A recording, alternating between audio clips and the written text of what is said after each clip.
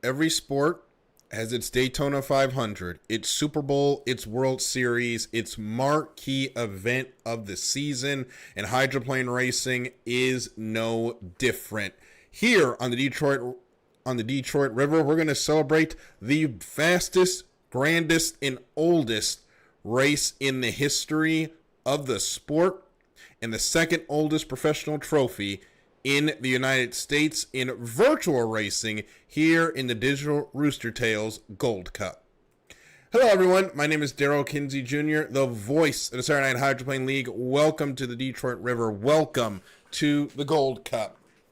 I want to apologize for us not being on air last week, where Cy Bowen got back to his winning ways at Madison, picking up the win in convincing fashion with a perfect weekend to take the national high point standings by 688 points over Tim Johnson in the Miss Tri-Cities as we come in to tonight's proceedings. Qualifying just wrapped up. You saw some of that here on YouTube, and the poll goes, of course, to Cy Bowen, an average qualifying speed of just over 150, actually just under 151 miles per hour, That is a two-lap average here in Gold Cup qualifying. There's a lot of throwback to the classics here this evening. We're fighting for lanes once again on the 5-minute gun. We will have the 1-minute score up at the exit of turn number 1. We'll go 3 laps in the first half of heats, 5 in the second, as we have 19 boats in the pit area ready to go racing this evening. Heat 1A, which will be coming up in a minute, we'll have our number 3 qualifier, Tyler Sams, in the Busch Apple. Qualified at a $150.5 tonight. The Vulcan of Luke Nelson did not get qualifying points, did not complete a 2-lap average speed. And those laps have to be consecutive. Luke was unable to do that as he hit a buoy on his first lap. And he's officially counted with a DNQ in qualifying. Tim Johnson, Miss Tri-Cities, qualified second, a $150.637 miles per hour. The Great White Shark, Max Corvo, qualified 7th at a 148.115. And rounding out these group of 5 will be the U64 Mikey Callaway, driving in the Hydro Thunder colors. He qualified 14th at a 145.673 average lap speed. So here are the boats out on the water. First time tonight, Heat 1A. Got a 5-minute mill, so we'll be fighting for lanes once again. So the assigned lane procedure we saw last time out will not be in effect. So if you want lane 1, you're going to have to earn it. And you can already see the fighting going into turn number 1 here on the screen between Tyler Sams and Luke Nelson. Nelson in the Vulcan, that black and silver boat on the right of your picture. Tyler Sams on the inside, that all-pink 00 breast cancer awareness boat for this week. It's on the sheet as the Busch Apple, but he is the breast cancer awareness today. And they are fighting to get into the sitting spot for lane number 1. Looks like Tyler Sams is going to take it as they cut the course from back to front. Let's check out what else is going on the course here. There's Mikey Callaway in the Hydro Thunder heading down the back straightaway, heading towards... He's going to cut the course as well, actually. It looked like he was going to stay, head towards turn number 2.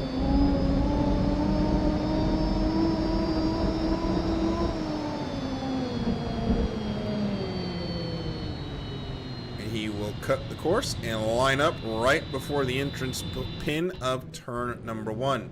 There's Max Corvo and the Great White Shark. Beautiful piston-powered machine. Max last time out in Madison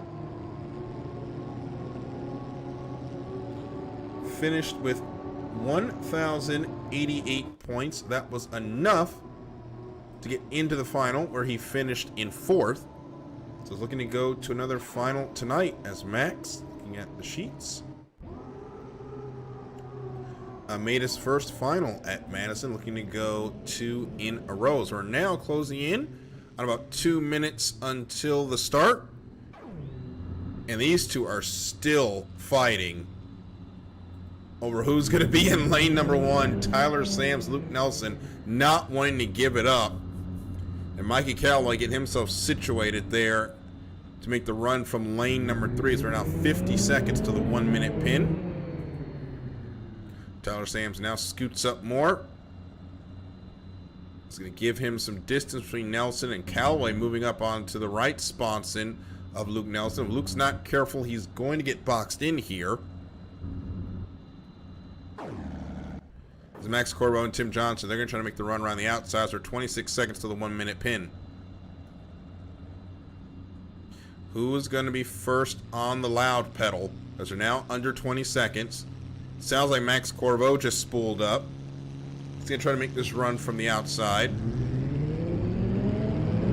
Looks like Luke Nelson's going to get first on the pedal, but here comes Max Corbo. He's going to get around everybody with 5 seconds to go. 2 seconds, 1 second, mark. And they all go by Tim Johnson, who was sitting in lane number 2 as the fight for lanes begins down the back straightaway. And it looks like they're all going to hold serve. And it will be the the breast cancer awareness of Tyler Sams that's going to win the battle between him and the 7. Mikey Callaway will be in lane number 3. Max Corvo and Tim Johnson will be on the outside. Now they get set up for the run around to turn number 1.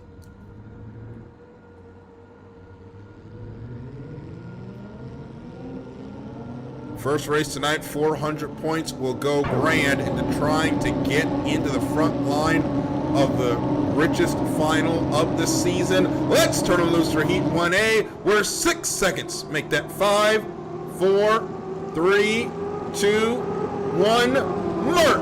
And we are underway here in Heat 1A. Tim Johnson got a great start, but was it a legal start? As he comes all the way over to lane number 3. And Tyler Sams got that right spot in high out of the water. He's going to lose a spot to the Vulcan. And it'll be Tim Johnson who leads into turn number 1. Tim crosses over into lane number 1. The Vulcan had to go across the skid fin spray. He survives in the lane number 2. Tyler Sams trying to hold it into the inside. He's going to have to jump out into clean water as he head down the backstretch for the first of 3.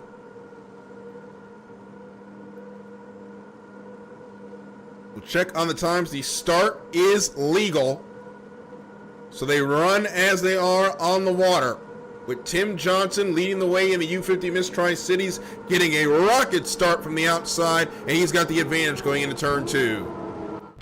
Behind him, Luke Nelson is in second. He's on the outside. Tyler Sams on the inside. Made up a couple of boat lengths, but could not hold the speed through the corner. He's going to drop back a little bit as we start lap number 2.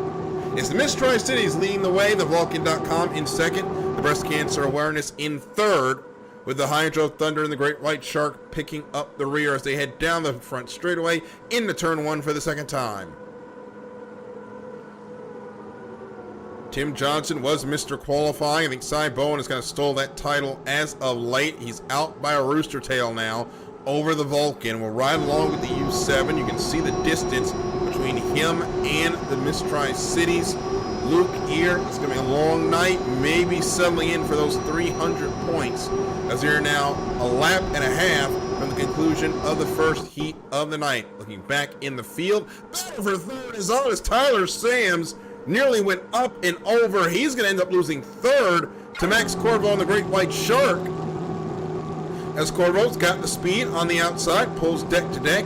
He'll take the wider arc. And Tim Johnson's gone over! Tim Johnson was leading the heat going away. He's gone upside down. And now it's Luke Nelson leading the way. And the 400 points are in his hands. What a twist of fate here on the Detroit River as we start the final lap. Nelson leads. Tyler Sams was battling for fourth, is now battling for second. It looks like Mikey Callaway has also gone over. So we lost 2 boats on 1 lap. And it's Luke Nelson in the U7. He has put that skid fin up. And it's 11 mile per hour wind to keep that boat on the water. He doesn't want to give up so much speed, though, because Max Corvo back there might sneak up and make this a race into the final corner as Nelson in the U7. You can see, even with keeping that left foot down, how much bounce that boat is getting on the water. He's going to cut between the 2 boats, the 2 dead boats, but Luke Nelson goes, or Tyler Sams goes to the inside. He's going to steal the lead, and he's going to steal the win. Tyler Sams with a banzai charge into turn number 2 steals the win from Luke Nelson, and it's the breast cancer awareness that's going to sneak one here in Heat 1A.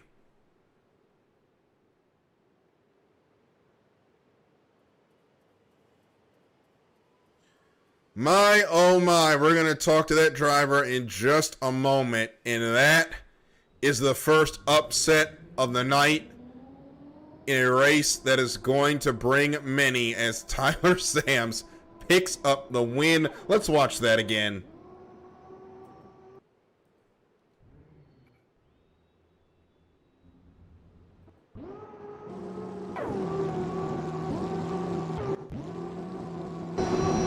So right along, there is the U7 ahead of Tyler Sams. Now there's 2 dead boats there in front of them. That is going to be the deciding factor here as Luke Nelson is going to go into turn 2. He's going to cut those boats and go to the outside. Tyler Sams finds some room on the inside, is able to keep the speed up, draws even with the U7, and wins the drag race to take the win in Heat 1A. Incredible. And as we get ready for Heat 1B, Tyler Sams now joins us in the booth, the winner of Heat 1A. Tyler, we just watched that move again. Talk us through it from the cockpit of how you got the win here in Heat 1A. Well, I don't know if Luke was slowing down there, but looked like he was taking on some water or something, and felt like I should dive in and try to fight for it. But I didn't know there was a boat in there, so that was a scary turn going in.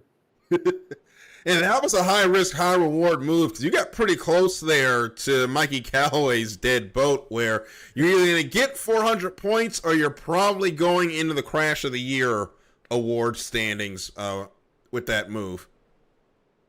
Yeah, either way, that was a cool dive. I mean, I didn't know Mikey was there, so I'm glad it worked out. But that was fun. Well, it definitely worked out for you. Got 400 points on a long night. That can be big. Congratulations and good luck the rest of the night. Thank you, Joe. Heat 1B coming up next is Tyler Sams. Leaves the booth here. We got 5 more ready to go, including our pole sitter, national high points leader, Cy Bowen, 150.902 miles per hour. Cy, a former Gold Cup champion. Mickey Washburn in the Miss Vandalay, qualified in the 6th spot, 148.405 miles per hour. They'll be joined by Jeff DeWalt, qualified 17th, 142.466. And Pete Lacoste, qualified 9th, 148.066 average lap speed for all of these. And Craig Melody, only a 108.552 for his qualifying efforts. That is officially a DNQ. He has 0 qualifying points. So a rough go of it for one of our D2 graduates here in a tough Detroit River. It's 10 mile per hour winds to start the day. And this river is not forgiving on high winds. As we start Heat 1B, and the milling process is underway. You see Mickey Washburn in front of us already cutting from front to back. Meanwhile, Cy Bowen, the U1 Corsair 2, has gone down the front straightaway, heads into turn number 1. These guys having to reuse some skills that we have not needed this year with the assigned lanes that will be in effect for the rest of the season.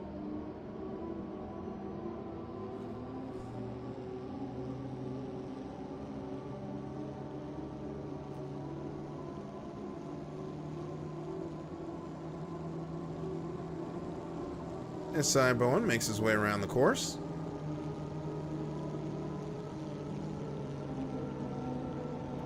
I want to thank everyone that has joined us this evening as we get ready for as we get ready for Heat 1B. Everyone making their way around. So now 3 minutes until the start. Here comes Pete Lacoste, exiting turn number 1. Sorry, not exiting turn number 1. He is entering turn number 1. He's going to go up there and get lane 1 a little bit early. As now the play of how do you get lane number 1 becomes a factor again, because you will not get it based on your lap time. Sorry, you won't get it based on qualifying this time. Now you have to get it, as the kids would say, get it out the mud and win it the old-fashioned way in the milling period.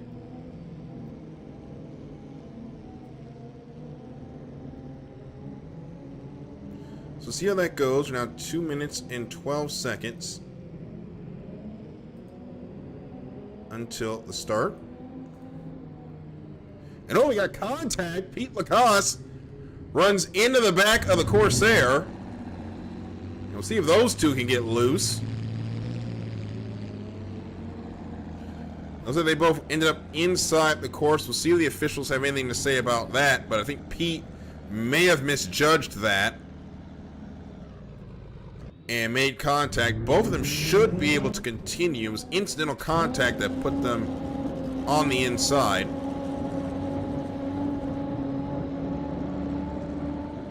Turn 1 is under review for that DMZ violation. We'll see if they call a penalty there, but that would be big if Cy Bowen ends up with a penalty from that. Be a big setback on the night, as we are now 13 seconds until the go. And now here comes the field. Miss Vanderlei gets away. Cy Bowen now underway. And we will hit the 1 minute pin. It's a clean score up. Mickey Washburn is the only one up here. He'll get lane number 1. Pete Lacoste looks like he'll slide into lane number 2. Jeff DeWalt going to roll over into lane number 3, and it's going to be Cy Bowen and Craig Melody. They'll have to get this done from the outside here.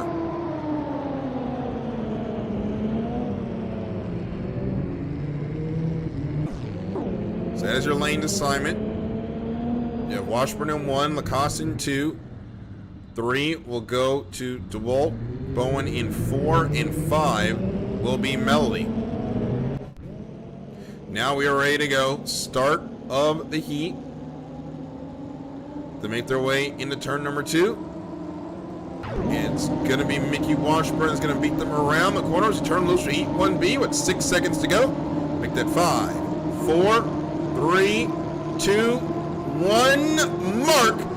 And Mickey Washburn just gets across in time, but he had to bleed off a whole lot of speed. And meanwhile, to his outside, that U1 Corsair's got a lot of boat speed heading down into turn number 1. He's getting over. He's able to get over into lane number 3. It's almost going to be deck to deck heading into turn number 1 in the battle for the lead between Cy Bowen and Mickey Washburn. Heading into 1, it'll be Washburn with the lead. Cy Bowen wants it. He's got to leave space in there for Pete Lacoste, who's in the tunnel now in that U37. Down the back straightaway for the first of 3. The start was legal, so as they run is official as Mickey Washburn, big bouncing into the air. The right foot giveth and the right foot taketh away for Mickey Washburn, as now it's a battle between Cy Bowen and Pete Lacoste for the first spot. And through the inside, the U37 is going to lead lap number 1. So give the peer pressure the lead over the U1 Corsair.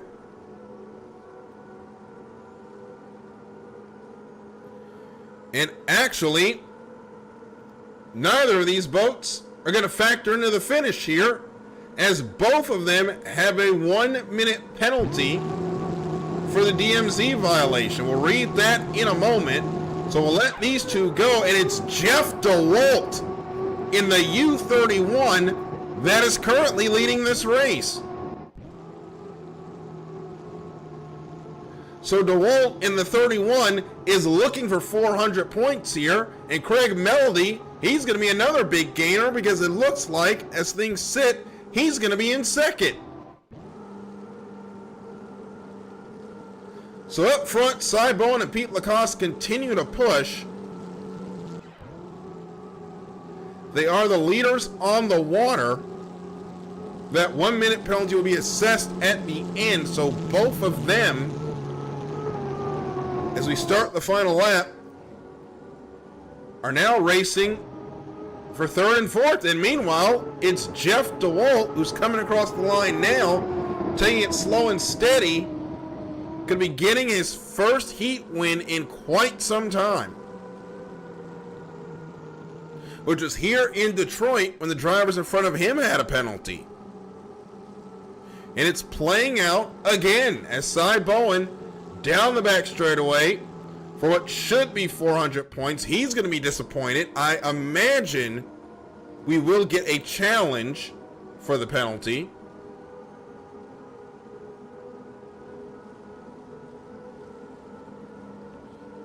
But right now, the Corsair 2 is going to make its way into turn number 2. He's going to come across the water first, and then he's going to see that penalty applied. So a deflating first heat for our National High Points champion. Here comes Cy Bowen. He'll come across the line. He'll cross first on the water. Pete Lacoste in the U37 will cross second on the water. But Jeff DeWalt, the U31 Mopar, comes through turn number 2. It's going to be a popular heat win as Jeff DeWalt will be the winner of Heat 1B.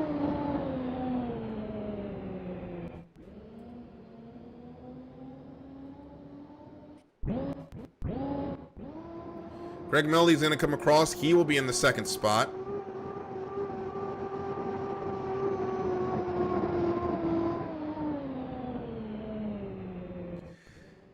And we will sit tight. There will likely be a challenge as there are the unofficial standings. And this will go under review. So sit tight. We'll be right back as we have our first controversy of the evening.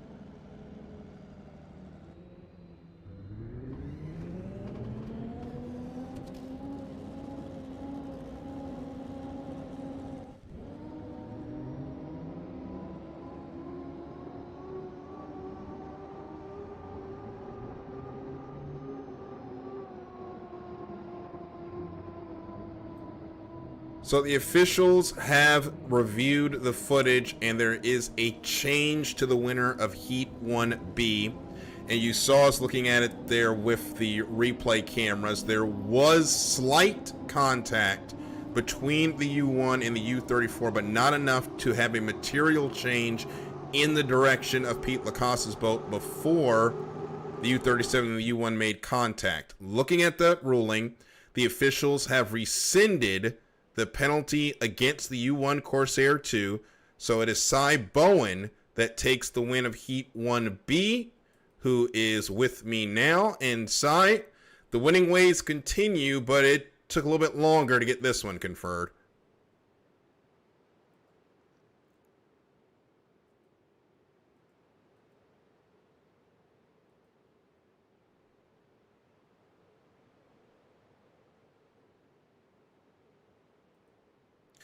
So we know how rough the Detroit River can be at the best of times, and it's already caught out 2 leaders so far, with Mickey Washburn and Tim Johnson going over while leading their heats. What is it about this wind and this river that gives so much of a challenge for the drivers out there?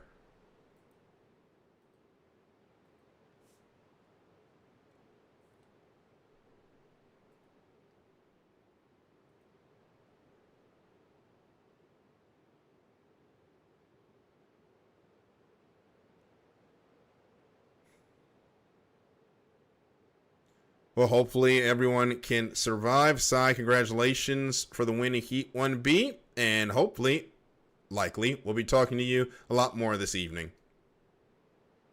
Heat 1C coming up next.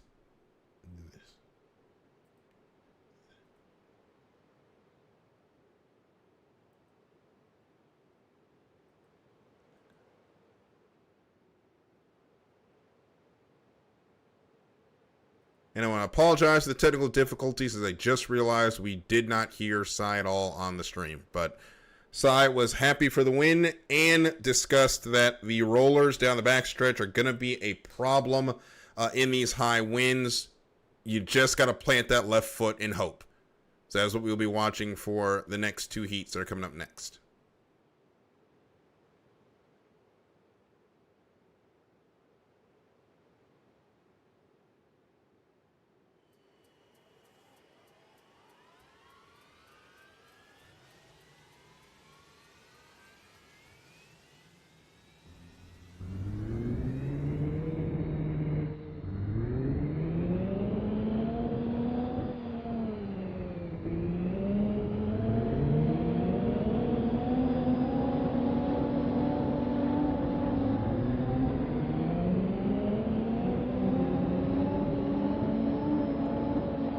Alright, with all that fun, we move on to Heat 1C. 5 more minutes, 5 more boats. Let's see who's in this heat, as we will start with the Washburn 3D race boats. Callan Washburn qualified in the 16th spot. Callan ran an average of a 144.937 miles per hour. These speeds are going to be a lot lower than usual in this tough Detroit wind and water here on the Detroit River. Francis Ranella on your screen right now, the U929 Miss Danash 2. Qualified, actually, sorry, I was going to say he was DNQ. He was not. Qualified 15th at a 144.989 miles per hour. That is a 2-lap average for all these qualifying efforts. The Dutch Bros Coffee of Neil Dismang, which we should see here in a moment, a beautiful Halloween theme. We'll try to show that to you. 146.817, his 2-lap average. That's good enough for 12. And the Easton Eagle, Nick Kish, 149.273, a great qualifying effort for the U90. That puts him in position number 4. And rounding out the field, we Scott Garner, A&W Root Beer, average speed 146.9. 10th on the qualifying effort was Scott Garner. There's Garner in the A&W Root Beer. And there is this beautiful U92 Dutch Bros Halloween edition for Neil Dismang, one of your, no doubt, going to be a Scheme of the Year candidate. And if that boat goes as fast as it looks, it's going to be a good day for Neil Dismang as he makes his way down the front straightaway. He'll be there on the outside. Try to make a run at it. As Nick Kish heads into turn number 1, this boat had a fire under it in qualifying as the Easton Eagle qualified in the 4th spot. A good lane with that speed in this water for Nick Kish, and he could pick up 400 points. A rare heat win it would be, admittedly, but it would also set him up swimmingly to get into the winner-take-all heats at the end of the night. So we're now under 2 minutes to go to the start of Heat 1C. As the drivers making their way around to get set up for the 1 minute pin. You can see the buoys bouncing on the screen from how rough the water is, getting churned up by the waves here.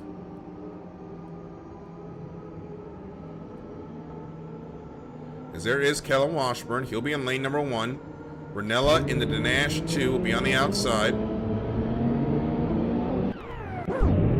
No one in front of him, so it's going to be between these two. Make that 3 as here comes the U60, Scott Garner, around the outside. And there is Neil Dismang on the way outside. He's going to try to make a bullet run at this. We're 2 seconds, 1 second.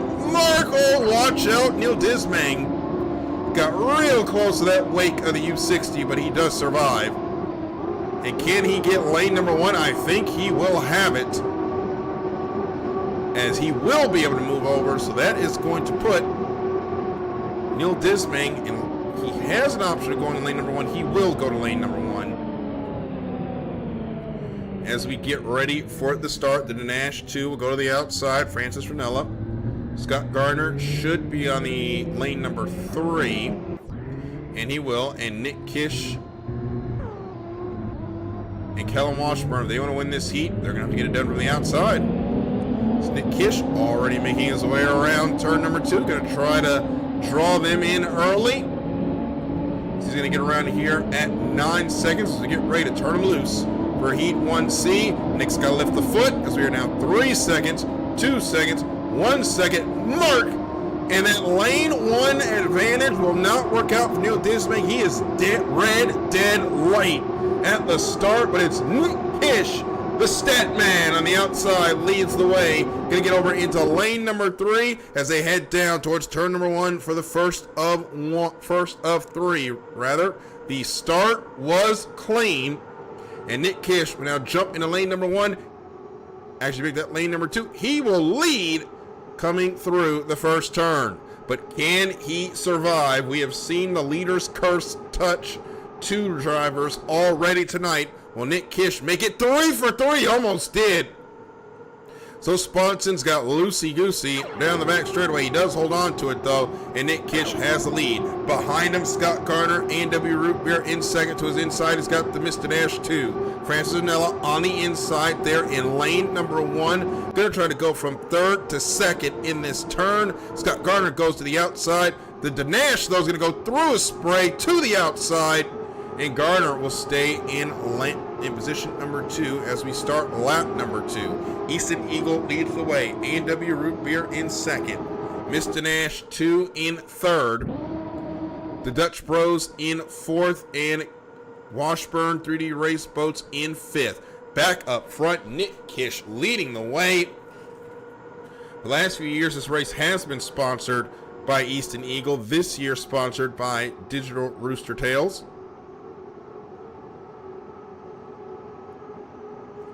As we make our way through as we make our way down the back straightaway with a lap and a half to go. It is Nick Kish leading the way.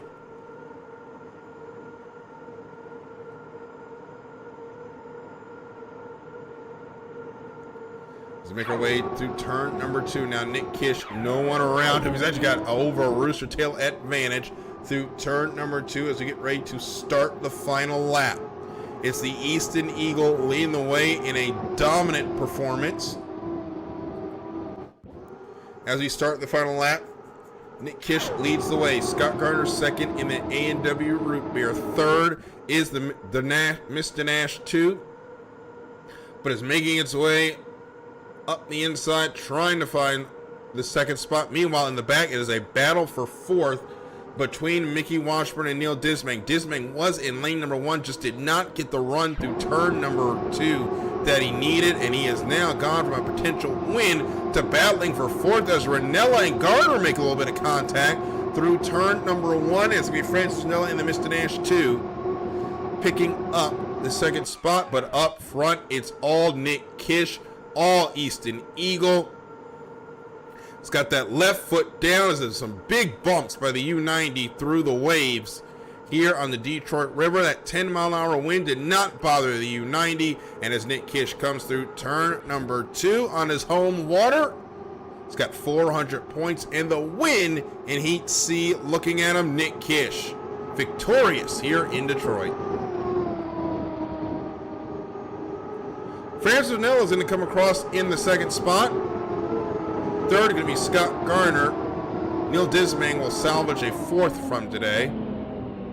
It'll be Callum Washburn that will be fifth. So 5 boats go out, 5 go in.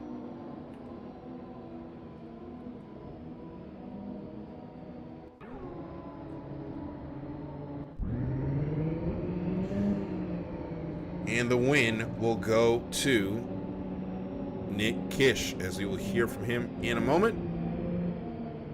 No calls. And we'll hear from him in just a moment.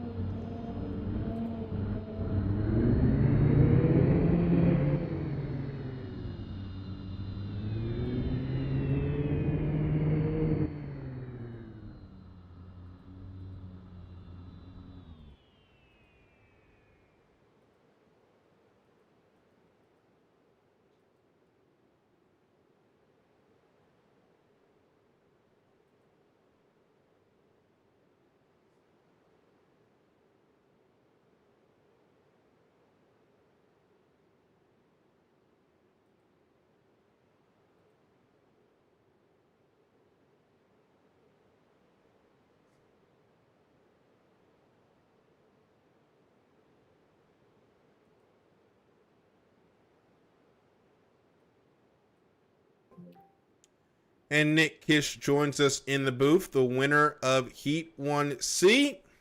Nick, we don't get to do this often, but you timed it from the outside right, picked up lane number 1 into turn number 1, and got 400 big points on the night.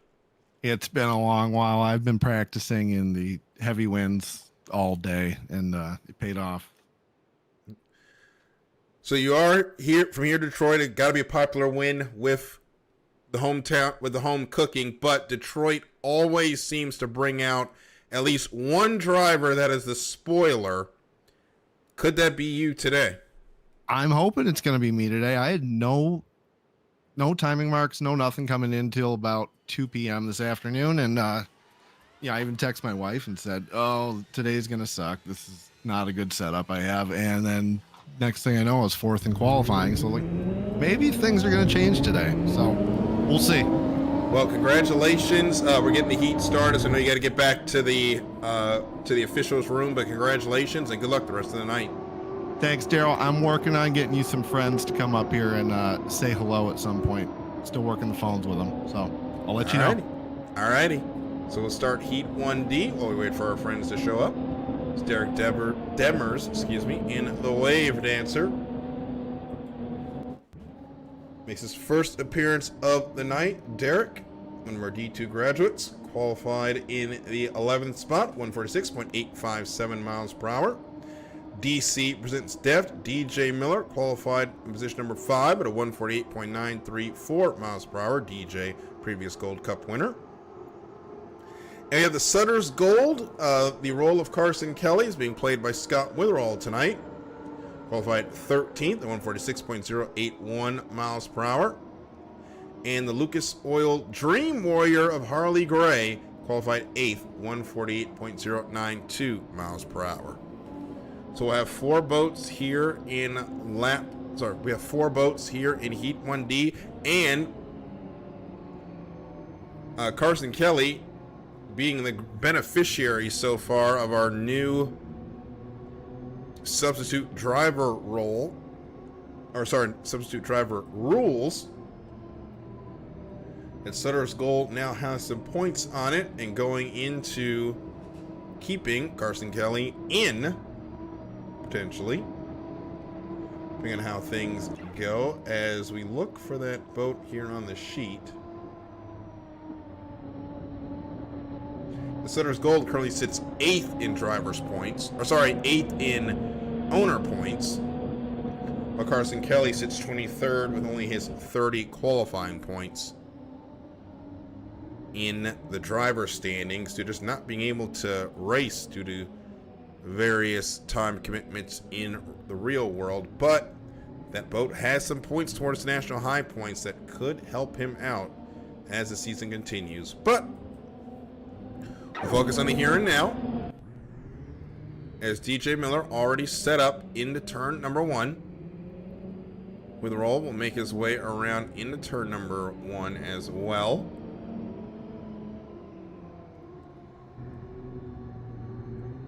They're going to set up to make the short run to the 1 minute pin.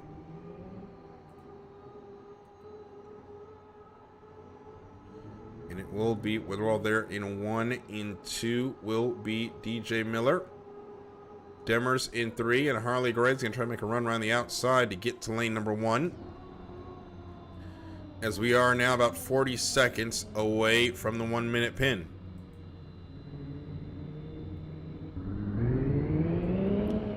So Miller on the outside. Now Witherall is going to speed up. He might have time to come back around and reset. That is what he's going to do.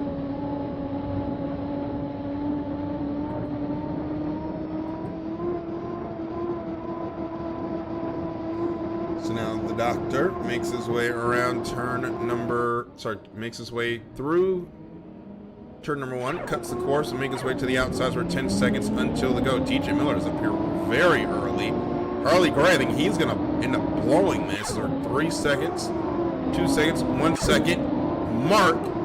And Harley Gray's going to have to go around and pick up the score. As Derek Demers, I think he may have also been too early, or he wants the outside. Yeah, I think Demers wants to go to the outside.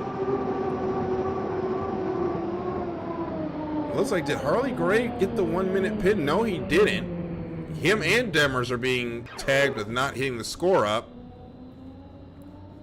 So they'll have to start the race from the outside. So it'll be Miller in 1, Witherall in 2, Demers and Gray on the outside. So get ready to turn them loose for Heat 1D. And it's going to be Witherall gets a great jump through turn number 2.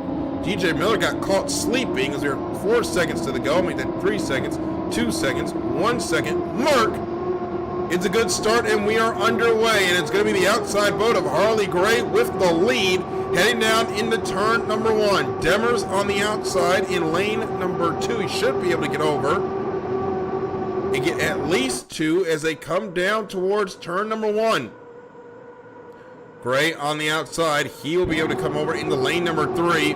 Witherall's going to have lane number 2. Demers there in the wake. Holds on to it and then gets some water from the Dream Warrior, but manages to hold on to it. And it's going to be Harley Gray and Witherall 1 in 2 down the back straightaway. First of 3, half a lap down. It's Harley Gray in the Dream Warrior. Scott Witherall in the U66 Sutter's Gold on the inside, though. He has got second. Was going to be looking for the lead down into turn number 2. Witherall closes into the gap. It's about 3 boat lengths heading into the corner. Now he swings it into turn number 2. Harley Gray's going to hold him in there tight. But here comes Witherall on the inside. He draws almost even. And for now, the lead is going to be for Gray as we start lap number 2 between the Dream Warrior and the Sutter's Gold. But now they're deck to deck down the front straightaway. Witherall has the inside. The sponsons lift up on Harley Gray. They slap down. That's going to cost him some speed. That's going to give the lead to the U66. And Witherall heads into turn 1. The Sutter's Gold leads at Detroit. So here comes Witherall inside in turn number 1. Gonna hit the exit pin down the back straightaway. Scott Witherall not running his usual colors tonight, the Castrol GTX. Gonna focus only on this U66. And right now, he's gonna have 400 points into his tally. Is that right, Spartan? Got high into the air. He managed to hold on to it, though, heading down the back straightaway. This has been the trouble spot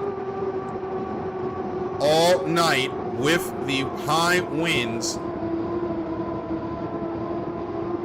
But Witherall holds on to it as we start the final lap. It's going to be Witherall in the lead. Second, Harley Gray in the Dream Warrior. Third is going to be Derek Demers in the Wave Dancer, but to his inside is DJ Miller in DC Presents Death. Not sure what happened in that boat. He had lane number 1, but had no get up and go on the second part of the start, and that left him dead in the water and back in a disappointing 4th, as meanwhile up front Witherall, driving for Carson Kelly, makes his way through turn number 2. Witherall has got a lead of about a rooster tail in the 13th place qualifier. Looks like he's going to pick up his first win of the night. Down the back straightaway, no one around him. Can take his time now. Down the back straightaway on this rough Detroit River. Heads past the Detroit Yacht Club. And he heads into turn number 2 with 400 points waiting at the start-finish line as Scott Witherall clears turn number 2, comes to start-finish line, and will wrap up accounts in the first flight with a win, Heat 1D. Harley Gray second in the Dream Warrior. DJ Miller is going to pick up third in DC Presents Deft, and Derek Demers will finish 4th in the Wave Dancer.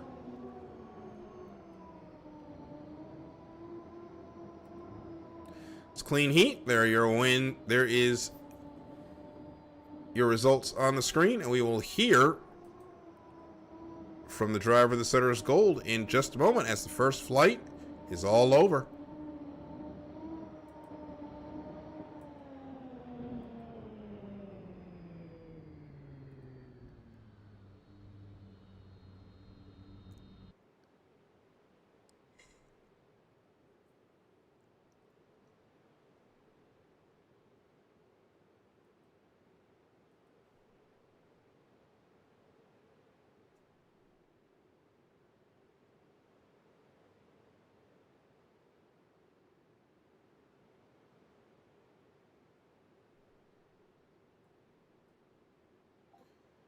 And Scott Witherall joins us, the winner of Heat 1D in the booth. Scott, you've traded green and black for red and black today, driving the Setter's Gold in place of Carson Kelly, but you pick up a pretty convincing win in Heat 1D. Congratulations. I try to do my best for my buddy Carson. Swing in there, grab me a furs. Hope was praying to everybody be late. Well, you definitely had the right timing marks there. As we go into the rest of the night, 4 flights. We've got 5 laps coming up in the second half. How important is it to start off the first flight with good points? Well, you said timing marks. Don't think my timing marks. That was Luke's. Thanks to Luke, my spotter. He told me, go, go, go. Go, let's see what happens the rest of the night. And hopefully we won't have too much chaos. Well, it's the Detroit River, and chaos in Detroit seem to go hand in hand. But, Scott, congratulations and good luck the rest of the night. All right. You too. Have a good night, Daryl. Hopefully I'll see you soon. Yep. So Heat 2A coming up next.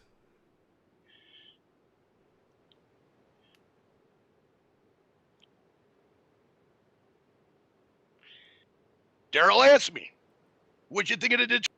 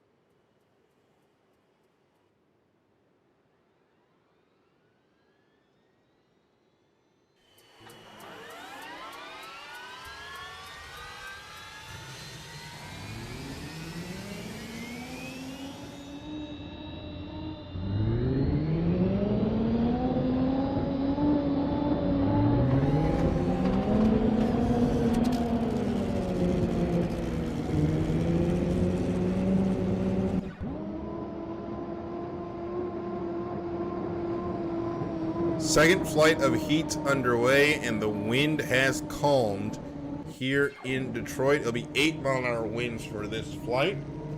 Francis Ranella will get a second crack at it. Heads out onto the water. The U-29 finished Heat 1C in second, 300 points. We're qualifying 15th. That'll give him 330 points.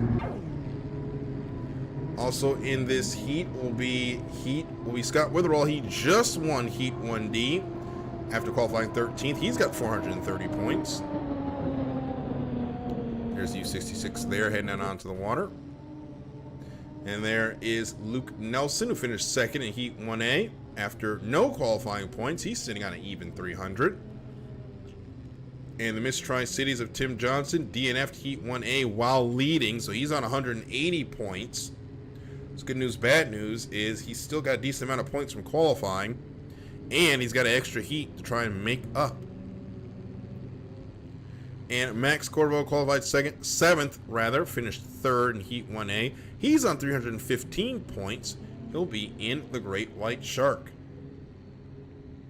So those are your starters as we start the second flight. Last flight of the night. That will be run to the 3-lap specification. After this, we will be moving to 5-lap heats for the rest of the night.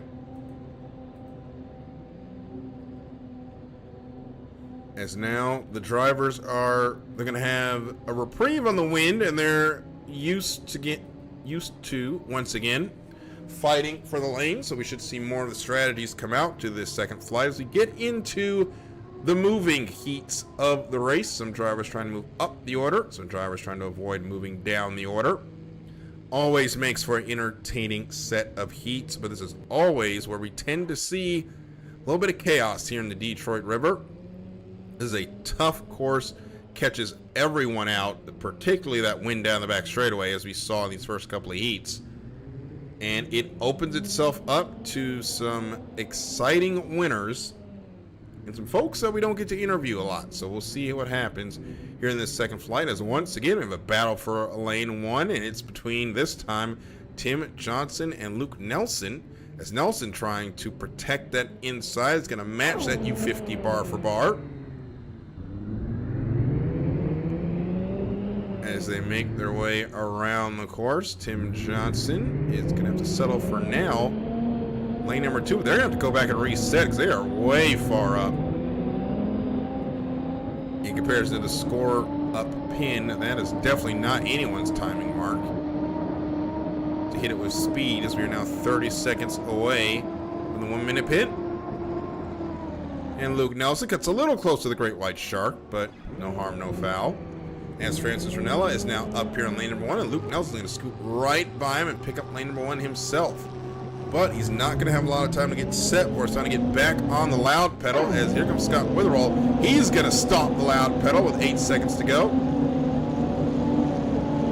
And they're going to get there at 3 seconds, 2 seconds, 1 second mark.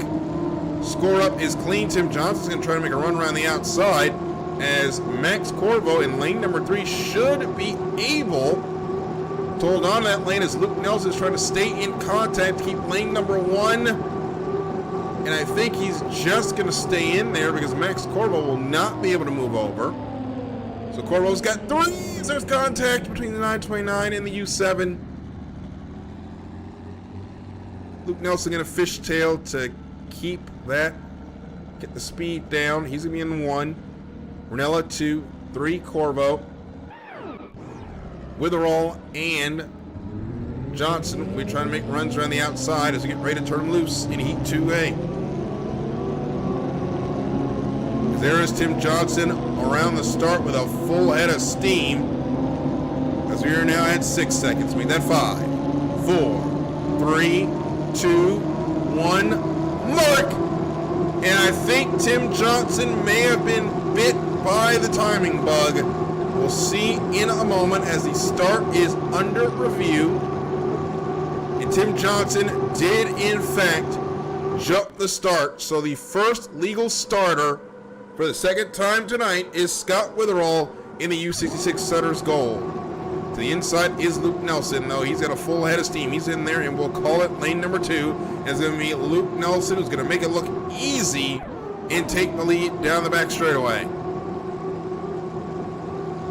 So we go for 1 of 3. Witherall now getting close to the U7. Going to stay right on his right spots and fill that mirror with Sutter's Gold as they head down the back straightaway. Tim Johnson's going to go up there and get gone. Man, Scott Witherall really had to control that left side Sponson. And now he'll jump to the inside, gets a little bit of water. Man, just hold on to it. That's going to cost him even more time as off turn number 2 and starting lap number 2 is Luke Nelson leading the way in the Vulcan.com. Second is the Sutter's Gold of Scott Witherall. Third is Max Corvo.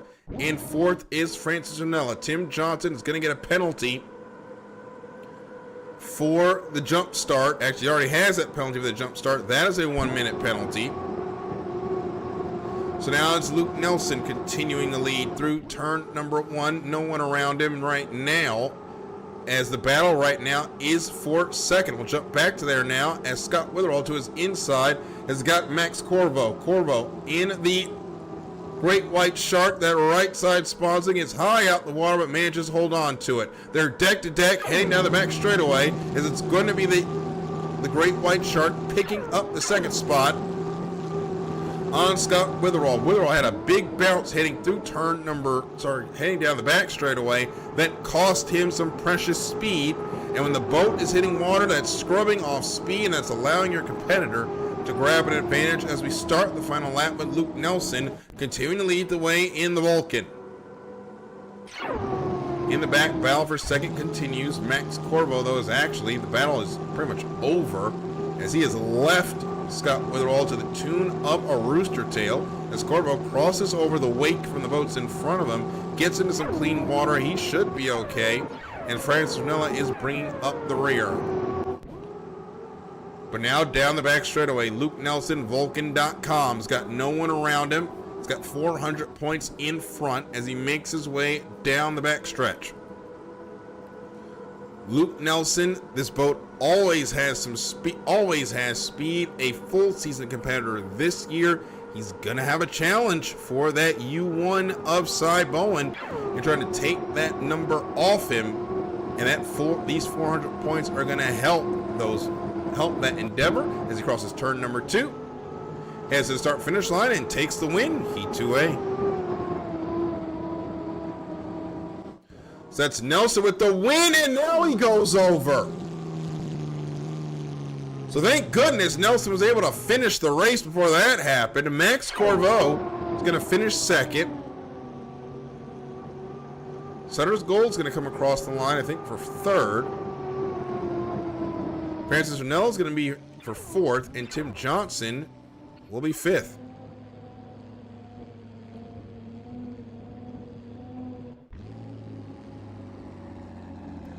So 5 go out, all 5 come back. Tim Johnson had the jump start penalty. We'll hear from Luke Nelson in a moment.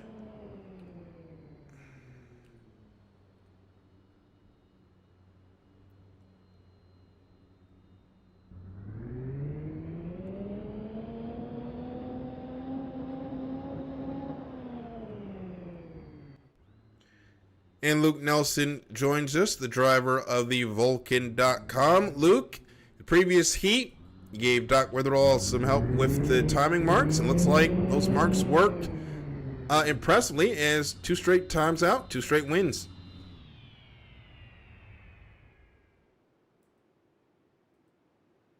Oh, Luke is not here, so we'll give him a moment. Oh, sorry, I was muted. You're all good. But, like, turn 2, like, before the start, I was like, if I kept on the throttle, I was going to run into Francis, so I had to back off a little bit, so, yeah, but went on from there and took the win. Yep, the water was a little bit challenging in Heat 1. It is moderately less challenging now, but you had that big blowover there just over the start-finish line. What happened there? Like, at the finish? Yes. I don't know, just celebrate. Well, congratulations and good luck the rest of the night. All right, thank you. Heat 2B coming up next.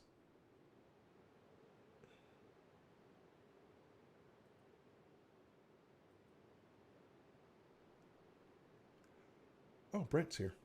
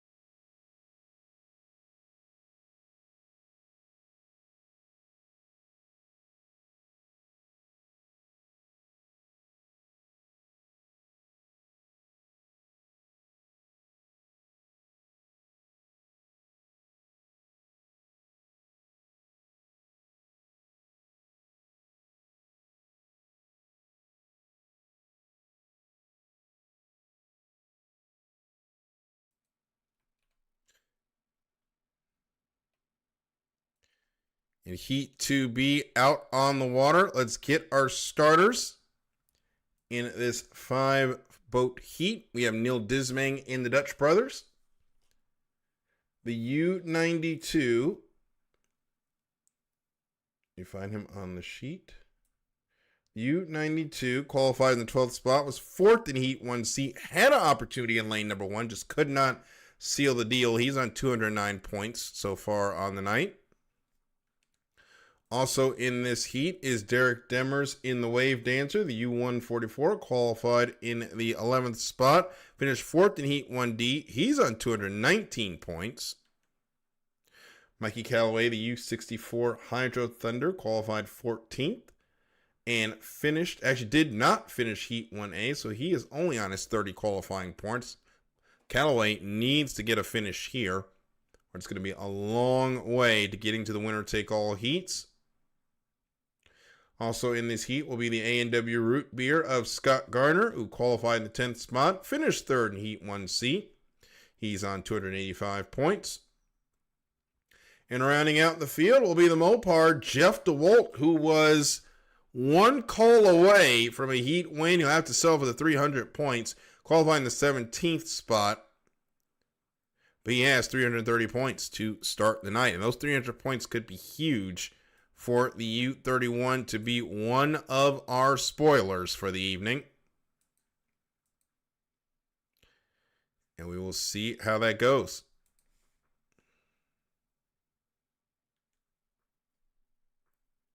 But Scott Garner making his way through turn number 2.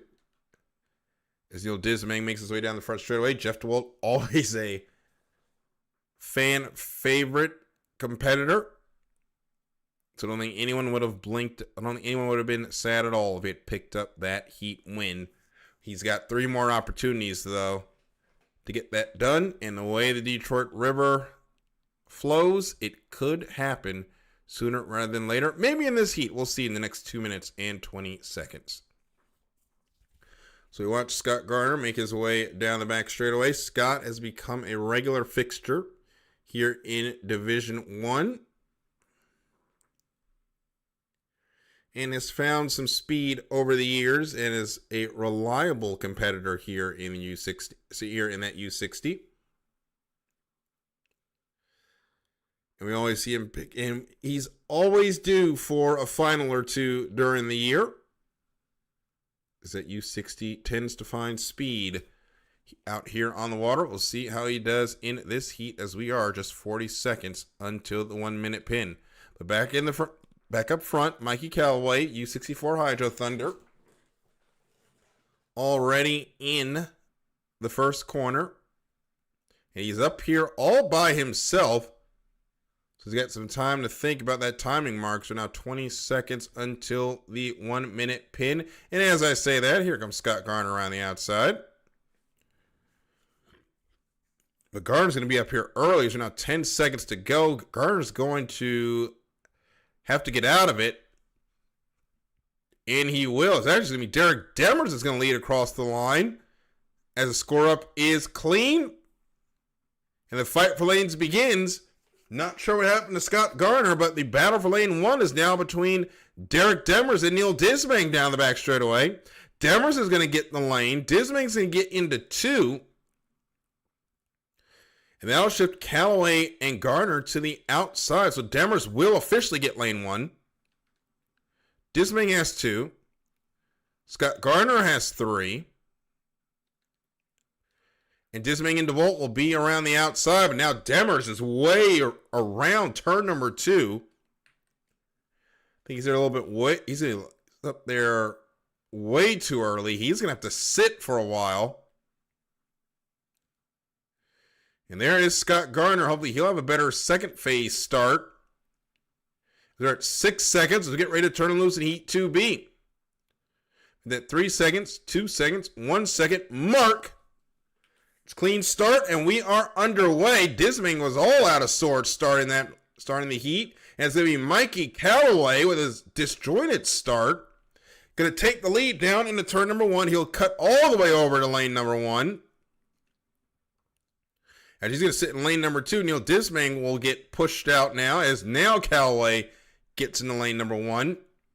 And it's the Hydro Thunder leading the way as Derek Demers almost jumps to the inside. Just hold on to it. As he's going to be in third, Neil Dismang's going to have to settle for second for the first of 3. So here is the U64 Hydro Thunder. Mikey Callaway down the back straightaway. Looking for his first Gold Cup win. Looking for his first heat win of the night. He's got a lot of distance between him and the field as he makes his way through turn number 2. Callaway leads, Dismang second. Third, Derek Demers. And fourth is Jeff DeWalt. Actually, fifth is Jeff DeWalt. Scott Garner's out in the 4th spot. As Callaway makes his way down the front straightaway to start lap number 2. So the Hydro Thunder got a great start around the outside. It's got Neil Dismang there on his Dismang's there on his outside. Derek Demers, who was there in lane number 1, he's got the lane but doesn't have the speed. It's battling for the minor placings, but back up front, it's Mikey Callaway through turn number 1, the widest sweeping turn on the course. Then they make their way down to the tightest and most treacherous corner in all of hydroplane racing, the Roostertail turn. So Callaway down the back straightaway, going to pass the Detroit Yacht Club into the Roostertail turn. We're right along with them here. You can see just how tight this turn is. It just slings the boat into turn number 2. And you bleed off a lot of speed through the exit. But with him being up front, he can arc that exit more and keep up the speed as he starts the final lap with Mikey Callaway leading the way. Neil Dismang, the U92, is in second. That beautiful Halloween colored scheme going to pick up 300 points if results hold here. So a good rally to wrap up the second flight. It would be for Neil Dismang if he can hold on to this position. Scott Garner in third, and the A&W Root Beer's got Derek Demers to his inside. As Garner, leaving plenty of space in there, is right on the wake of Neil Dismang's boat, but he's still in the clean water, so it has no effect on that boat's handling. As back up front, Mikey Callaway making his way towards the Roostertail turn once again. He's got 400 points in front of him as he makes his way through the corner. Going to stay off the buoy row. And it's going to be Mikey Callaway taking the win in Heat 2B, picking up 400 points for the first time tonight. Second will be Neil Dismang and the Dutch Bros. Scott Garner third in the A&W Root Beer. Derek Demers will be fourth in the Wave Dancer, and Jeff DeWalt, U31 Mopar, come across in fifth.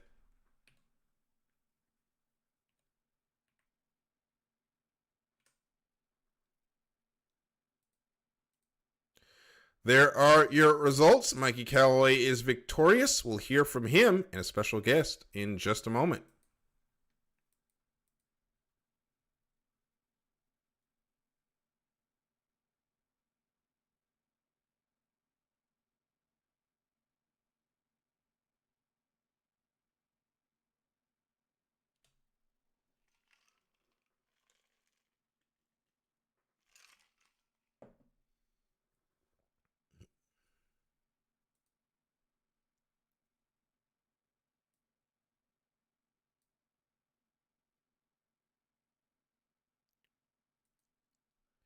And Mikey Callaway takes the win in Heat 2B. He joins us now. Mikey, first win of the night, and you make that outside timing mark work like a charm there in the 1 minute pin to pick up a good lane and end up picking up the win.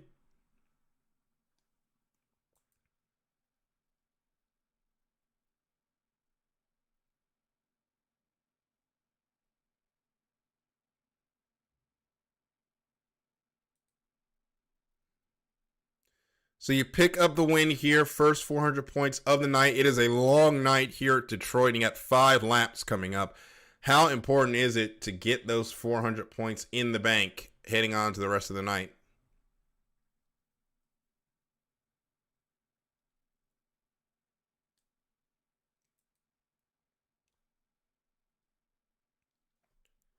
Well, it's not about how you start, it's how you finish. And so far, it's going well for you. Congratulations. Good luck the rest of the night. Heat 2C coming up next.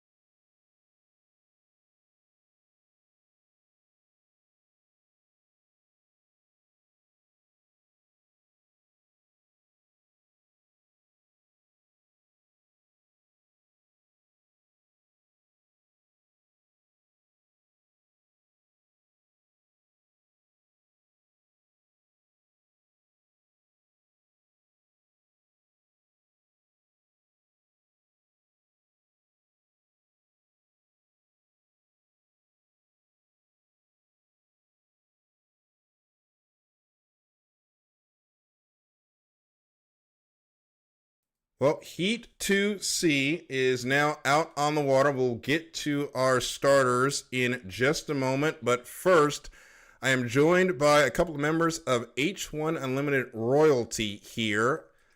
The voice of H1 Unlimited, Brad Luce, and Brent Hull, who drove the U440 2 years ago and was part of the commentary team this season and an accomplished boat racer in his own right, are now joining me up here for this heat. So Brad and Brent, welcome, and it's great to hear from you guys again. Well, it's good to be here, Daryl, and thanks for allowing us to join on board here and watch some racing on the Detroit River. It's good to see that venue again and to join you and have Brent Hall here. This is something pretty special. Oh man, don't you know it? And I gotta say, to be back with my brother again this soon, I'm so excited, and we're gonna have fun. Another fun night, and excited to watch some boat racing. Yep, this is exciting. So you guys are joining us here for Heat 2C. I'll run down our starters quickly as we are about 2 minutes and 55 seconds to the start. We've got Mickey Washburn in this race. He's on the screen now. That is the U9 Miss Vandalay. Mickey qualified in the 6th spot, was leading Heat 1B. He blew over on the backstretch due to these heavy winds during the first flight. And Brent, you guys have been to Detroit before. You've seen those winds and how they work. So Mickey DNF'd. He is looking to get some substantial points here in Heat 2C. He's sitting on his 100 qualifying points. Callan Washburn is also in this heat. He'll be in the U144, but we'll go into the order as we click them on the button, which will be the U75 now. The DC presents Deft, DJ Miller in this red and white colored vessel. DJ, a previous virtual Gold Cup winner, qualified in the 5th spot and finished 3rd in Heat 1D. He's on 345 points. DJ is a former National High Points champion. Always threat to win at this course. And Craig Melody, one of our newcomers to Division 1, the U95 Jack Daniels. Craig DNQ'd, did not meet the 130 mile per hour effort to get scored with points in qualifying. He did, however, finish 3rd in Heat 1B, so he's on 225 points. And there is a name both of you are very aware, are intimately familiar with. Nick Kish, the stat man, picked up a heat win earlier tonight after qualifying 4th. He's on 540 points. And there's Mickey Washburn, the U9 Miss Vandalay, as we mentioned earlier. So we've got 5 boats on the water, and we are about a minute to go here until the score up. And actually, the score up is good. And Brad, down the backstretch, it's a battle between DJ Miller and Mickey Washburn for the first spot. For lane number 1. Yeah, and as you mentioned, Mickey's he did not have a good first heat of this Gold Cup race, so he needs a good finish here, and he's working hard to try and get an inside lane, but looks like he's going to be stuck in lane number 2. And I got to admit, I'm partial to a boat sponsored by Vandalay Industries, one of my favorites. One of the longtime sponsors of boat racing there in Vandalay Industries. And the Miss Vandalay's got to settle for lane number 2. DC presents Depth will be in lane number 1. So it's Washburn in 2. In 1 will be Miller. Nick Kish in 3. Washburn in 3. Nick Kish in 4. Craig Meldy in 5. It's time to turn him loose for Heat 2C as we're 8 seconds from the start. Maybe that's 7 seconds. 6, 5, 4, 3, 2, 1, mark. It's a good start, and we are underway. It's Nick Kish leading the way, but he's going to have a bevy of challengers to his inside with the Vandalay and the DC presents Def. They're going to be deck to deck heading toward turn 1 as Washburn's going to pick up the lead. He'll lead the field into turn number 1. He almost makes contact with the U90, but heading into turn 1, it's going to be Mickey Washburn leading the way.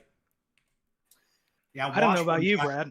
Yeah, I was just going to say, my heart is beating just like a real race. This is amazing. They're coming down there fast. it really did. Washburn, he was in lane number 2, but he went down to that entrance pin in turn 1. He went in at about lane number 4. So he had a lot of water to work with down there, and he's using that to his advantage. He's got DJ Miller pocked right in there. Now, can he hold him tight to the buoy row up here in the Roostertail turn?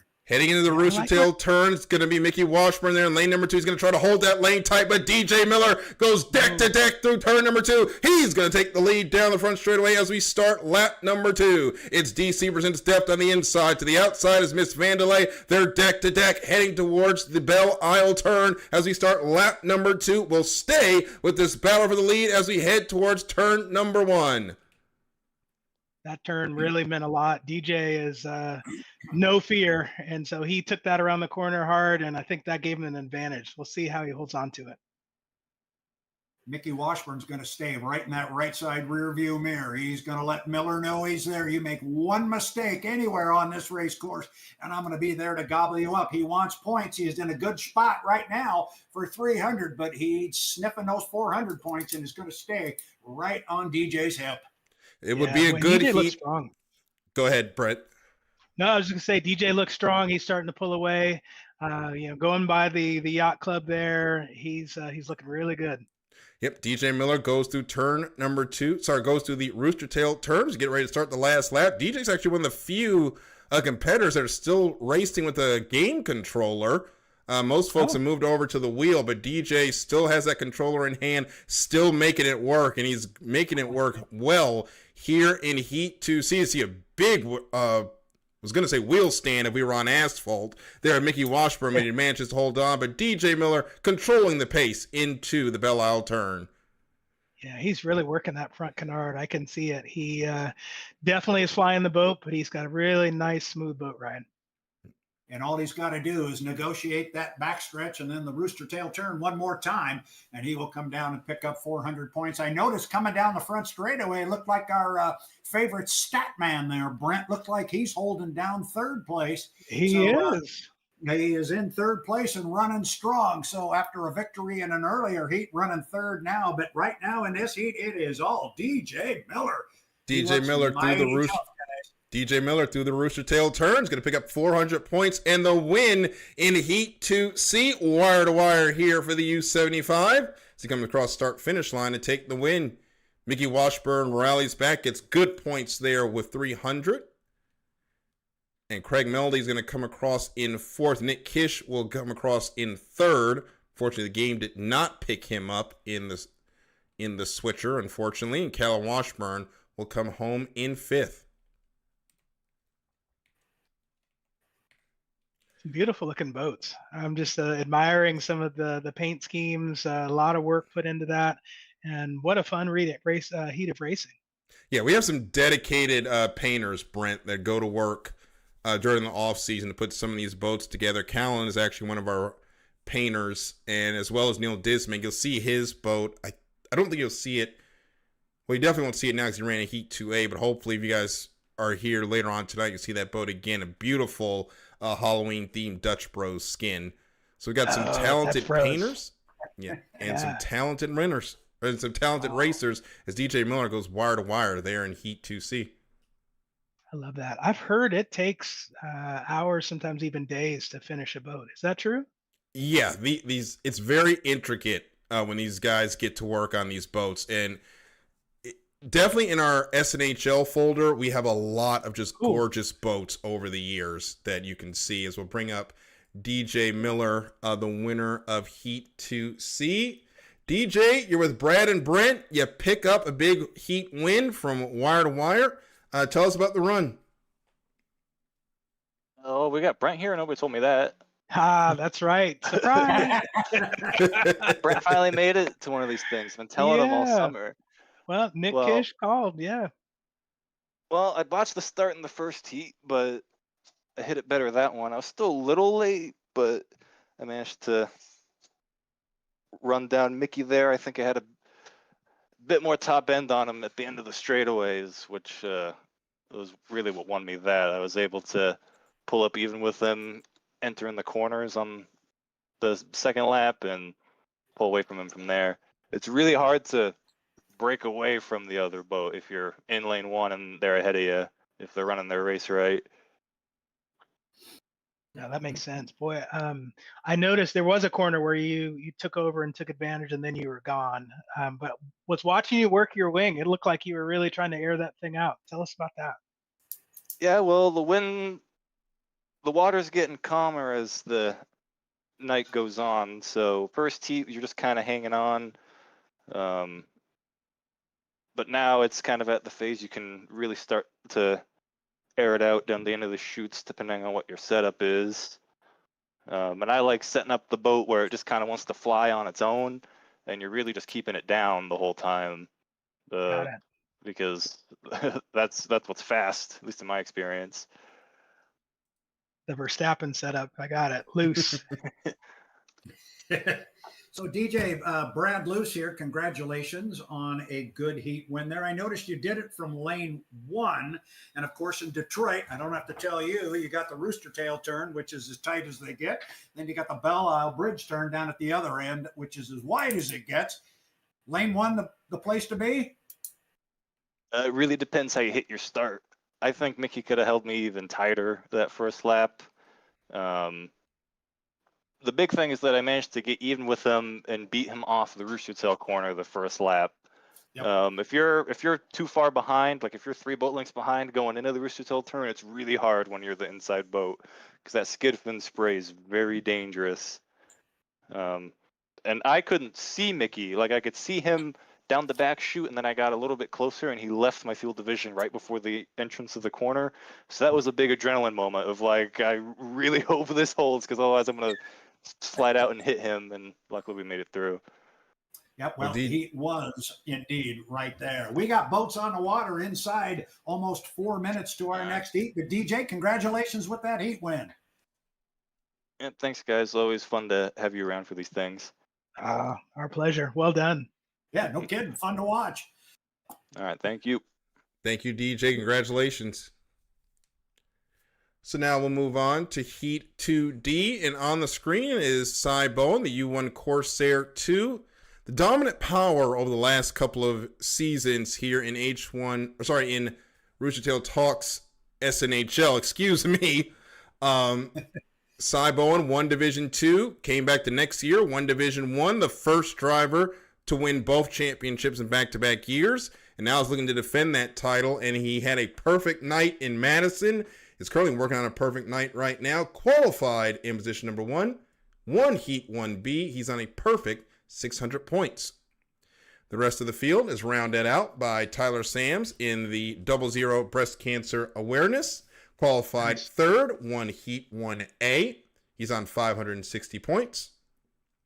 Also joining us in this heat is Tim Johnson, who qualified second, had a DNF in Heat. Oh, wait, hold on. Sorry, I went too far down. It's Harley Gray in this heat in the Lucas Oil Dream Warrior. Harley on your screen right now, as Harley qualified in the 8th spot, was second in Heat 1D. He's on 380 points.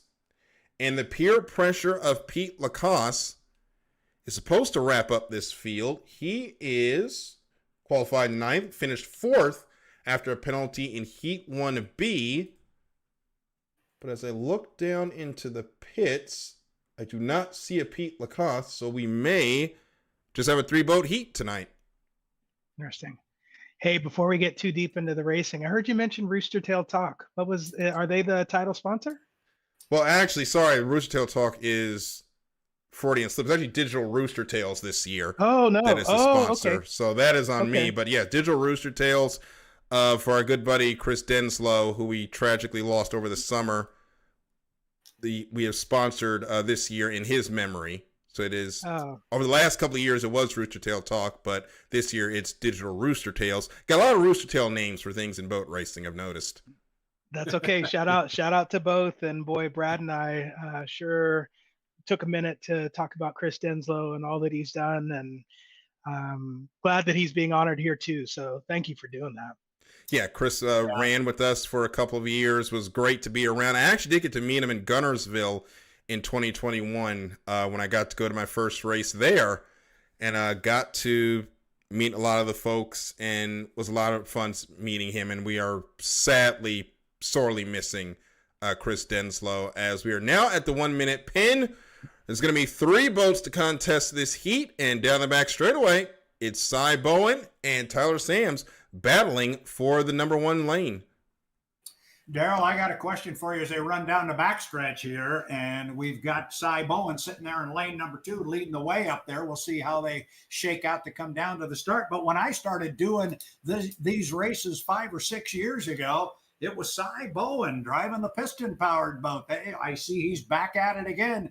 Has he always been in the piston power? Well, last year he had a turbine-powered boat, so he traded the pistons in for a Lycoming T55. But this year he's back in the piston power and is showing. No matter the power plant, the driver's skill will bear out in the end as we get ready to go through turn number 2. Cy Bowen back in piston power. He's in lane number 2. Lane number 1's filled by Tyler Sams. Lane 3's Harley Gray. Let's turn him loose. It's a good start. And Cy Bowen's sleeping on the start just a little bit. It's going to be Gray and Sams battling down towards turn number 1. Well, the tunnel's getting tight on Cy there. We'll see if it stays open for him. They're all moving down. Nice to see all 3 boats coming through at the same time. Yeah, Cy Bowen could be in a really tough spot here. They're giving him room, and looks like he might get through clean. Maybe not, Brent. It's really tight, like you said. Oh, my goodness. Oh, he's pulling out of there, though. Here he comes. We'll ride along with Cy going down the back straightaway. He is right on the inside. He's cleared Harley Gray just a little bit now, trying to clear Tyler Sams. It's like driving down a subway tunnel for Cy Bowen right now as he head towards the Roostertail turn. They'll be deck to deck for the lead between Bowen. He's going to be on the inside. Oh, they make contact. I saw it coming. Yep, I saw it coming. I could just see him sliding out. That was a tight corner. I don't think Cy did anything wrong there. It looked like he wasn't able to hold his lane. Well, the officials will make a call there, and we'll get that at the end of the race. We'll call it as it is on the water. But going down to the Roostertail turn, Brad, I don't think there's a harder corner in all of boat racing to try to go through 2 wide. No, there isn't. They were almost 3 wide going through there, and I have stood atop that pit tower and watched the real boats go through there 2 and 3 wide, and you just hold your breath every time. You never know, and what we just saw there has happened many, many times. You've got to hold that lane. We heard DJ talking about it in the last heat. He was worried when he went into that corner that maybe he was going to get held in tight. It's a tough one. It always is, but that's part of Detroit. That's right. Hey, and I'm getting pinged by the stat man. It's under review. Obviously, whatever I say does not matter. It's what the officials say. So we'll see what the officials have to say. Hey, this is like the real thing. Like Statman's already in my ear. I love it. Yep. So we've got the last lap going. U1 Cy Bowen leads the way in the Corsair 2 with how stretched out they are. This is where they should finish on the water. However, the officials will have the final say. After that close action on the opening lap going into the Roostertail turn, it was Cy Bowen and Tyler Sams together. They make contact. Sams spins, manages to hold on to it, though, so he's going to get 225 points at least from this heat. But Cy Bowen, right now, the perfect night is still in play pending an official's decision. Up the backstretch, he just looks very, very strong. But right now, all ears and eyes are kind of looking toward the officials as he gets a great boat ride up the backstretch, goes in front of that historic Detroit Yacht Club. Daryl, bring him down. He's going to pick up a victory on the water. Cy Bowen's going to go 2 for 2 unofficially as he comes through the Roostertail turn. He'll cross the start-finish line to pick up 400 points and the win in Heat 2D. I love how he took it wide so he could wave to the fans. Really exciting stuff. Yeah, can't wait to see what the judges have to say. So Harley Gray will finish second in the Dream Warrior. And third will be Tyler Sams in the 00 breast cancer awareness. Had a great battle there for the lead, but just a little bit of contact. We'll look at it again as they've come across the line. There are your results on the screen. And no call yet from the officials. Brad, I don't know about you, but I think we work harder in these races than we do H1. This is a lot of action. Shoot. It's a lot of action. And I guess we're taking a look. Here's a Replay. relook at that first time up to the Roostertail. Daryl, walk us through there. So we're going down the back straightaway, heading into turn number 2. Tyler Sams on the inside, Cy Bowen on the outside. They're going to go into the corner, and it looks like from that angle, 2 boats just go into one spot. But the question is, was there bearing out, or was there more of just a racing incident? We'll take a look at it from above here. So watch that inside boat, the breast cancer awareness, the 00 is on the inside. The outside is Corsair 2. They'll go into this turn. I hope we can see the buoy. And we'll see, where does it's at. anyone move That's what I was out? going to say. Watch the buoy. Still a lot of lane there. Boy. From that angle, it looks like the 00 just couldn't hold it. Which, going in that corner, that close, it's lap number 1. You're battling for 400 points. Those things are going to happen. But do the officials see it the same way? Because we could make a call, but it's downstairs. It's going to have the final call. And, Brent, looks like you were right, as the officials are going to call it a clean heat, say there was room there in lane 1. It did look like there was room, and I know you never want to call it and let the officials do it, but that's just what came in my head. Obviously when you're racing and you're inside the capsule, it looks a lot different. But glad it was considered a clean heat, and boy, what a lot of fun! I'm enjoying myself. Yeah, these are a lot of fun on a Saturday night, and I love getting the opportunity to yell at virtual race boats for a couple of hours as Cy Bowen joins us here in the booth. Cy, you go 2 for 2, but neither heat has been easy so far. It's been quite a challenge. No, not at all. Yeah, it's been really close racing, especially going into turn 2 like that. Deck to deck with Tyler. I mean, it's unfortunate that he ended up spinning out and whatnot. Luckily, neither of us wrecked, and we were able to continue on. Worst that he got was 3rd, so. Nice.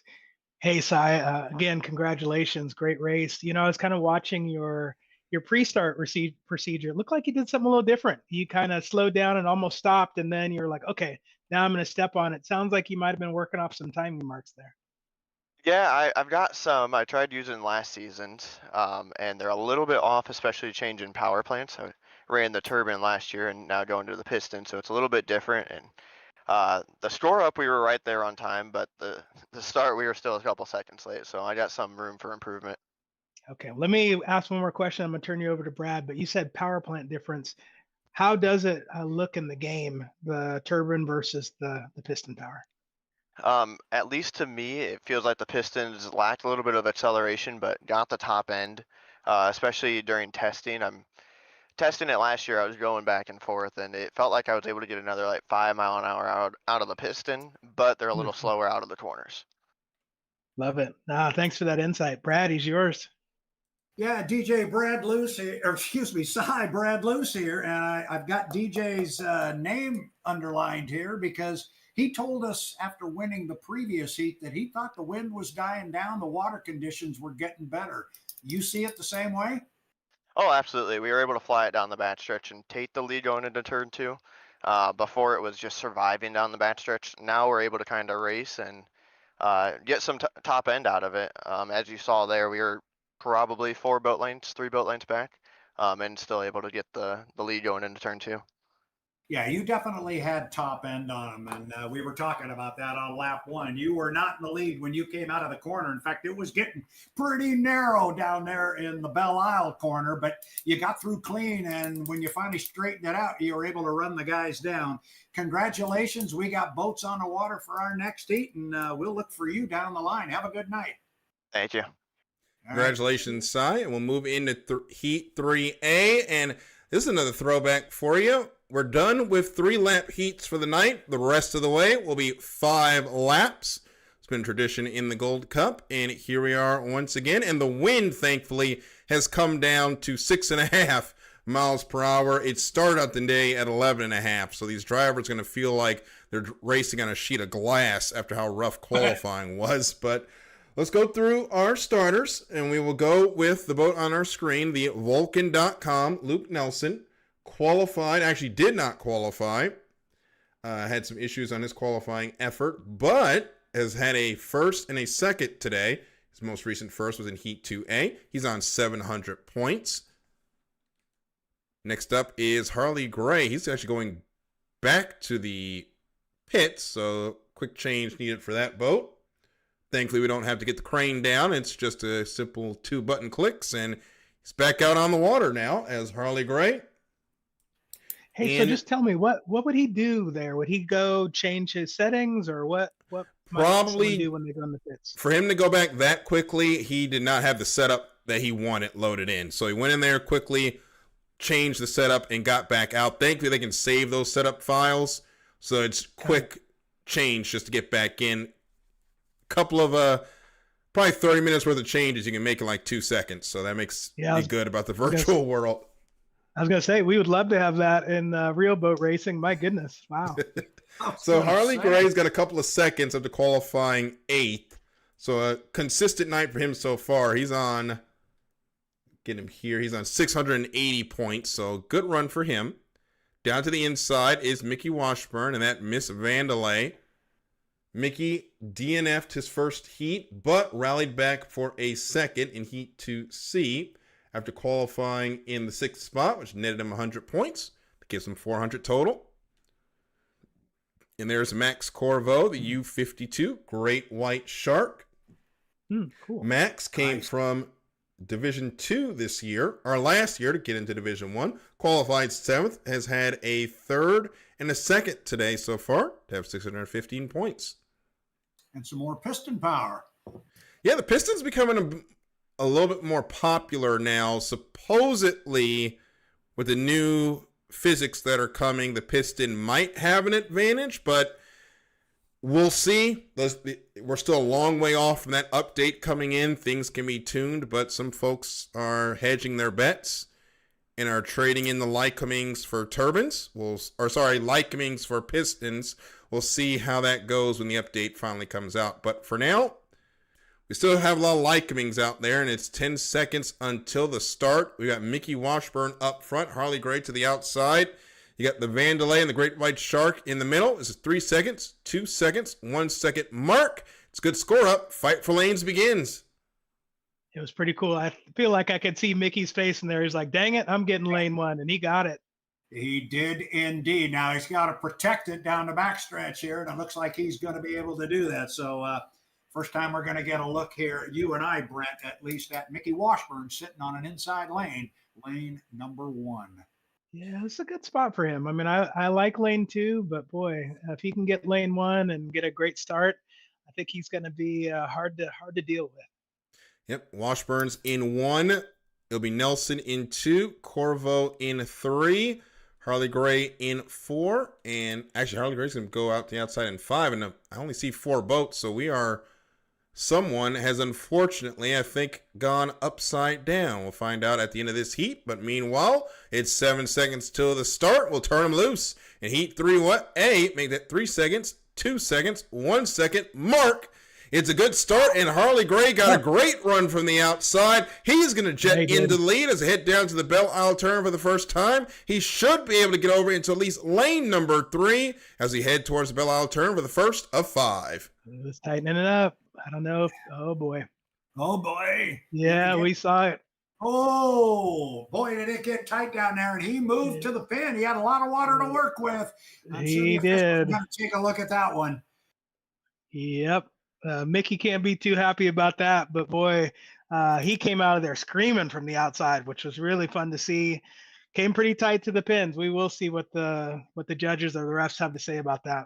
So Harley Gray got a great run from the outside. He gets all the way over into lane number 1. Mickey Washburn had lane number 1 and lost it in a wall of spray. Luke Nelson, though, has moved into 2nd spot. Mickey Washburn and all of that is now moved into a battle for 3rd. And he's going to lose that as that boat just came unhooked. So the heat goes from bad to worse for Mickey Washburn. That Miss Vandalay, he's back to 4th as we start the 2nd lap. Wow, a lot of activity in this one and a tough break. In fact, the corners are not treating our friend Mr. Washburn very well on this particular heat, but he will stay at it as they go down to the bottom end of the race course. Luke Nelson, he was the beneficiary of Mickey not being able to hold his line. Luke was able to move up in the Valken.com, like that throwback to that old U7. I do too. Boy, that was a consistent boat as a real boat. And then it looks like we got a consistent boat here in the game. This is really fun to watch.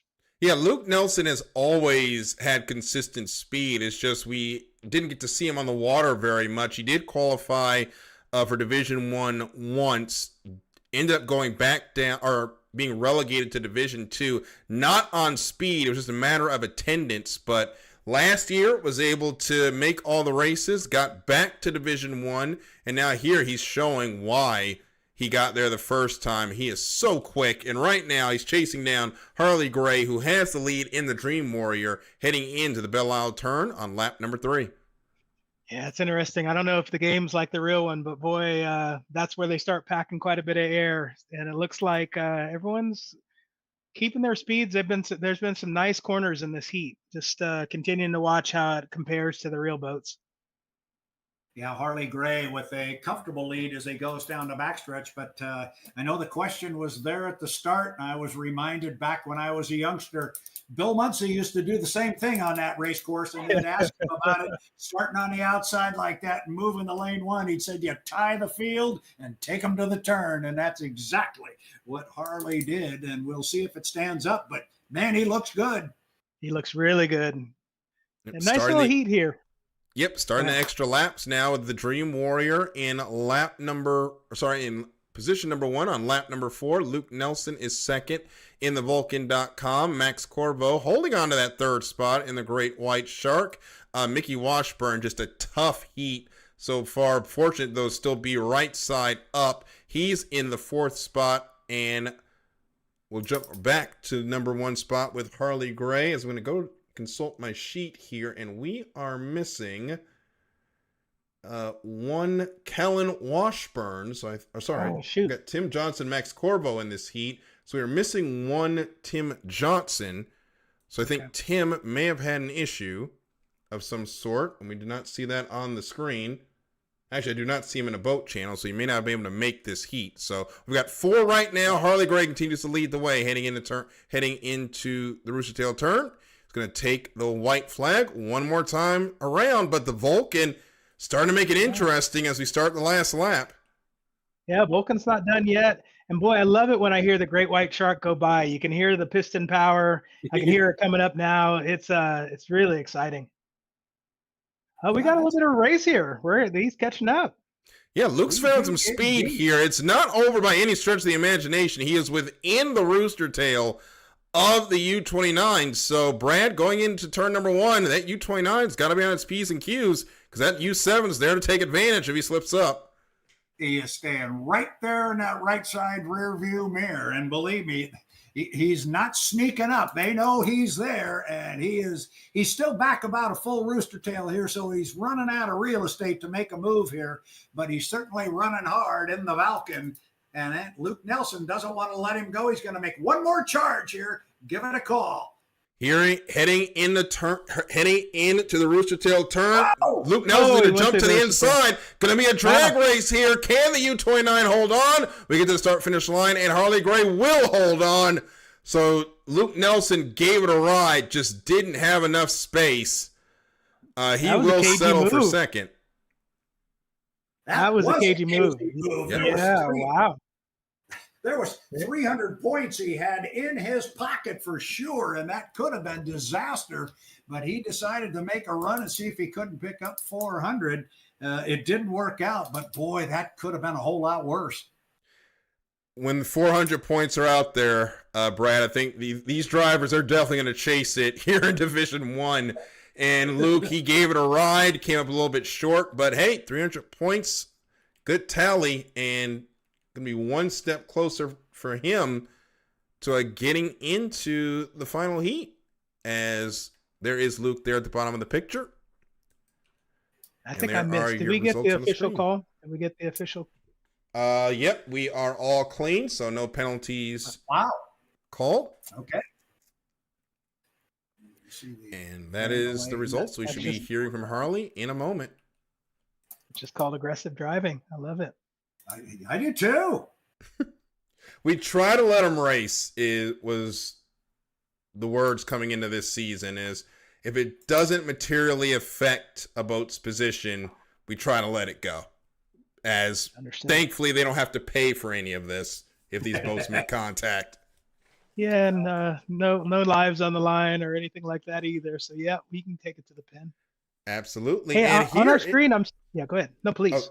Oh, sorry. So Harley is joining us. We can ask him about that move there on the opening lap. He is the winner of Heat 3A. Harley, congratulations. And that was an aggressive move into turn number 1 to snatch the lead. Yeah, it's not something I really like doing, but it's, sometimes you got to do what you got to do. And it's been a rough year, and I had a chance to take the win, so I had to go for it. Yeah, I loved it. I thought, I think we said cagey moves, the word that came to mind. But maybe tell us, did you know that's what you were going to do from the start? You nailed your start from the outside, and then you were like, what next? How did that go? Yeah, that was the plan.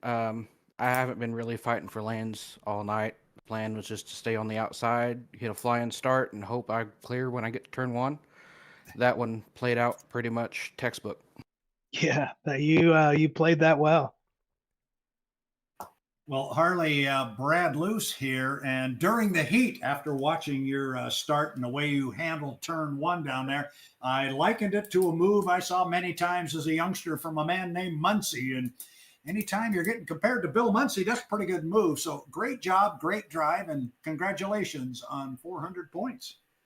Oh man, thank you. That you have no idea what that means to me. You saying that, especially being you, that's so cool.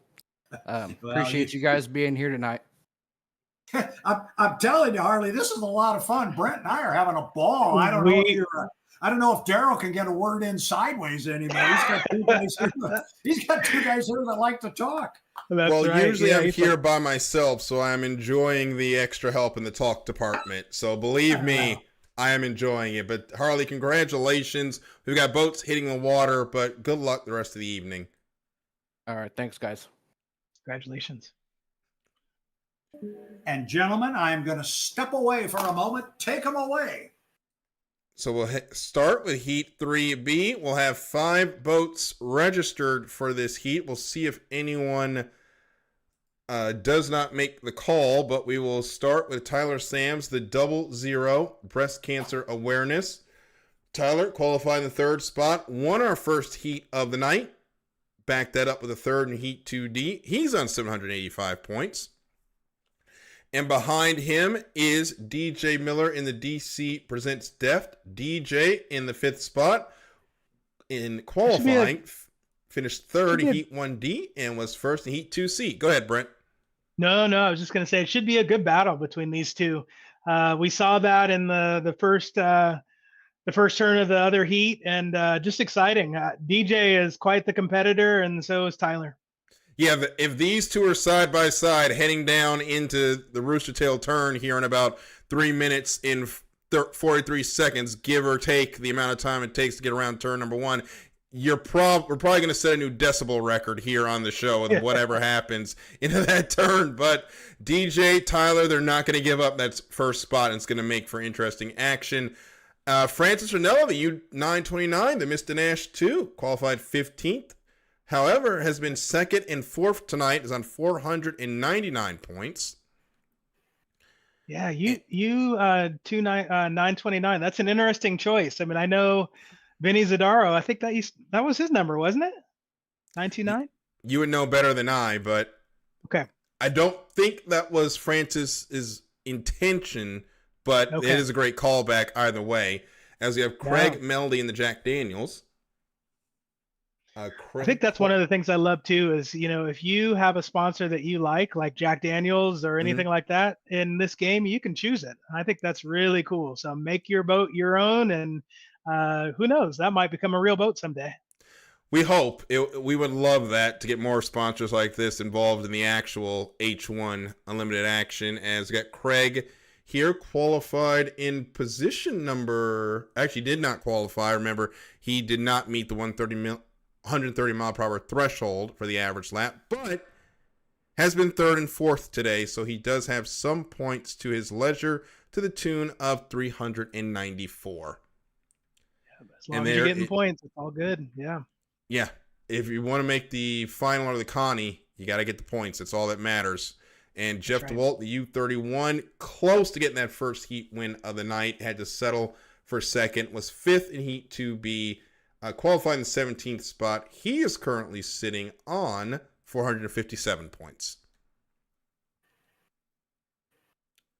Okay, you can see them crawling up to the start, trying to figure out where they want to be. Yep, so we've got all five, and they are back into fighting for lanes here. As Francis Ranella is going to split the difference between the 00 and the 95.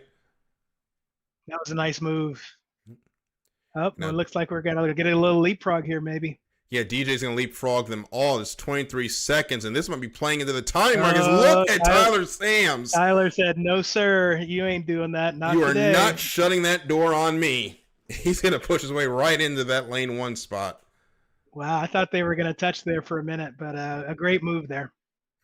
Now, who can get on the pedal first? There are 4 seconds. I mean, that 3 seconds, 2 seconds, 1 second mark. That's going to be a good score up. And it's Francis Ranella that gets away in the U929, but it's going to be DJ Miller and Tyler Sams on the inside trying to hold on to lane number 1. Now, at what point do they establish their lanes in the game? So they will establish for this course at the last straightaway buoy before the entrance to the turn. So right there, they're now in their lanes. Okay. Now they're in their lane. Got it. Oh, that's helpful. And it's going to be Tyler Sams that actually has the lane number 1 as DJ Miller had to move to the outside. Ranella will be between them, and it's going to be Jeff DeWalt and Craig Melody that'll have to make the run from the outside. This is going to be an interesting. That's going to make DJ work a little bit harder this heat. Yeah. Oh, he's holding back. Huh. Yep. Seems like it's been about 6 seconds to the start, so it's interesting. Yep, they're right about 6. Yep. Make that 3 seconds, 2 seconds, 1 second mark. I think DJ may have had an issue as he is nowhere up here. Meanwhile, it's going to be between Francis Ranella and Tyler Sams in the battle for this first spot as we head down towards turn number 1. The start was legal, and Brent is going to be 3 wide, and the biggest beneficiary out of all that is Jeff DeWalt. He's in third. Yeah, boy, he just took what he was given, and now he's in a really good spot and gaining on the rest of them. Yep, so we got Tyler Sams there on the inside. In the middle is Francis Ranella. Third is going to be Jeff DeWalt. He's there on the outside in lane number 3. DJ Miller for the second time tonight struggles, though, on the start. Had an issue with that earlier in the heat. Not sure if that's a controller problem or he just guessed late, but he's mired back in traffic for the second time tonight and is now going to try to hold on, hope for some mistakes up front. Yeah, it looks like we've got a good race up front. Tyler holding his own, and it looks like he's trying to get a little bit more real estate between him and the rest of the pack. Looking good. Yep, so it's about a rooster tail now between him and Francis Ranella in the Miss Danash 2. There's Jeff DeWalt there on the outside. To the outside of him is DJ Miller, and the DC Presents Death. Craig Melody back in 5th. You can kind of see that wake. There he is on the extreme left side of your picture. But Jeff DeWalt right now holding tight in 3rd.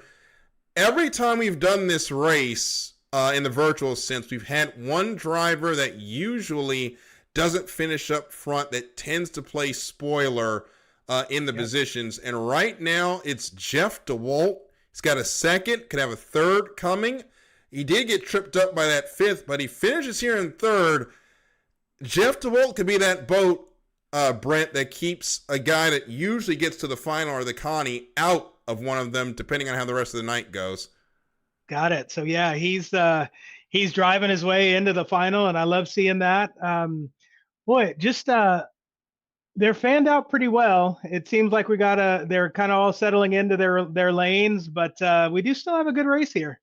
Yeah, and right now, as I spoke about Jeff DeWalt, the battle is starting to heat up for third as DJ Miller is on the outside. You can see him right there in the spray coming off the U31. He's picked up some speed in the U75, so DJ Miller might have an opportunity to salvage a podium out of this as he's going through the Belle Isle turn, getting pushed out just a little bit by that U31.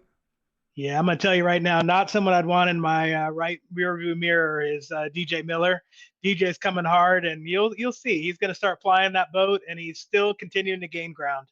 Yep, we're riding along with him now. You can see him move that canard up and down, keeping that boat in the optimal position to fly it over this calming Detroit River as Jeff DeWalt got that right spots and high off the water that came slamming down. That's going to allow DJ Miller to sneak back into this as the battle for third is truly on now as we start lap number 4. DJ did take it a little bit wider to keep his speed up, but I think that's going to be to an advantage here. Here he comes. Yep, down the front straightaway now, heading towards the Belle Isle turn. DJ Miller to the outside, and he is almost deck to deck with Jeff DeWalt. We're going to stay with the best battle on the water. As Brad would say if he was here, you could throw a blanket over him. So it's really cool to see the boats that close this late in the heat. And DJ took a little bobble. So I see Jeff just got a little bit more room between him and DJ. Yep, and now, but Jeff is also having struggle. He is right on the wake of a boat in front of him. Can't see from here what boat that is, but that's going to draw DJ Miller right back into this as a little bit of sponson walk there for the U75 heading to the Roostertail turn. He won't have the room to jump to the inside. DJ really wishes he could jump in there and try to snatch the spot from him, but it's not enough space in there between him and the Mr. Nash. As we start the final lap, we'll jump back to the front briefly to show Tyler Sams starting the final lap. We'll go back to the battle for third, though, and it is on between DeWalt and Miller. They're starting to stack up. It's good to see. We're coming to the finish. And Jeff DeWalt, he's really struggling in that dirty water, and it's going to be DJ Miller takes advantage. He's going to get to the outside. He'll be able to set the arc between these two and pin that U31 right against the wake of the 929, but now DeWalt's going to jump to the inside. He's going to jump all the way to lane number 1. He's going to hold on to this to the third spot for now, but it looks like DJ Miller is slightly ahead. It's deck to deck. We're quickly going to go back up front to get Tyler Sams across the line. Then we're going to jump back to that battle for third as Sams comes through turn number 2. And he's going to go wire to wire. He's going to take the win in Heat 3B. And now we're going to go back to that battle for third off the Roostertail turn. Ranella's going to get second. Who's going to get third? And Jeff DeWalt's going to hold on to it. But, man, DJ made him work for it every step of the way. Boy, that was quite a bit of back and forth. Very fun to watch. And, folks, we got ourselves a really good heat. Yep, Craig Meldy's going to come across. He'll finish 5th. And that will do it here in Heat 3B. Should be a clean heat. There are your results on the screen. And an unfortunate run for DJ Miller. Just not a good start for the second time tonight. However, he did make it interesting between him and Jeff DeWalt. And DeWalt picks up that 225 points.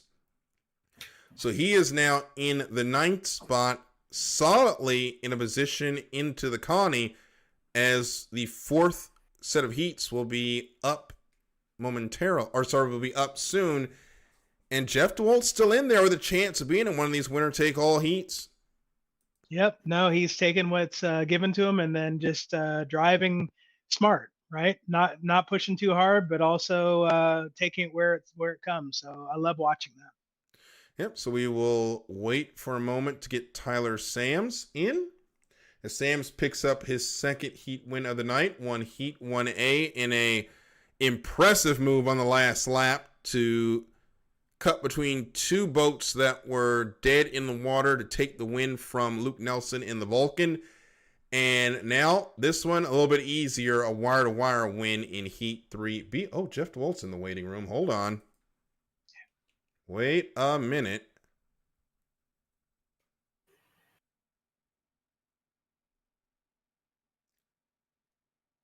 Gonna check on that. We will be right back. Sure. No, check away on that. But again, more fun racing here and on the river in Detroit. It's an exciting place to be in the game, and yeah, hopefully the fans that are watching are really enjoying what they're seeing. And what And I'd say, oh, hey, Brad. no, I was going to say, Brent, I'm here with you. I came back just in time to hear you say, "Wow!" As Brad Luce was saying, you could throw a blanket over him, and You heard that? Yep. I did. I give credit. And you know what? The only thing I would add to that was it would have been a small blanket that would have covered him. That was good racing.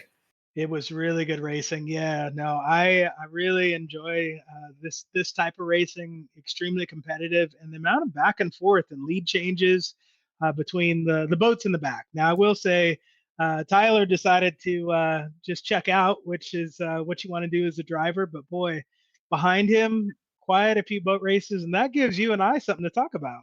Hello, It gentlemen. Oh, What? hello. Hello, Mr. Kish. We've got a special guest for you. The guy that won that deck-to-deck battle for third place, Jeff DeWalt. Jeff, man, way to drive. Hey guys, how are you? Doing well.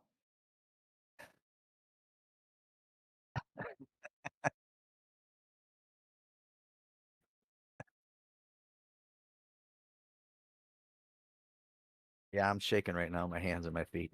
I was gonna ask you, are you wiping sweat off your brow or what? Because you were working Uh, hard. yeah, I'm usually it's this is a rare opportunity and I'm grateful and thankful to be in here and do this. Usually I'm listening to the other guys win and stuff like that. So this is kind of like a first for me and being up in here, but it's a pleasure to talk with you guys and be a part of this. So I thank you. Well, man, soak it up. And I was saying during your race, boy, no one wants DJ Miller on their outside. He's a hard charger and he's gonna come for you, but you were able to hold him off. How'd you do it? Yeah. Well, I had Doc Scott the Doc Witherall with me in my ear, and he kept telling me, he Oh, goes, I'm he's not gonna worry good. about that. He goes, you watch it. And he goes, you keep an eye on that. And he goes, I'll keep an eye on DJ. And I was like, all right. And then I kept saying, he goes, where's he at? He goes, he's back about a rooster tail. I said, all right, fine. And then he goes, I don't know, man. He goes, he got nitrous or something on that turbine on the last turn for something. I was laughing. I goes, where's he at? He goes, he's about a half a boat length in front of you. I go, what? I go, oh no. He goes, he's gonna pinch you in there tight. And then I came off the turn and I said, oh, he goes, you got to have a good turn and turn rooster tail. I said, all right, let's go for it. So You, I was keeping an eye on the front, and they left me a little room up there. I'm like, all right, I'll see if I can dive into one and hold it. you got a good man in your in and Doc. He actually had taught me a little bit about hydrosim a while back. So say hello to him for us. And Brad, what you got? No, I was just going to say we were all watching that move down there at Belle Isle too. When he pulled up alongside you, and all of a sudden you found some room on the inside, and you were able to hold him off. That was great racing. We had the camera on you the whole way. That's what Doc told me. He goes, Jeff, he goes, you got lane one, go. He goes, you guys got some clean water. He goes, you're gonna have to race DJ to the turn. I said, all right, I'm gonna give it my best. And so, yeah, I'll have to share that with the guys from Graham Trucking since I wrench with the guys when they come here, Tom Anderson and all the guys. So they always tell me, Jeff, do your best, give them hell. I said, yeah, I'll try, guys. So, like I said, tonight's a great night. I'm racing on my hometown course and I'm having a blast. And like I said, everybody I race with in D1 they're just awesome. So I'm just grateful and thankful to be a part of it. So Well, we're Daryl really does a great glad job that- announcing for us. So, and it's a pleasure to have you guys and an honor to have somebody professional with us and come out here and watch us do what we do and have fun. Well, it's a lot of fun for us. It's great to watch you guys and what you do. You're magicians with these things. Keep it going. Good luck the rest of the night. All right. That's Thank right. you guys. Appreciate it. Pleasure. Well done. All right. Thank you.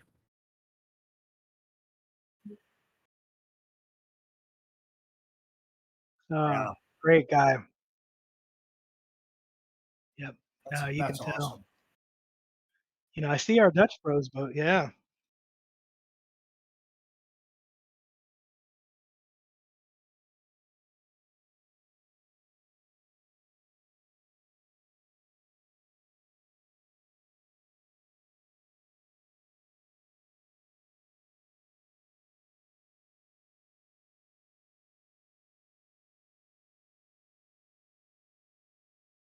Yeah, that boat, she's pretty.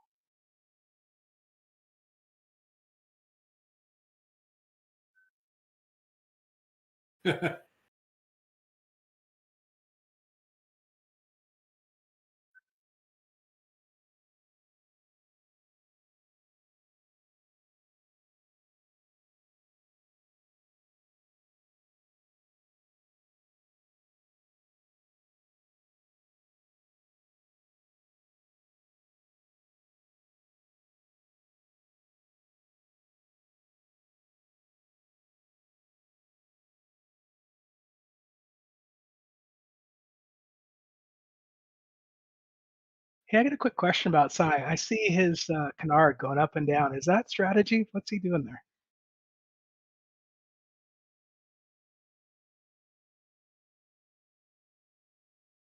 Okay. No, I wouldn't think so. But yeah, maybe he was just showing the He's sponsor waving side. I'm at not you, sure. Brent. He's That's waving it. at Well, tell him I noticed, and I'll say hello back. How's you. that?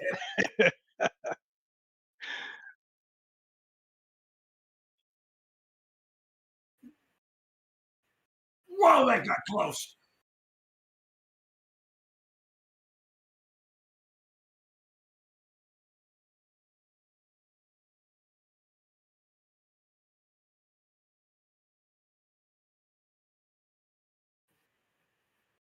Oh, okay.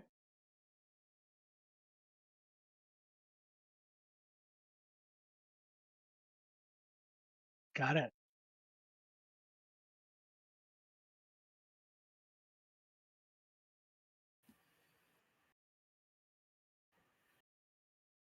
I like the little red, white, and blue. I like the little flag that they've got on the cowling there. That's pretty cool.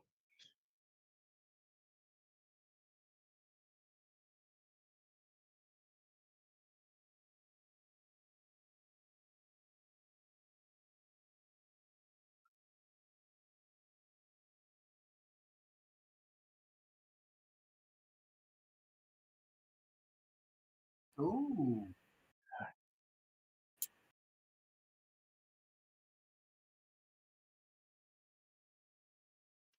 Well, he shut it all the way down. Oh, I wondered if he hit the buoy. Yeah, so it looked like from the camera popped away and then came back, but it looked like there might have been a buoy hit. We'll let the refs tell us the truth, but I notice he's out of lane one.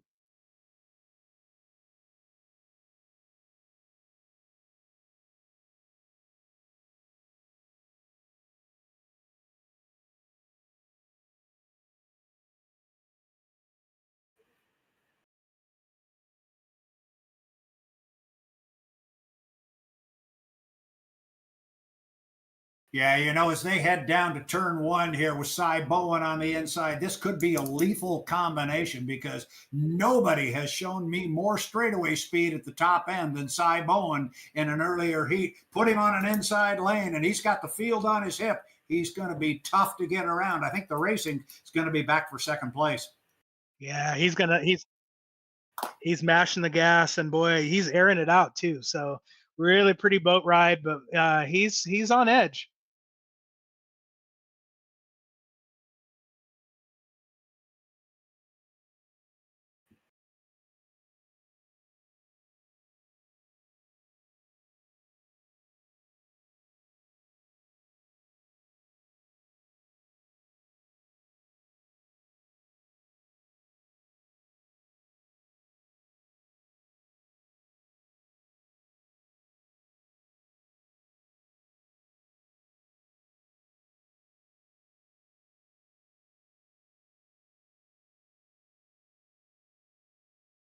All I gotta say is that A&W Root Beer is making me thirsty. I think that's a really cool sponsor there. That's awesome.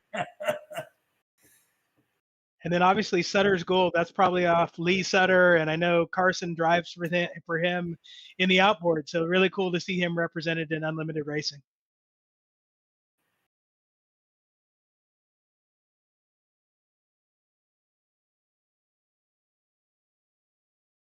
No surprise there. Yeah, There's a shock. right. Yeah, he keeps breaking records. And I'll just take a minute and say, boy, Carson, seeing him grow, seeing Asher, and they're really critical of their dad and their starts. It's because of how well they've done in this game. So he's learned a lot here.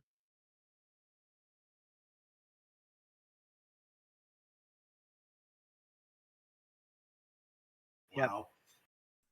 Oop, and it looks like I was muted for some reason, but we're back unmuted. But yeah, at one point Carson had won all but 2 races, so he took a lot of that speed that he learned on the game. He translated into real life pretty well. He really has, and several have. That's the cool thing about this game.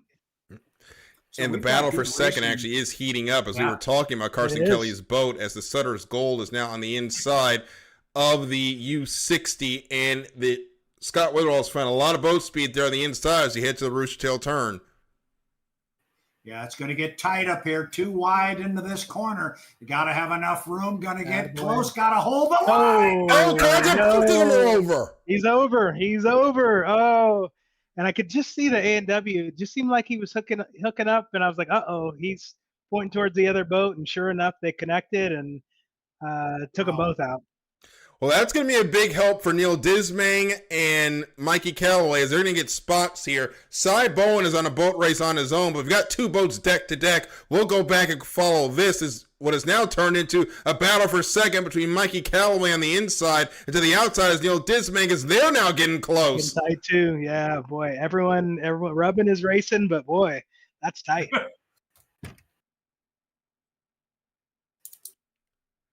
So into turn one we go. Neil Dismang leads the way.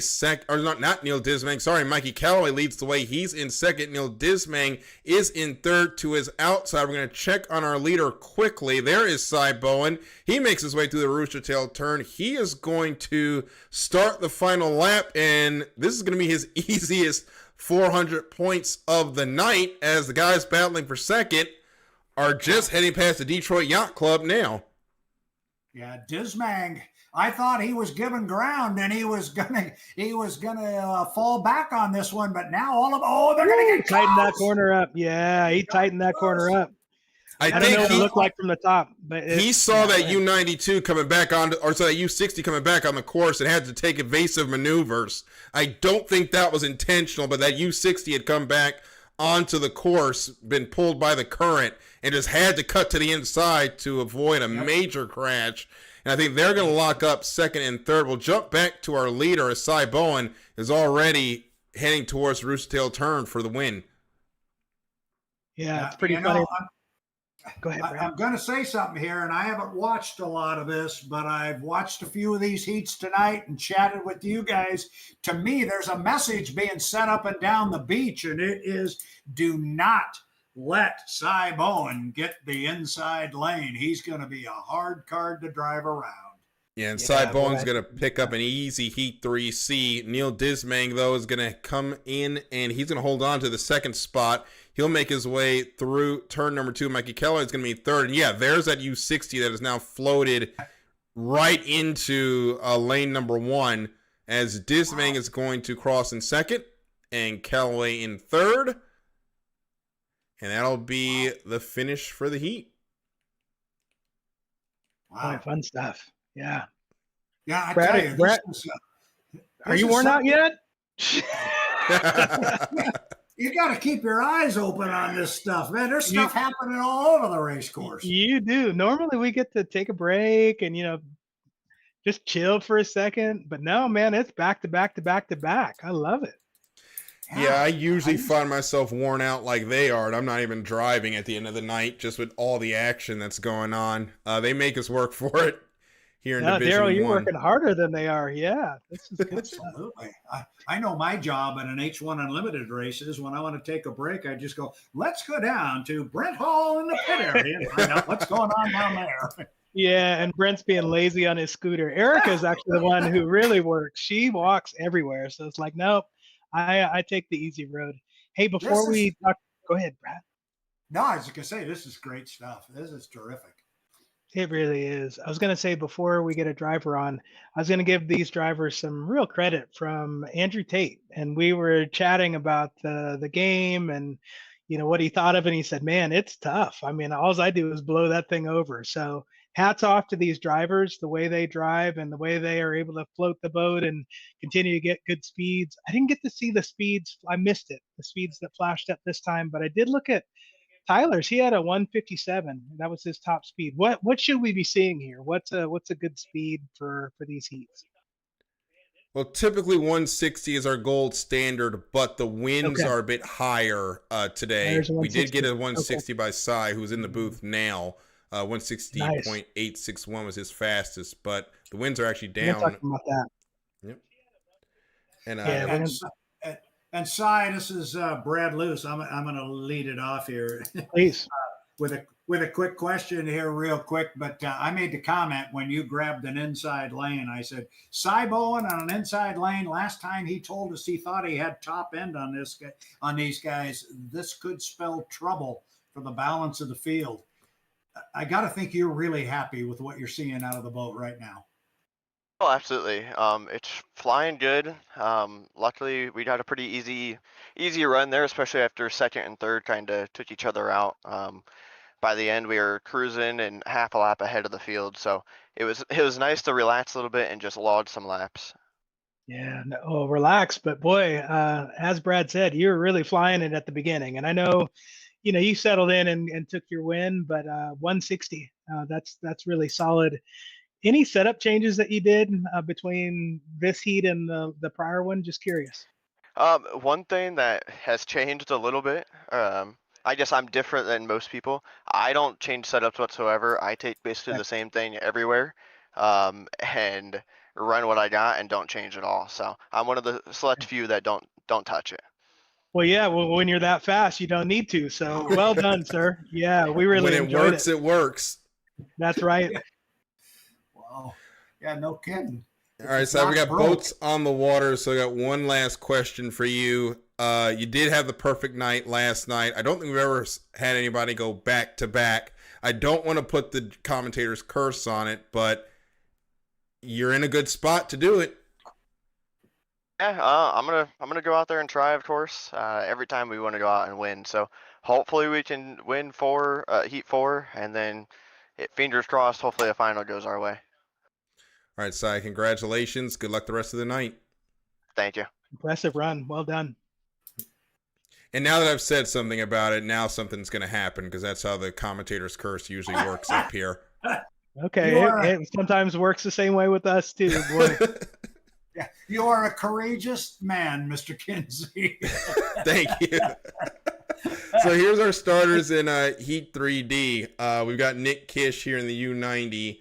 Nick won Heat 1C, finished third in Heat 2C. He is sitting after qualifying in the fourth spot. It has been a great night for Nick, by the way. He is sitting on 914 points.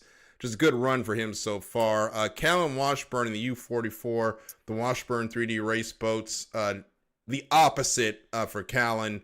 2 fifth places after qualifying 16th. He is currently sitting on 284 points, so he needs something to happen if he wants anything to do with the winner-take-all heats. And Derek Demers, the Wave Dancer, U144, qualified in the 11th spot, plus 2 fourth-place finishes, gives him 388 points on the night so far. So 4 boats, including 1 driver and Nick Kish, who's got the hot hand. A second win for Nick Kish. It's been a while since we've seen him win 1 heat.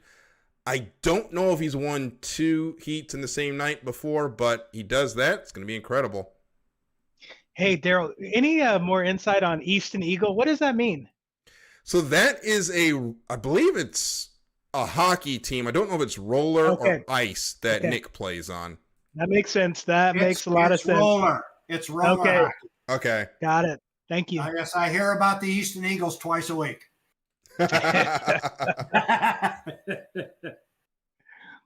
That's really cool. Yeah, he's up to something back there. Look at him. He's look at him. He's killing time coming down the front straightaway. Yep. Looking like a NASCAR going back and forth. Yeah, he's pulling a move we've kind of seen out of Dave Villwalk, making those big S's down the back straightaway to kill the time. Speed. Yep. So meanwhile, we got Derek Demers down here. He's the only boat currently in turn 1. We're about 23 seconds from the 1 minute pin. And I won't have this time to tell the story about my more famous commentator's curse. I'll tell that after this heat, but okay, please do. Please. It involves one of our D2 drivers back when we were recording D2. But we're 5 seconds from the 1 minute pin, and Derek Demers is up here all by himself. As we go 2 seconds, 1 second mark. It's a clean start, and the fight for lanes begins. It's going to be Nick Kish that's going to have some boat speed on the outside or not. Well, I don't know. Nick seems to. Yeah, and he left quite a bit of room in there for anyone to come on the inside. So maybe Nick's up to something. I don't know. That's weird. might be trying to get that run from the outside that was successful in getting him his heat win earlier. So it's not broke. Don't fix it. That's true. That's true. Let's Well, see what in we the got going on times here. I've watched Nick drive in these, he's never been anybody who gets up there and really gets into the fisticuffs for an inside lane. He likes to load it up wide and come strong. So let's see what he does. Daryl, bring him to the line. There he There is. goes Nick. So Demers in 1, Washburn in 2. Nick Kish, though, in 4 is going to make a run at it from the start. We're at 10 seconds to the green. Let's turn him loose in heat 3D. He'll come off the exit pin with 5 seconds. Make that 4, 3, 2, 1. Mark. It's a clean start, and very Nick close. Kish has got the lead from the outside. He's going to cut all the way over towards lane number 1. He should be able to at least get lane number 2 as we head towards the Belle Isle turn. Boy, heading towards the pin. That is amazing. What a start by Nick Kish. Yeah, he's moved over one lane. He's in a good position right now. Now keep the speed up, Nick, but he's got company in that left side rear view mirror. It's going to be a run down the backstretch here. Oh, has he got? Oh, he got lane He 1. does. Yes, he does. He closed the door. He did. And now it is Nick Kish with a lot of speed, flying the right spots and up the backstretch. The stat man showing he can do more than just add up numbers. He can drive a race boat. Hold on, baby. Wow.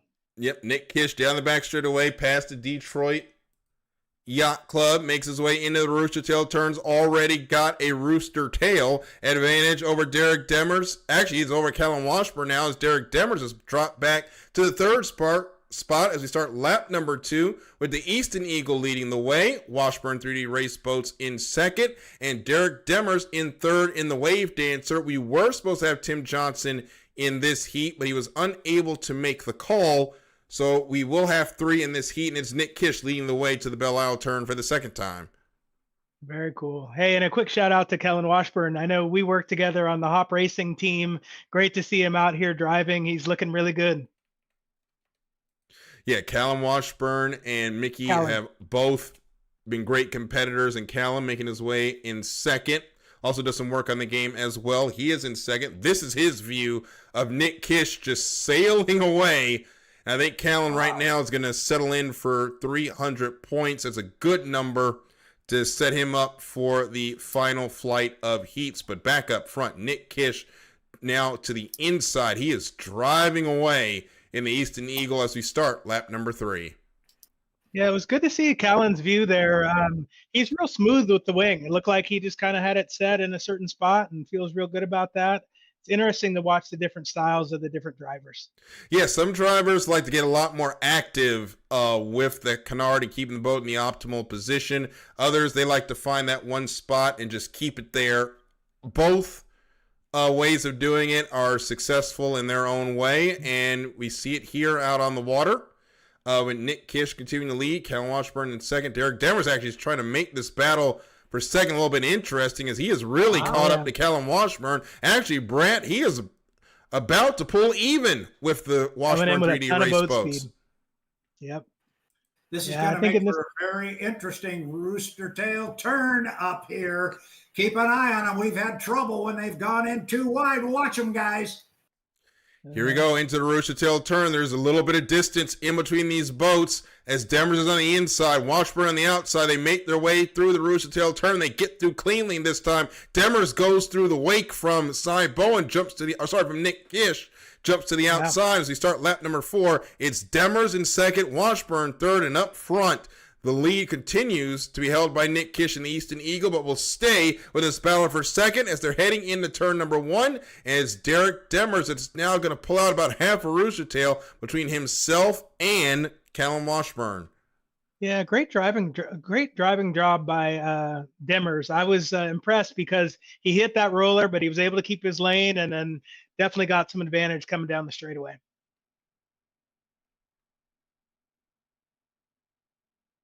Looks like things are pretty well decided here in this heat now. Things have kind of sorted themselves out. And it is all Nick Kish. There he is driving that. I believe it's the U90, the Easton Eagle.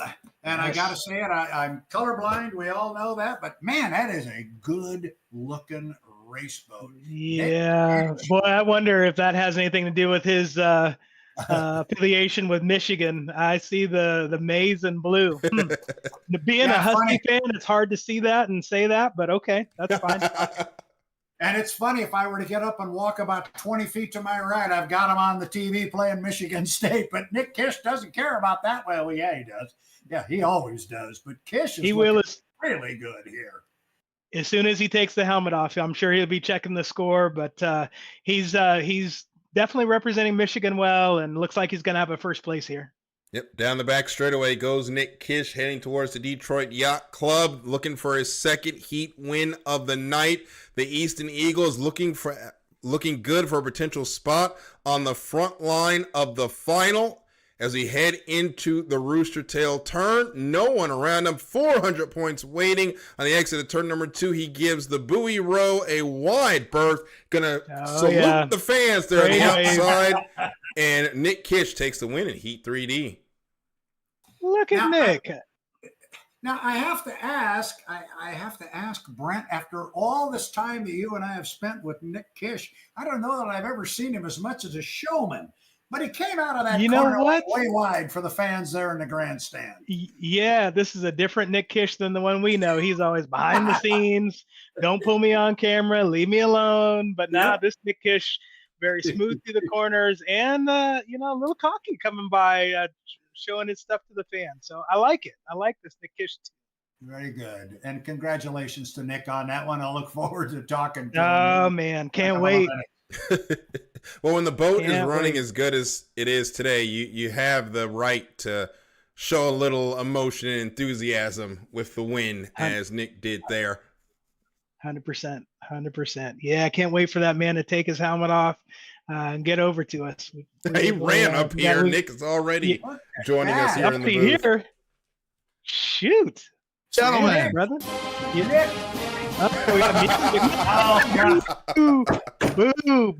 Boo. Now, so Mr. Kish, I want you to know, as you were coming off the top end of the race course to come down and pick up a checkered flag, I got up, you know exactly where my desk is. I got up and I ran about 10 yards and out the room and looked. With about 40 seconds to go in the half, it's 10-7 Michigan. So everything is going well on the maize and blue, and a mighty good race for you in the U90. Well, Jared always makes fun of me because I usually have the game on while we're doing this, and I don't have the game on tonight. And look what's happening. It's 10-7. I know, and I'm third place heading into the fourth flight of heats. That never happens. I'm gonna turn this over to Mr. Hall, but I have one very specific question I would like to ask you. I know that when we are working on the H1 Unlimited live stream, your socks never match. They are red and they are blue. Do you drive the same way? I've got my maize and blue socks on today. Maize and blue. They're a mixed maize and blue in the colors. So. Oh, well, congratulations. I mean, you wired that one and from the outside and tied the field and came out of turn 1 and lane 1, position 1, and said, see you later. I learned from some good people back in the day. Mark Tate running that outside lane, Andrew doing it. It's one of those watch and repeat sort of things. And Daryl, are these guys harassing you up here? Are they behaving? Yeah, they're behaving. They can stay around as long as they want. I've been enjoying it. Nick, Daryl can't get a word in sideways. He's not. He's like, boy, what a bunch of talkers. Jeesh. Well, hey, speaking of which, Nick Kish, totally different Nick Kish than the one we see in H1.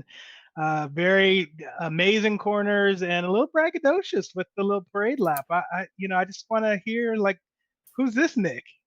Well, I brought it out wide so you guys wouldn't have to squint from the pit tower. So yeah, and appreciate the maize and blue as a Husky fan. That it was really hard to cheer you on, but I did. I know. So maybe how does it feel? You're having a great weekend. What do you got planned for the final? We'll try to get there, and then we're gonna hope for some carnage because we're gonna need it. So yeah. Hey, and I was giving you all credit. I'm really impressed with the driving. we had talked to Andrew about the Hydrosim, and he said, man, that game was tough. All I do was blow those things over.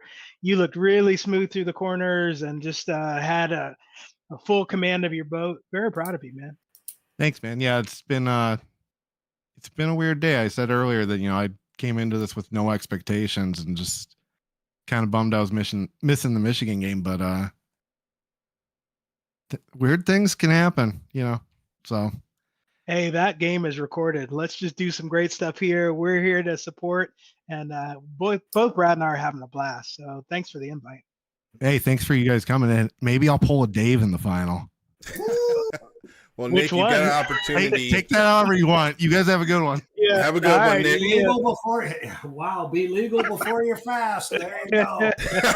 Oh, Hey, man. I did text Erica before tonight was started, and I told her to finish first, First, you must. and she finish. wrote back, "First, you must finish." There you go. All right, Well here said. comes Heat 4A for you guys. Awesome. Yes, with Art Thanks, Vandelay Nick. is in this one. All right, So have a good one. Have a good Yeah. one. Yep. So we got a little bit of time before this heat starts, so I'll quickly tell the story I promised from earlier. get it. A couple of years ago when I was first starting this, I was calling the D2 race, and we had a driver by the name of Adam Thurston. God bless him. He's a great driver, but that left foot sometimes got him into trouble. He was leading the heat, and I said all he had to do was bring it home. I jumped back to talk about another boat, and then I see a splash, and I just go, please do not tell me that was Adam Thurston, and Adam had flipped the boat over. Not Oh, 10 yeah, seconds after I heartbreaker. got the camera off him. Oh boy. Yeah. Yes, the announcer's curse, if you will, gentlemen. I'm going to step away. You guys take it. All right, so here are our starters in Heat 4A. I'll go over their amount of points they have now and what they need to do to get into the winner-take-all heats. We will start with Mikey Callaway. He's currently sitting on 569 points. He's got a max of 1,200, so still with an outside chance of getting to the front line of the final. A top two should be enough to at least get him in to the Connie, but then he's going to have to wait and see what happens the rest of the evening. We'll jump to our second boat. That's DJ Miller. DC presents Deft. Currently, he is on the bubble spot of the front line of the final. DJ has 914 points. A win would lock him in to the final. Save whatever that's exactly happens where he's with going. Scott Witherall. Yeah, boy, DJ knows he needs to come up with a really strong performance here. So I imagine seeing some aggressive moves for sure. Yeah, he's already making that move to get in front of Mikey Callaway now as he's see him moving in down towards turn number one. Also in this heat, as we scroll back over, we mentioned Mikey Callaway. We have Scott Gardner in this heat as well. Oh, we got a Scott is leapfrog. sitting on 679 points. Did you catch that Gardner- leapfrog? Yeah. Yep, there's Mikey Callaway trying to leapfrog. And these guys are getting into a battle over lane number one. That's allowing DJ Miller to just sit there and bide his time.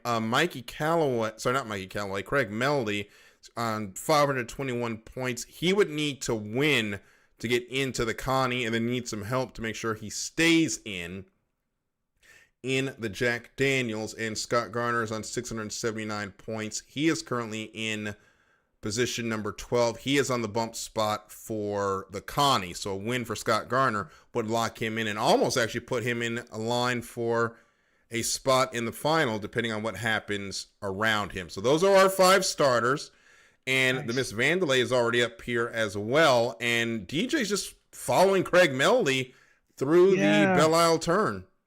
I was noticing that. I think if I was getting in the helmet of DJ knows he has boat speed. So I think he is okay with second. He knows he could probably pull away, and then not a bad place to be. I think he's in a pretty good spot. We'll see.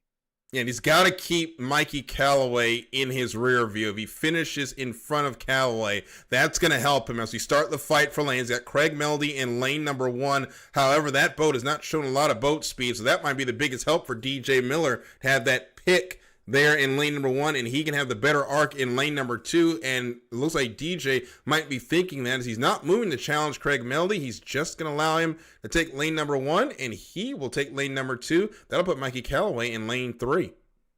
Yeah, a little bit of strategy there, and I think yeah, DJ's a smart driver. He's just picking. Okay, well, what do I want for this heat? And I it does look like the Jack Daniels boat. He's letting everyone kind of go ahead. I don't know if there's still a lane for him. Lanes are established at the beginning of this turn, right? Yeah, well, if he's going to give up his lane, he's going to have to move to the outside. So that's actually going to give Yeah. DJ Miller lane number 1. But look at Mikey Callaway with a launch around the outside. He's got some boat speed as we turn him loose for Heat 4A. They're going to hit the exit pin at 6 seconds. We're at 4, 3, 2, 1, mark. And that is a good start, and it is Mikey Callaway that leads the way, but it has 3 boats under a blanket for the battle for second as they head down towards the Belle Isle turn. Craig Meldy's going to lift out of it. He's going to let them battle for it as they're going to be deck to deck to deck heading into the Belle Isle turn. Yeah, boy, DJ's in a really good place here. It looks like he's got lane 1, and you know, I think we'll continue to see him pull away. It looks like he still has a little bit of boat speed there, but we do have a really good race for 1 and 2. Yep, and we got Mickey Washburn there on his outside. He's going to keep him honest. Washburn and the Miss Vandelay Industries there on the outside. They're close together heading towards the Roostertail turn. You got 2 boats coming down here almost side by side. We've seen that cause trouble once already, but they're going to get through just fine with DJ Miller up front by about 2 or 3 boat lengths. He's going to control the arc. He's going to control the lead as we start lap number 1. Sorry, lap number 2.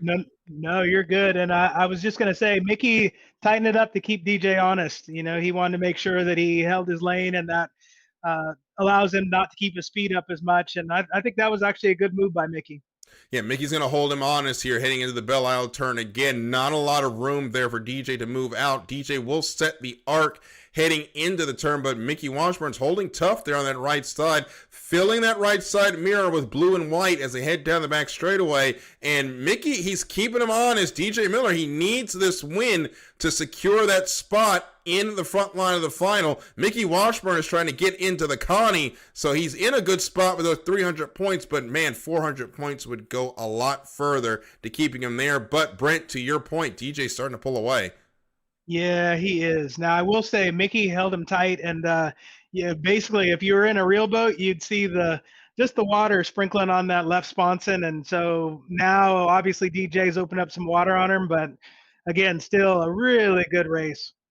We'll start lap number 3. DJ Miller, DC Presents Deft, continues to lead the way. Second is Mickey Washburn in the Miss Vandelay. Third is Scott Garner in the A&W Root Beer. A good run for Scott so far. Mikey Callaway is 4th in the Hydro Thunder. Tried to make that start around the outside work. Unfortunately, just too many boats to his inside, and he's fallen back to the 4th spot. And Craig Melody running in 5th. Just trying to get some good points before we head on to our next event, I believe, which will be in Evansville. But back up front, DJ Miller continuing to lead and extends the lead so far as we head down towards the Detroit Yacht Club and the Roostertail turn to put lap number 3 in the books. Yes, and hey, I'm getting some messages from Mr. Carson Kelly. Yes, Carson, we do know that you are not racing this weekend. We've been cheering on your guy and cheering on your boat. Cool to see Sutter's Gold out there, and they're going to represent you well. So Carson, good to hear from Carson Kelly again. Hopefully we'll actually get to see him run this boat at some point tonight, or some point this season. But so far, that boat's in a good points-paying position after 3 reserve drivers have run the first couple of races for him. But back up out on the course, it's all DJ Miller doing what he needs to do to make sure he's battling for another Gold Cup. Yeah, very nice corner there by DJ. And yeah, Carson, when you're running big boats and got so many things going on, it's okay to have a sub. We got you. And hey, maybe Very one cool. day we'll get to see Carson and JMK out there together, although I don't think JMK will be able to keep the waterworks down if he's out there racing with his kid. Oh man, he's talked about that a couple times in the telecast, and he didn't just say Carson, but he said Carson and Asher, because I think Dave has proved that you could be racing in your 70s. Hey, J. Michael can race with both of his sons. I would love to see that. I think we all would. As we start the final lap, DJ Miller is controlling this race. He's on his way to 400 points as Mickey Washburn, he's going to be in second right now in the Miss Vandalay. He's going to pick up 300 points. That's going to be good, not great. So he's going to have to hope that he's going to be able to run in the winner-take-all heats here at the end. But Scott Garner in third in the A&W Root Beer. Mikey Callaway is fourth, and Craig Melody is in the fifth spot as we're on the final lap. Yep. Still a respectable run by Mickey Washburn. You know, it's hard when DJ got lane one. I was like, yeah, that's almost lights out. But Mickey's still in there. I love seeing our A&W boat back up and running. And so this has been a fun heat too. Yeah, I think Brent's got a favorite boat in that A&W Root Beer. I think I might have some after this race as well. That is definitely coming out as a favorite boat for me. I love the pretty gold. I think that gold is really cool, and definitely love me some A&W Root Beer. So nothing wrong with that. Yep, so DJ Miller will take the win of Heat 4A. There is Scott Garner in the A&W Root Beer in a podium spot here. Mikey Callaway and Craig Melody will be following him across in third, fourth, and fifth. So no obvious penalties to us. No, look really clean on the water. We'll wait and let the judges tell us for sure, but I would agree with you. I think we had just another clean heat and a really nice heat by DJ Miller. Yep. Oh boy, someone went up the... Craig took a flight into the grass, but he did cross the start-finish line, so he's all good. Thankfully, no one is actually out there, or we'd have a problem. Ooh. But I think we're shaking up that bottle of Jack Daniels, so we didn't. We weren't expecting that. But DJ Miller picks up the win. We'll have Heat 4B in a moment, and we'll talk to him in just a moment. But we will get a look on the points and what that means for our winner-take-all heats. Boy, these boats coming a little hot to the dock compared to the unlimited. Now I will admit I've come in hot before as well, but yeah, in the game they sure do come fast. Yep. Well, they don't have to worry about fixing the sponsons if they hit the dock. No, and you don't get jobbed by your crew either. Yeah. So DJ Miller now joins us, the winner of Heat 4A. And DJ, the math was simple. Take the win. You are locked into the front line of the final, and you made it look easy with a wire-to-wire win. Well, yeah, that's a big relief. Felt like a couple of the other guys were getting a little bit more desperate, and I was like, you know, when I was sitting there in the middle in lane 2, I was like, I like where I'm at. I think I know I'm faster than the boat that's in 1, so I'm content with lane 2. And I think a couple of guys jumped that score up because people were really pushing it, and I didn't feel the need to. Okay, well, I'm going to pat myself on the back because what you just said is what I was saying when we were announcing. Looked like you had strategy. You just said, all right, I'm good with lane 2. I know I'm faster. And then you got lane 1. So couldn't ask for a better strategy there. Yeah, the big thing when you're lane 1 is high risk, high reward if you're parked in it, coming to that score up. Because if you get jumped, you're pretty much hosed for the whole rest of the heat. But if you're in lane 2 and somebody gets clear to 1 in front of you, you're still in lane 2. Yep. So it's a huge trade-off. That's what I tried to do in my third heat, and Francis took 2 but didn't take 1. And I was like, man, I was ready to box Tyler out in 1. I was waiting for it, and then it never happened. Yeah, no, but great strategy. It's fun to watch you race, and I knew once you were there, I was like, uh-oh, lights out for everyone else. So great heat. Yeah, I'm happy to be in this final, and I hope we can put on a show for you guys. Oh, I know you will. We can't wait. Congratulations. Thanks, Congratulations, DJ. Good luck, and hopefully we'll be talking to you at the end of the night as well. Yep, thank you, guys. So after that run, DJ Miller's got 1,314 points. He's not officially locked in yet, but there's only so many points on offer. Not everyone's going to get that max point number behind him, even though it is higher than DJ's. So he has a better than average chance of being locked into that final on the front line. Meanwhile, Mickey Washburn jumped up into the 8th spot on 869 points. He's got to wait to see whether or not he's going to do any further running tonight, as well as Mikey Callaway. Craig Melody, he is done for the evening. And Scott Garner is in the 7th spot. Should be enough to put him in the consolation. We will see how everything shakes out in the next 3 heats, as we got 4B on the water right now. Cy Bowen is already locked in. A win here keeps that perfect heat number, or is that perfect heat alive? Sorry, not perfect heat, perfect night alive, and a chance to go perfect 2 weekends in a row. Yeah, boy, Cy is really he's impressing us with his dominance and lot of top end. He's made some really smart decisions this weekend, and excited to see what he does here. But I know there's a few out there that would like to shake up that perfect heat, and so we will see. We got Francis coming up the straightaway here, and in the U929. How's that pronounced? Miss Dinesh too? Miss Dinesh is what I've been saying, Okay. and I think that is Okay. the pronunciation I've been told by love it. Francis. He is sitting on the bump spot of the consolation heat on 799 points. A win should be more than enough to keep him in and run for a chance to be the trailer boat in the final. He's got to stay in the top 2, though, to confirm that. Third and below, it gets a little bit more complicated. As Kellen Washburn, he is 17th. He is in a win or you're done situation. Only a win will be enough to keep him into the front line, or not in the front line, into the consolation heat. He's currently sitting in 17th spot on 509 points. All right. Well, send in some good thoughts to Callan. Again, we work together on the hop racing team, and definitely a good guy and a great driver too. So this is going to be exciting. You know, I do know Cy definitely has the advantage from how he's performed so far, but this could be anybody's boat race. We'll see.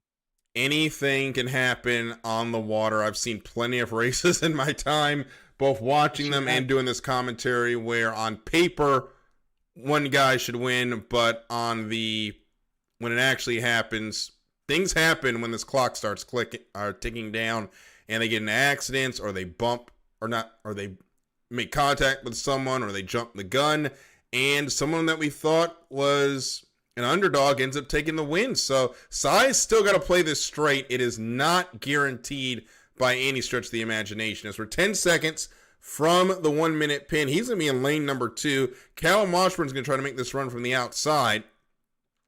And Francis Ranella, did he get across? No, he didn't. He's going to have to go back around. So Cy Bowen's going to end up getting lane 1 out of this after all. Oh my goodness.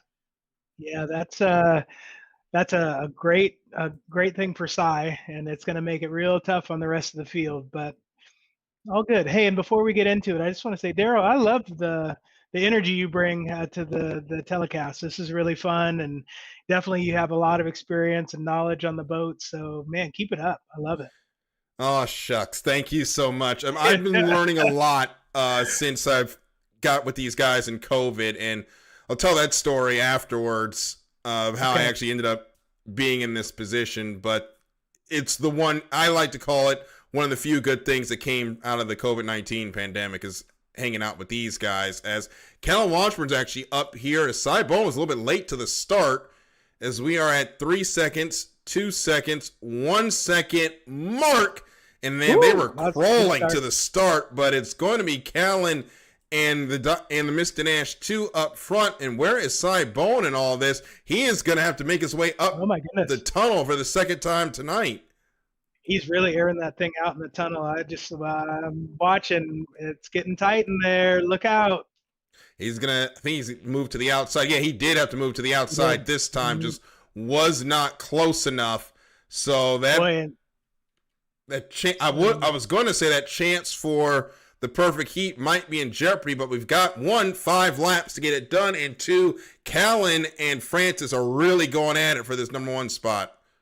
They were inches away from each other coming out of that corner. I was like, wow, that's really tight. So he's keeping him honest, and it looks like we've got another really tight corner. Let's see what happens. Coming into the Roostertails turn, they're going to be tight on each other, but they're going to be okay through the turn. It's going to be Callum Washburn that holds on to it. The Miss Dinesh is second, but on that outside is Cy Bowen on a charge. As we start lap number 2, it's it's Washburn 3D Race Boats in first. Second is the Miss Dinesh 2, and there is the Corsair 2. He's made up all that distance, and they are really close together heading into the Belle Isle turn. Yeah, it's great to see three Roostertails all together this deep into the race, and they're getting tighter and tighter. So that makes it great for the fans.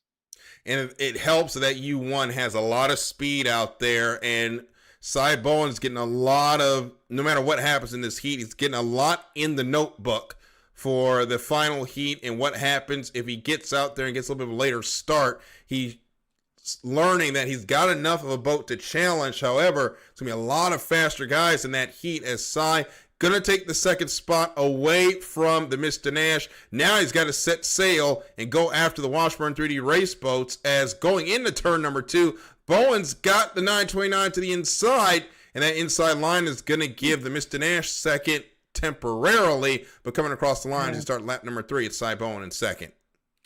Ty's just got that amazing top end, and he's coming for Callan too. And I know Callan is a great driver, and the way he rounds these corners will keep him honest. But he's got a tall order with Cy on his outside. Yeah, he's got a previous SNHL Gold Cup champion, a previous D2 champion, previous D1 champion, and your current national high points leader to the right side. So this would be just a minor upset if Callan Washburn can hold on to this. But Cy Bowen is charging on the outside as both of these boats walking the spots and down the back stretch past the Detroit Yacht Club. They're going to be deck to deck heading to the Roostertail turn.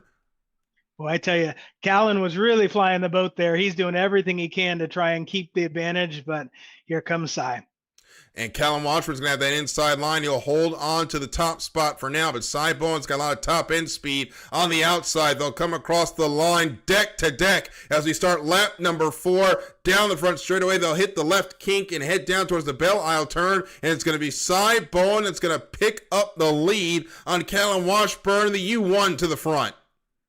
Yeah, boy. I thought some really good corners by Callan. It's just that top end is really hard to match right now. So he's driving one hell of a race to stay in it, but and he's coming back. So give him a chance here. Here he comes. Yeah, Callan is not going to go away easy. He's on that inside. He pulled up to about a boat length between him and Cy Bowen, but as you ride along with them, you can see that top end power just pulling that U1 away from the U44. Callan's still got an opportunity here, but 300 points is going to be better than nothing. The Mr. Nash is out of it at this point. They'll have to settle. Francis will have to settle for 225 points. But now Cy Bowen really starting to pour it on as we get ready to start the final lap.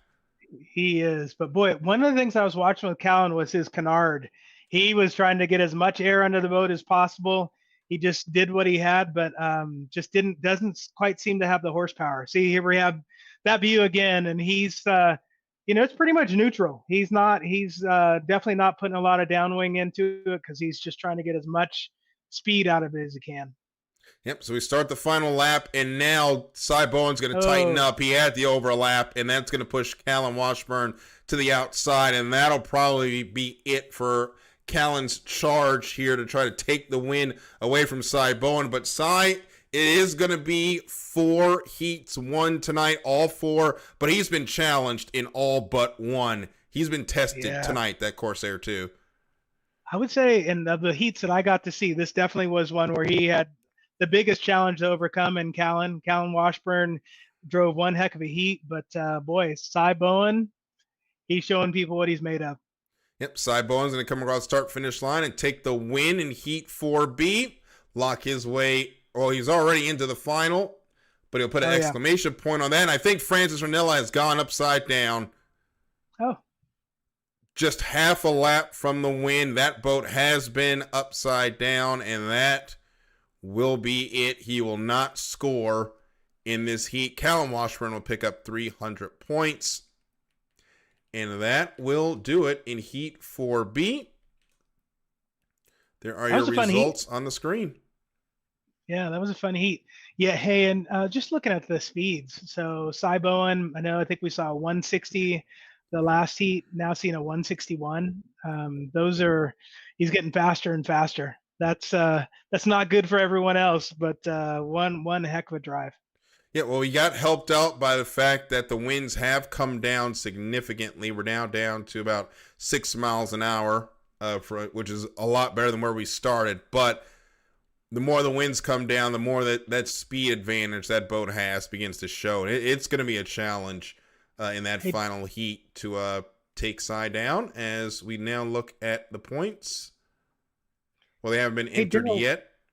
Yeah, Daryl, while we're waiting for the points, maybe just tell me what determines the wind? Is it automatically pushed by the game, or is someone controlling that? How does that work? So we have a random draw for the heat, okay. or for the win. It's between now, I think 15 and it's between 1 to 15, I believe. Got it. Is our wins. We have not had 15 yet. 11.5 is the highest we've had so far.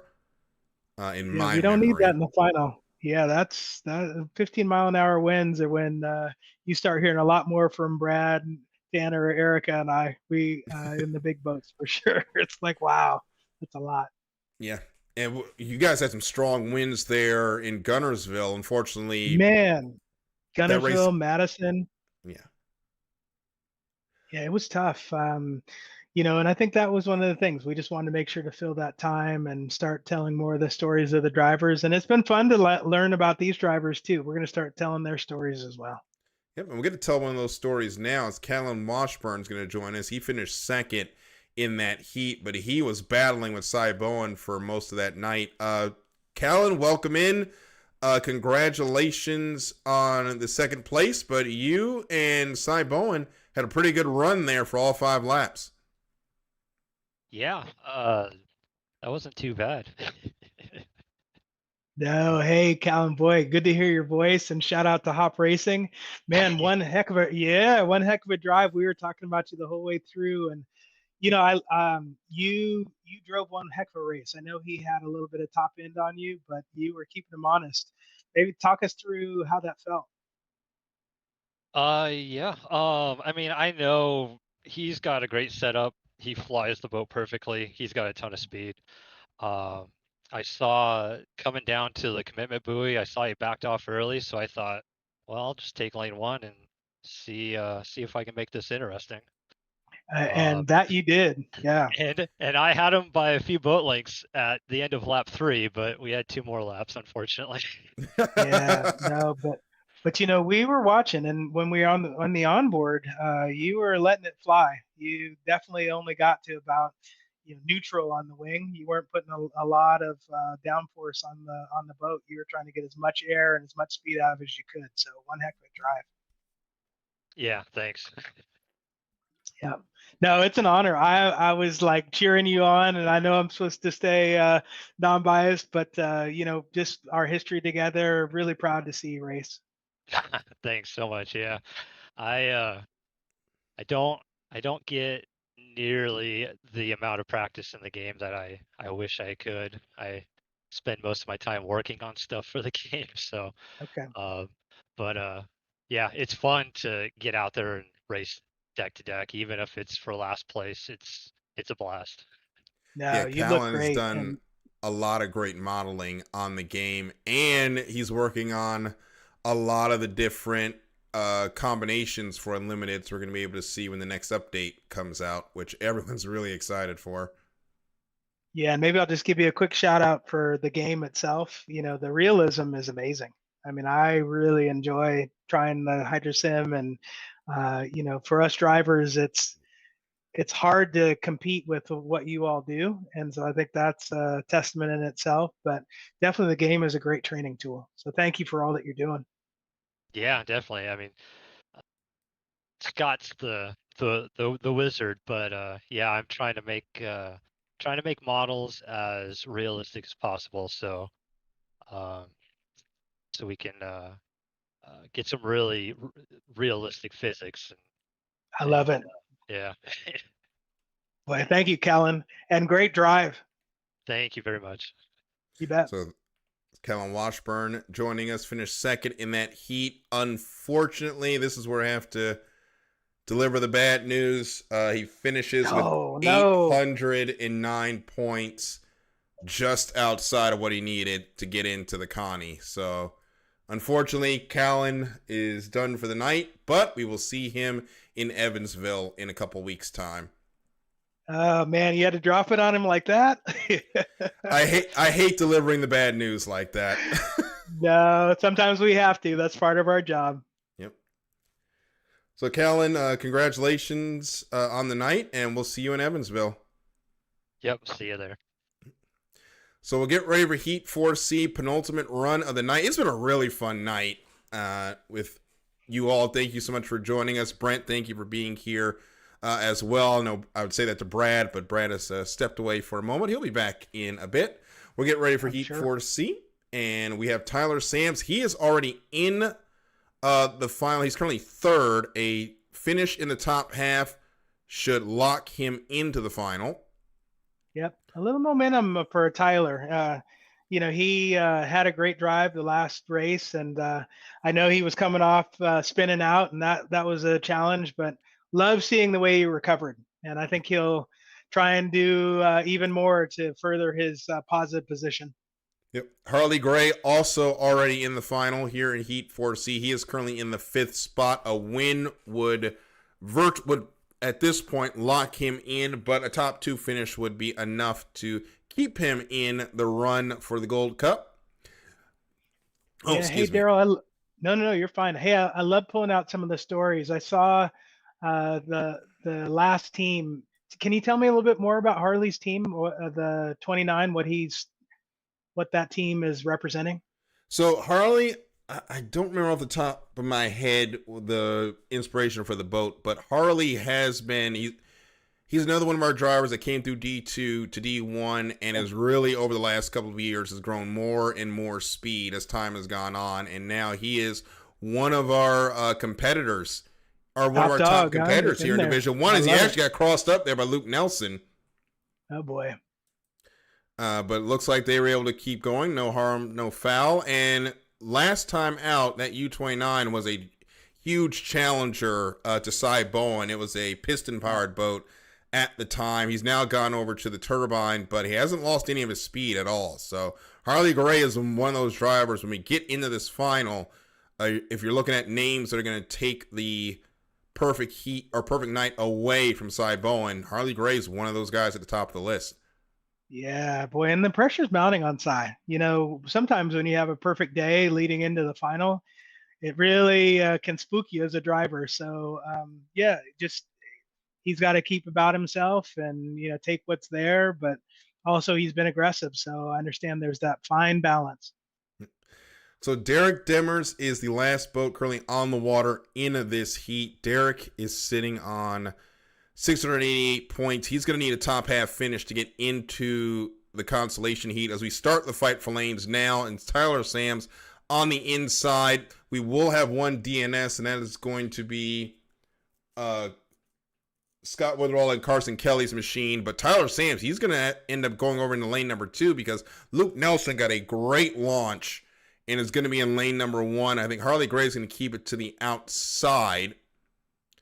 And he will do that. So that's going to open up for Derek Demers and Tyler Sams. Go to the inside as Derek got a little bit of hop there over the wake.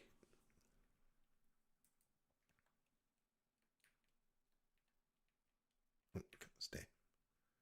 All right, 20 seconds to go. Here comes Harley Gray around the outside. We got Derek Demers there in lane number 3. Lane number 2 will be Cy Bowen. Lane number 1 is Luke Nelson. So get ready to turn him loose in Heat 4C. Here comes the U7. He's going to be deck to deck with the U29 as we are 3 seconds, 2 seconds, 1 second mark. And that start is going to be, it was real close there for the U29. He's got the lead, but Derek Demers there, like he was shot out of a cannon, is going to shoot into a chance to fight for this lead. He's going to pin the 7 and the 00 right to the inside buoys as we go into turn number 1. Yeah, it's getting tight in there, but boy, looking good. Hopefully you can still hear me. We're working so hard. I think I wore out my battery on my headset, but I'm back with you, and we got a tight heat here. This is great. Great racing. Yep, we'll call it as it is on the water. We got the U144 leading the way. The U7 is second, and in the tunnel, right along with them here is Tyler Sams. And they're going to be 3 boats under a blanket heading into the Roostertail turn. Hopefully they're going to make it through here, Brent. This is going to be a close one. Yeah, boy, the view from Tyler's capsule, he is in a tight space, but looks like he's coming out. So now he's got that second place locked up. But boy, we have quite a heat here. Yeah, I think Derek Demers there thought discretion was a better part of valor, pulled his foot a little bit, allowed them to go through there with just a little bit of distance between the two. But now we get this long shot. You got 4 boats in formation heading down That's towards pretty. turn number 1. Yeah, boy, pretty to see them all lined up like that. Starting to fan out, but yeah, what a heat. Yeah, it's great heat so far. Luke Nelson and Tyler Sams currently taking care of business for their respective races to get into the front line of the final. Derek Demers, Harley Gray, they've got some work to do here as we are now halfway through lap number 2. Derek Demers is in third. Harley Gray's got to catch that U144, but he is losing time, and he's actually now a rooster tail behind the 144. So Harley Gray, it's looking a little trouble here. Now he's going to jump to the inside to go after Demers. Inside, yeah. Oh, he couldn't hold it. Oh man. He's trying to get some more air under the boat and see if he can get it. Barely putting any wing in it, so he's definitely trying to catch back up. Notice his movement's a lot smoother. He doesn't seem to bounce it back and forth, but looking good coming out of there. He actually saved that pretty well. Yeah, he was looking in trouble there, but he managed to save it. But that has jumped him now a couple of rooster tails behind the 144. But back up front, Luke Nelson, the U7Vulcan.com. Again, this is one of our drivers that has built his speed over the last couple of years. He's now had more opportunities to race, and he is showing it as he's flying that boat, making a pretty, just skimming the top of the water in that U7 as he heads to the rooster tail turn. Well, you saw the same thing I did. He has a really nice boat ride. It's barely bouncing, and as we talk about with the Unlimiteds, anytime you're bouncing, sponson to sponson, you're scrubbing off speed each time it touches. So to see that kind of boat ride tells me he's getting some good speed. Don't know where the wind is at right now, but it must be good because they don't look like they're reacting much. The wind should still be around 6 miles per hour as we start lap number 4. We got Luke Nelson, the Vulcan.com. We'll go through the order here briefly. Tyler Sams is second in the breast cancer awareness. Derek Demers is in the wave dancer. And now we'll stay with this battle as Harley Gray has caught up. And the 144 is over and out. Just pushed too hard into the corner. And that's going to give Harley Gray a much needed third place. And I think that'll settle accounts here. Yeah, out of the corner of my eye, I just saw that thing lift, and it just didn't look like he could recover, and then up and over she went. So Harley Gray will be in third, and barring any more incidents, you should stay there. As we're on the final lap, Luke Nelson in the Vulcan.com leads the way as we start the final lap one more time around, and Luke Nelson will be on his way to the front line of the final. We remarked earlier about Luke, very consistent, real strong drive, and then that Vulcan boat, he's looking really good. Again, I think just another commanding heat for him, and the black, and I'm not sure if that's gray, but that boat is looking pretty on the water. It's black and, I think it's black and white, we'll call it, as white? he heads down the back straightaway. Thank you. And Brad would be teasing me right now. He'd be saying, "Well, I'm the colorblind guy. Why can't you see that?" So thank you. Well, Luke now heading past the Detroit Yacht Club on his way to 400 points. He'll get maximum points for his efforts this evening. It's going to have 2 firsts and 2 seconds. It's going to be a driver to watch in the final as he salutes the crowd and takes the win in Heat 4C. Yeah, boy, another really solid run. Again, fun heat to watch. I'm a big fan of Tyler Sams. I've seen him a few times at Tri-Cities and just met him in person, and just a great fan of the sport. And as you can see here, a great driver. Yep, Tyler Sams is going to finish second. Here comes Harley Gray. He'll also give the fans a salute. Woo! Got a little close there, but he's going to come across for third. Yeah. Please don't kiss the dock. We don't want to see that. Yeah. Well, we've seen one boat get into that dock before, but that was due to a steering issue, and some of the more harrowing videos I've seen as we get the results on the screen here. But Luke Nelson, Tyler Sams, first and second, Harley Gray third, and Derek Demers, unfortunately, will be a DNF. And a quick shout out to Luke. Boy, I was looking at that speed. His speed's matching size, so that shows that was no sleeper of a heat. He really went after it. And we have Luke Nelson here joining us, the winner of Heat 4C. Luke, it has been a consistent night with that boat. Been first, second, and another. It's been, looking at your chart, it's been second, first, second, and now first to wrap up. You got 1,400 points, and you're on the front line of the final. Yeah, I'm pretty excited. Just got lane one and hit my marks and went on from there. Yeah. Hey, Luke, great job. And I see the WSU logo there. And I'm also seeing this Eastern Eagle in the maize and blue. When you see that boat, I'm sure you've got to know, Michigan, and that's a boat you want to beat too. So talk to us. What a drive. You've been consistent all weekend.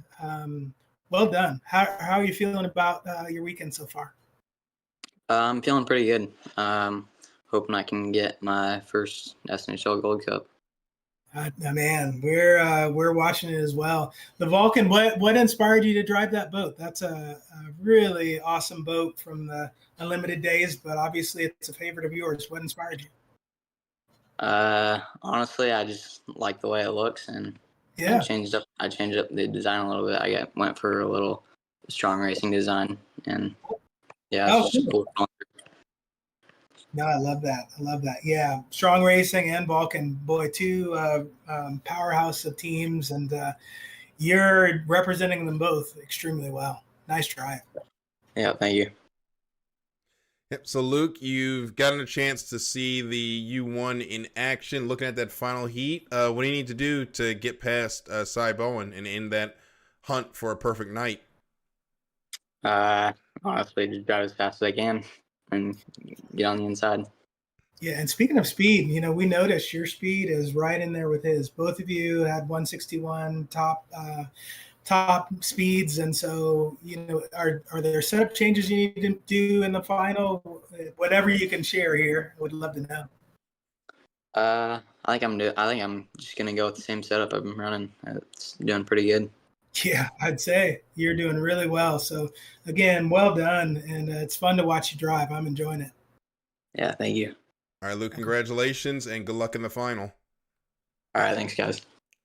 So here we are, Heat 4D, last qualifying heat of the night. After this, it's winner take all heats, the consolation, and the final. Here are your last four, and this is what they need to do to make their way into one of those winner take all heats.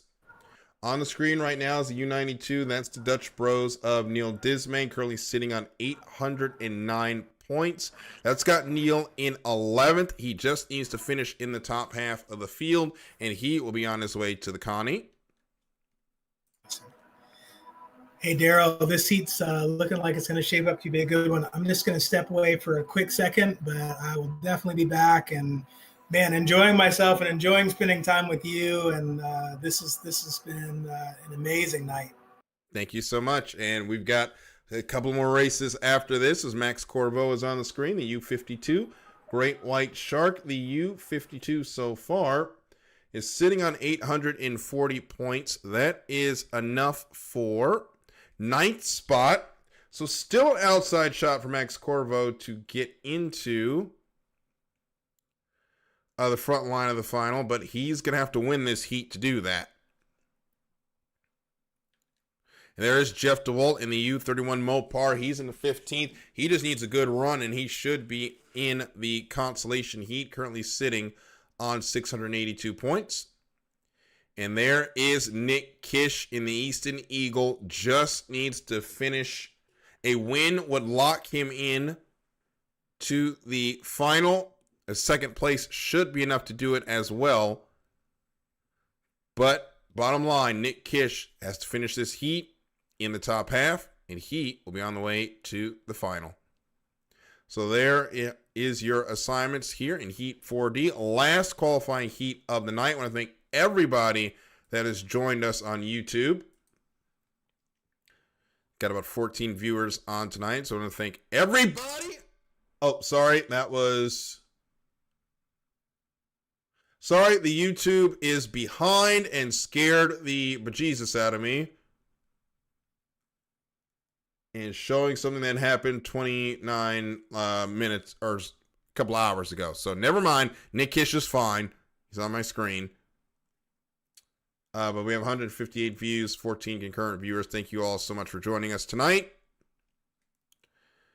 As we are now within 2 minutes to Heat 4D. Strip up front, Max Corvo making his way down the front straightaway and into turn number 1. Max running that great white shark, the U52. So had a good run tonight. Been a consistent night. A second and 2/3 of the qualifying in the top half. And would like to see that effort rewarded with running in the winner-take-all heats. We'll see in the next few minutes whether or not it'll be a Connie or a final appearance for Max Corvo. As we are 3 seconds, 2 seconds, 1 second, mark! And the fight for lanes begins. And Max Corvo is up there all by himself. He should be able to hold on to lane number 1. As the other drivers have decided to go to the outside line. So Max Corvo will have a free run down to the commitment pin, which he'll hit here. He'll be in lane number 1. Neil Dismang is in lane number 2.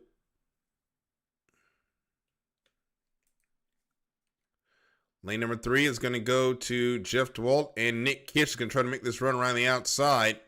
He's coming with a full head of steam. He's currently in lane number 4, but he's going to be looking for more. There's Nick Kish on the outside. So you're now 13 seconds. Let's turn him loose in the final qualifying heat of the night. You got Jeff DeWalt from lane number 3 making a good run, and Nick Kish is going to be a little bit behind on the start. So you're 3 seconds, 2 seconds, 1 second, mark! And that's going to be a good start, and we are underway in Heat 4D. Nick Kitch has the lead. Jeff DeWalt, though, in the second spot. Here comes Nick Kitch. He's going to make his way around over to the outside, and he's going to get all the way into lane number 3 as he head into the Belle Isle turn for the first of 5. Nick Kitch going to keep a tight lane. Jeff DeWalt, though, is going to end up to the outside. That's going to give Nick Kitch lane number 2, but here comes Max Corvo from lane number 1. He's going to be in the second spot as we head down the back stretch. It's Kitch, Corvo, and DeWalt in the top 3 positions as they head down the back stretch. Riding along with Max Corvo off to his right, you would be able to see Nick Kitch. There he is now, just sneaking into view as he head down the back straightaway. The great white shark, though, is going to have the inside, going to have a chance to take the lead here as Corvo goes into the turn. He's going to come out with the lead. Nick Kitch there on the outside. He's going to fall back to the second spot as we start lap number 2. It's the great white shark, but he's deck to deck with the Eastern Eagle. Corvo in first. Second is Nick Kitch heading down towards turn number 1. Corvo on the inside trying to fight with that piston power with the light coming of Nick Kitch on the inside. There they go into the Belle Isle turn, and again, Max Corvo close enough to take the lead, but it's going to be a question of the power on the outside, and Nick Kitch is going to be building that speed, was able to hold more corner speed from being on the outside, and it's Corvo on the inside, Kitch on the outside, heading past the Detroit Yacht Club. But now Corvo looks like he's going to get out about 2 boat length lead. And the great white shark leads into turn number 2. They exit the Roostertail turn.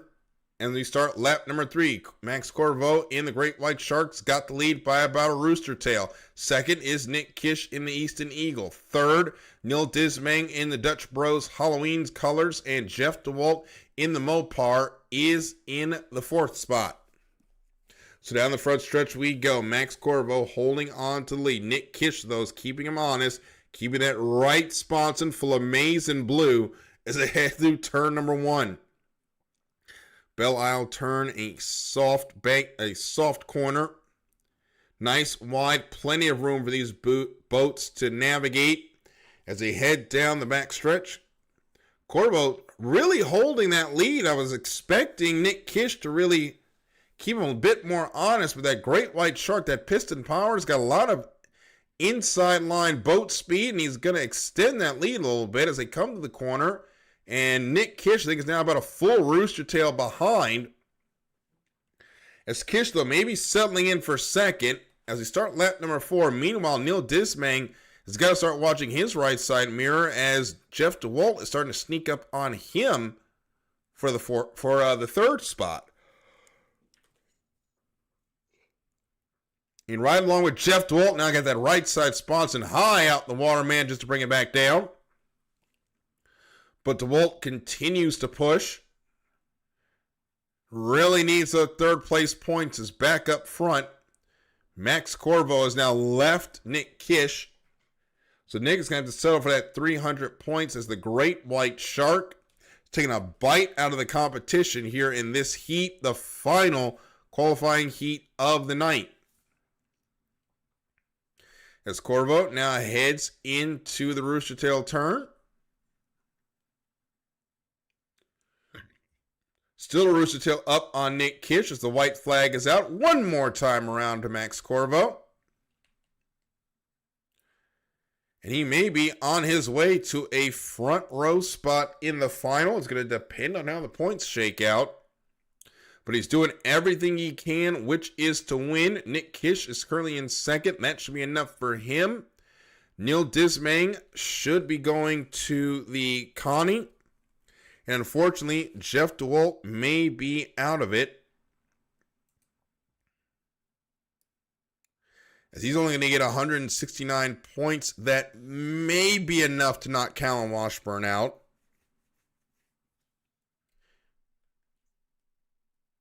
And actually, it should be enough to knock Callan Washburn out. So all 4 of these boats should be able to get into winner-take-all heats. But here comes Max Corvo, heading down the back straightaway, past the Detroit Yacht Club.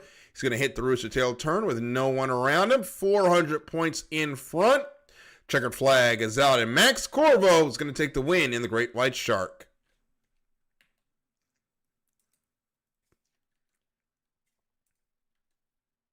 Nick Kish going to come across in second. Here comes Neil Dismang to pick up third.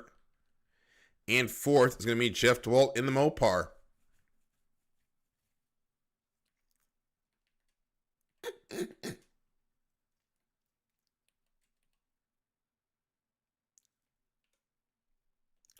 So there is how your final qualifying heat will wrap up.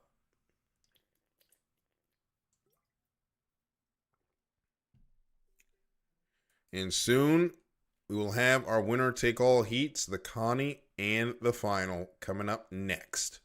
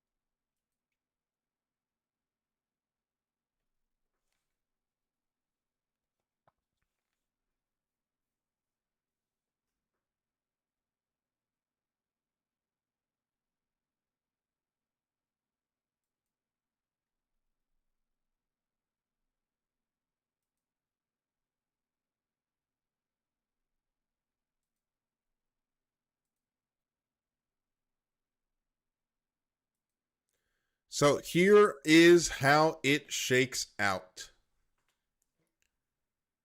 Cy Bowen, Tyler Sams, Nick Kish, Luke Nelson. Actually, they're setting it now, so we'll let them set the final.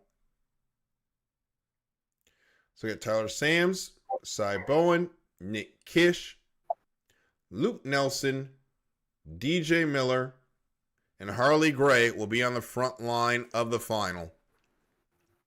Boy, hey, it's Brent Hall. I'm back. That's a powerhouse front line for sure. Amazing. Yep. Welcome back. Brent, Max Corvo took the win in Heat 4D. Unfortunately, it was not enough to get him into the into the final, so he will have to go to the Connie to race for the trailer spot.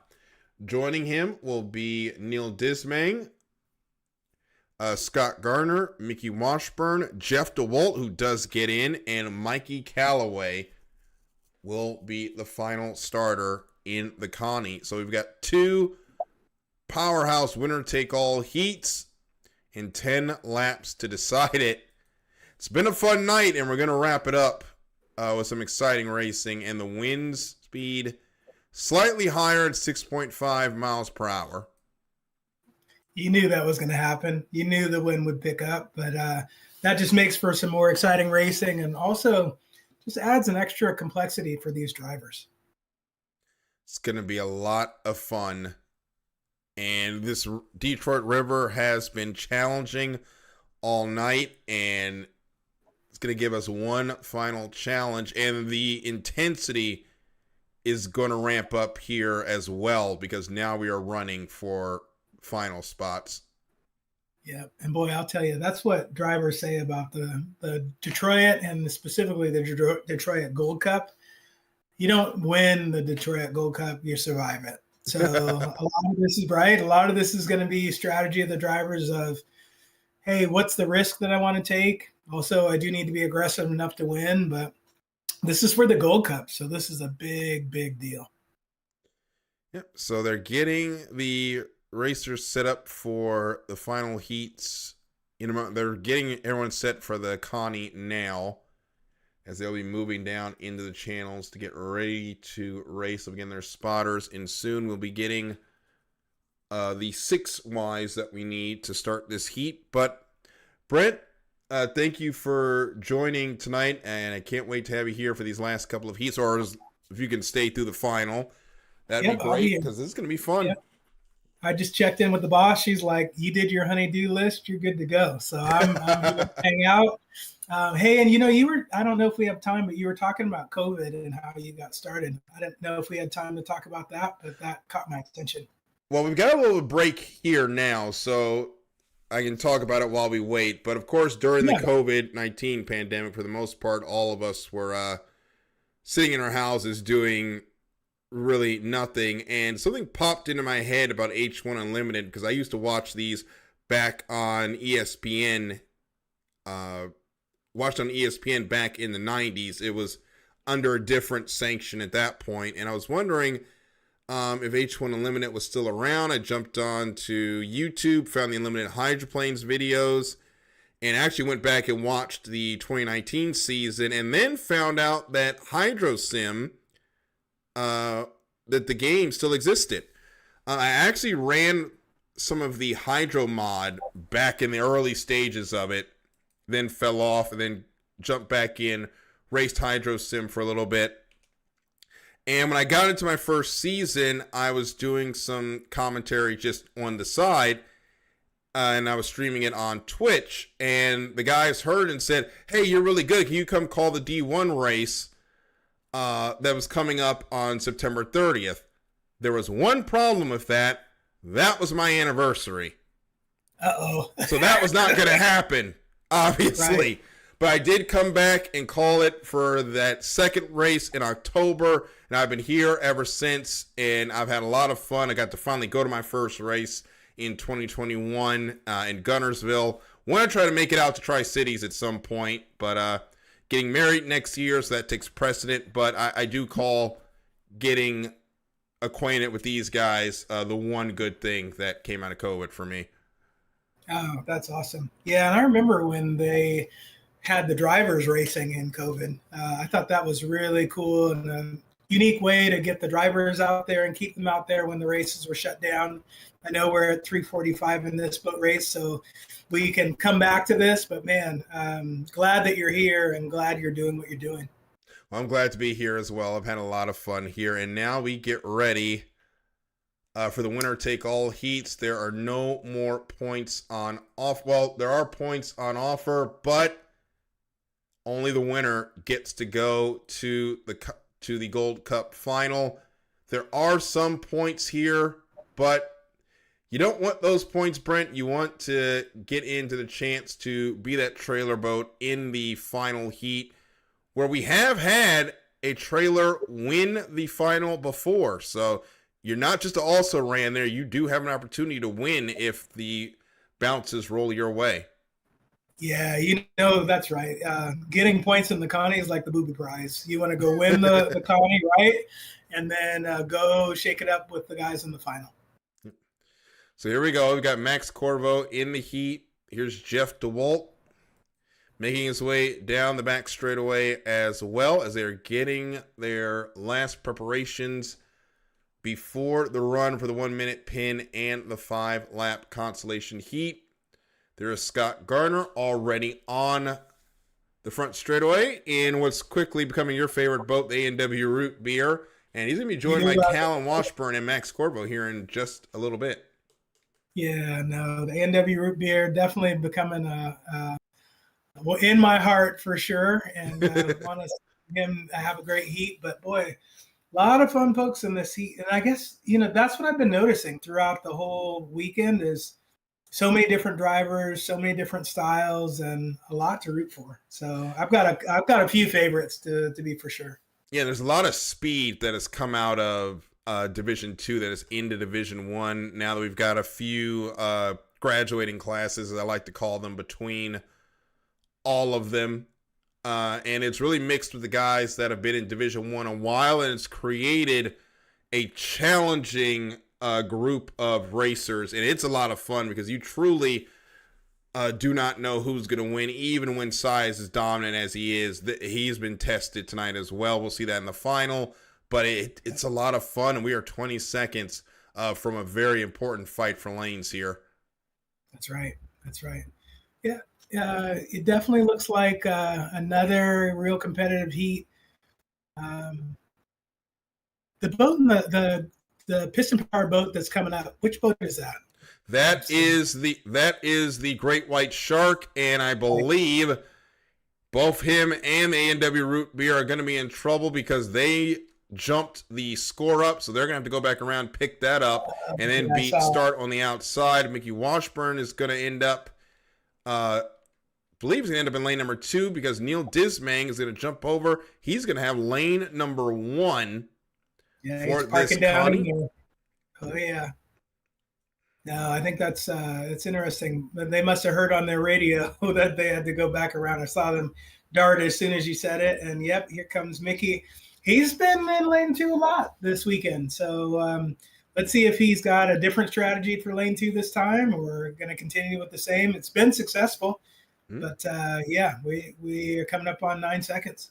Yep, 7 seconds to go. Let's turn them loose in the Connie. We're at 4 seconds. Make that 3, 2, 1. Mark, and it's going to be a clean start, and it's Jeff DeWalt that gets the speed from the way outside. He's currently leading this heat, but he doesn't have the overlap yet to get over and close these lanes off. He's going to push out to the outside, and he's going to probably, actually, he's going to take a big swing at this arc, but he's going to get dropped back into the 3rd spot as Neil Dismang and Mickey Washburn are going to battle for the lead off the Belle Isle turn. Boy, nice turn by Mickey there. He definitely held him tight. You can see all of a sudden that spring that's shooting him up to the front, which is very cool to see off a corner like that. Yep, Mickey Washburn has the lead. Neil Dismang is in second, but Jeff DeWalt, you saw there on the outside, was really flying. That U31 had to bring the nose back down, but here we go into the Roostertail turn. It's going to be the U92 versus the U9, and the U92 is going to take the spot away. Neil Dismang with a power move through the Roostertail turn. He's going to take the lead as we start lap number 2. That really was a power move, and it caused Mickey to just he took a little bit wider arc as he saw him come through there. I think they just want to make sure they didn't hit, but this race ain't over yet. I still see quite a few boats in our view. Yep, and that is a move you don't make earlier in the night. You wouldn't see that clearly in Heat 1 or Heat 2, but this is the fight to go to the Gold Cup. You've got to make that pass happen. if you let the U9 stay up there at front, there's no guarantee you're going to be able to chase him down. So Neil Dismang had to pull the trigger on that move. He did. He was successful. Now he has the lead, but that U9 is holding tough to the outside. They're deck to deck, heading to the Rooster Tail turn. Boy, Mickey is really flying the heck out of that boat, and it hovered there for a little bit. Oh boy, this is quite a race here. Yeah, Neil Dismang is not giving him an opportunity to close him tight into that lane. He took the U9 out far. He did through the Rooster Tail turn, and now he's pushed Mickey Washburn all the way almost out to the pins on the outside of the course. But now Mickey's got that boat all wound up. He's headed to the Belle Isle turn. He's going to try to close down the U92, but just couldn't get there. Yeah, you nailed what I was thinking too. Boy, even though Mickey had popped out to the outside, he really started gaining some ground, and it's been a battle. Dutch Bros is really doing a very smart race here, but it's not over by any means. Yeah, you see Neil Dismang push to the outside, forcing the U9 to go out wide again. As Neil Dismang knows, he's got to make that arc wide for Mickey Washburn. He can't allow him to pin that U92 to the inside. As they head to the Rooster Tail turn again, we'll watch Neil Dismang. He holds it to the pins that time as they head through turn number 2, but he still has the all-important golden ticket to the final. But here comes Mickey Washburn on the outside as they start lap number 4. He's got some boat speed on the outside. Boy, Mickey has really found some boat speed out there, and he's continuing to keep right in line with the Dutch Bros. So we got a race, and it looks like he's getting just an edge on the corner. So we'll see how they come out of this corner. Mickey Washburn's got the lead now through the Belle Isle turn, but there's Neil Dismang on the inside. He's able to hold about a boat length between the two. Now it's going to be a battle of speed. Who's got the most power in the gearbox? Is it the U9? Is it the U92? It's still Mickey Washburn barely, but they're heading down to the Rooster Tail turn. The 92 is going to be in a perfect spot to take advantage.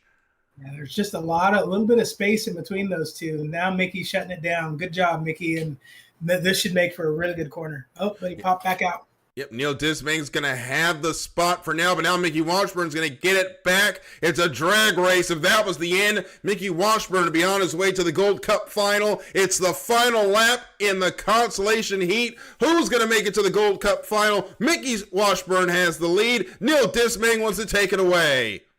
Tighten her up. Here we go. Let's see what we got. Into the Belle Isle turn. Mickey Washburn's going to pin the U92 to the inside. He's going to pin him right there on the buoy road. He's going to give him a lane, and that's it. That's going to allow Mickey Washburn to gain 2 boat lengths off the exit of the Belle Isle turn. Now the final run to the Rooster Tail turn begins. Mickey Washburn's going to open it up. The U92 is going to get to the inside. And Neil Dismang, he's going to throw this boat in the Rooster Tail turn and try to make it stick. Yeah, boy. Mickey, there's still a good lane and a half, 2 lanes there. So he does tighten it up on the corner, which will eventually look like get him the win. But definitely was interesting to see how well he did on keeping his speed up by staying just a little bit wider than you might normally. And Mickey Washburn's going to hold on, and he is on his way to the Gold Cup final. The Miss Vandelay will be the trailer. Neil Dismang will come across in second. Callum Washburn will be in third. Oh boy, can't wait to talk to Mickey. I'm sure he's going to be super excited, as much as he'll show. But if you could see his face, ear-to-ear grin. Max Corvo is going to be fourth, and Jeff DeWolt's going to be fifth. Actually, we're not going to have interviews for the Connie. We're going to go straight into the final. But hey, let's get her going. Yep. So we'll get these boats set up, and we will get ready for the winner-take-all final. A lot of great stories they're going to come out of that final. We've got Luke Nelson searching for his first ever Gold Cup. Tyler Sams also looking for that first one. Cy Bowen looking to continue his dominant streak. DJ Miller looking to get back to the top step here at Detroit. And Harley Gray in with that U29, looking to cap the night with a win in the most prestigious race on the SNHL calendar.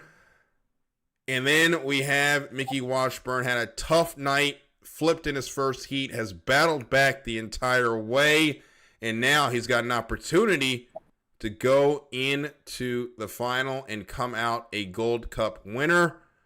This is going to be good. Yeah, I can't agree more.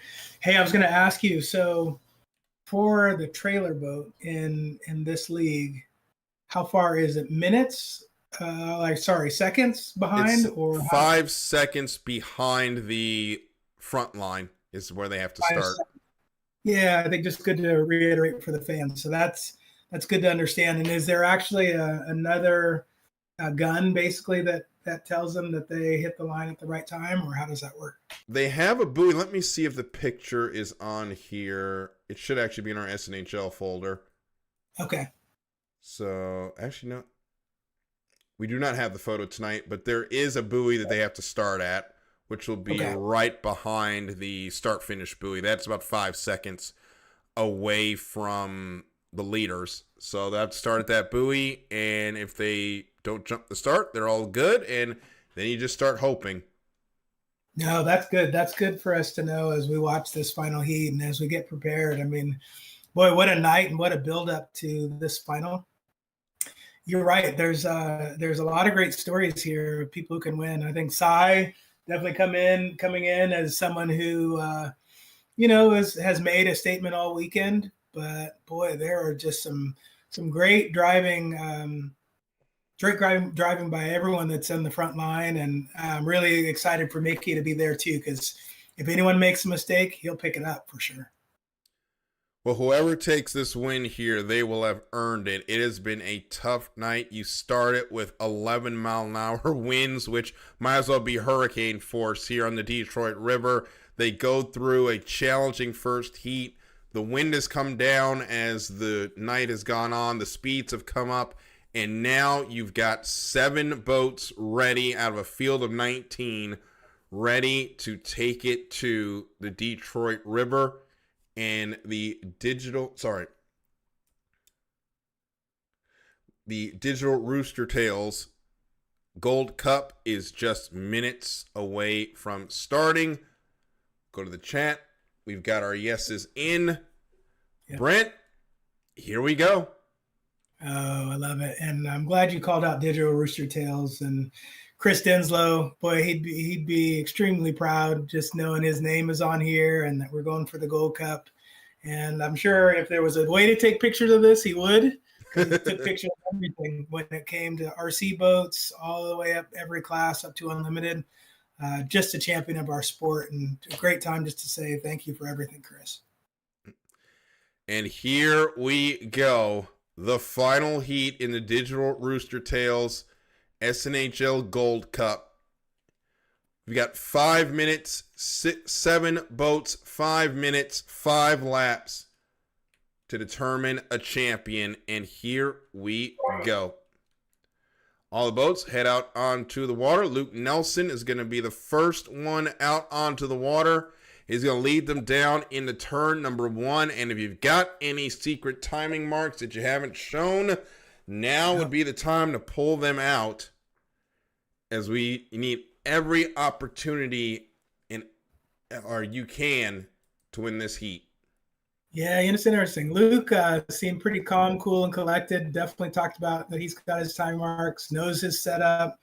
It's going to be interesting. He's been consistent all weekend, so we'll see where he lands. Yep, and here's DJ Miller on the screen. That boat is at speed, but Brent, we've seen it twice now. Something has gone wrong when that boat tries to get back on plane for the start. DJ cannot afford that here if he's going to try to put another Gold Cup on the side of that boat. No, definitely not. We can't afford any ground idle from that boat, right? Yep. And meanwhile, I see Mr. Nick Kish just on a Sunday drive on the outside. Boy, he's hauling the mail. But we'll see if his strategy continues to be, hey, I'm just going to hit it from the outside and make sure I have enough speed, or if he's going to try something different. But he definitely is showing people I'm going to be out front.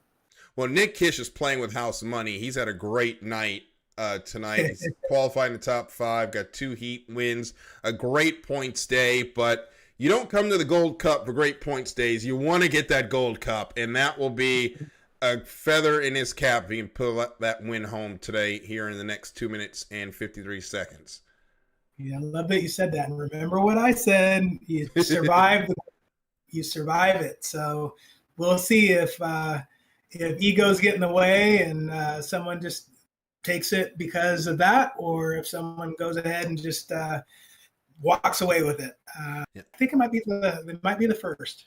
Well, here in Division 1, you have to survive turn 1 if you want a chance to win one of these final heats. We've seen it time and time again where 2 to 3 boats have a coming together into turn number 1, and the officials have to figure out who did what and who turned into who or things of that nature. But your help here is the Belle Isle turn is very wide. The problem is when you have 6 drivers trying to win the Gold Cup, all that space becomes very narrow very fast. You bet. You bet. You know, when you talk to the H1 drivers too, the distance means everything. So the tighter you can hold the person next to you without hitting each other, that's additional speed.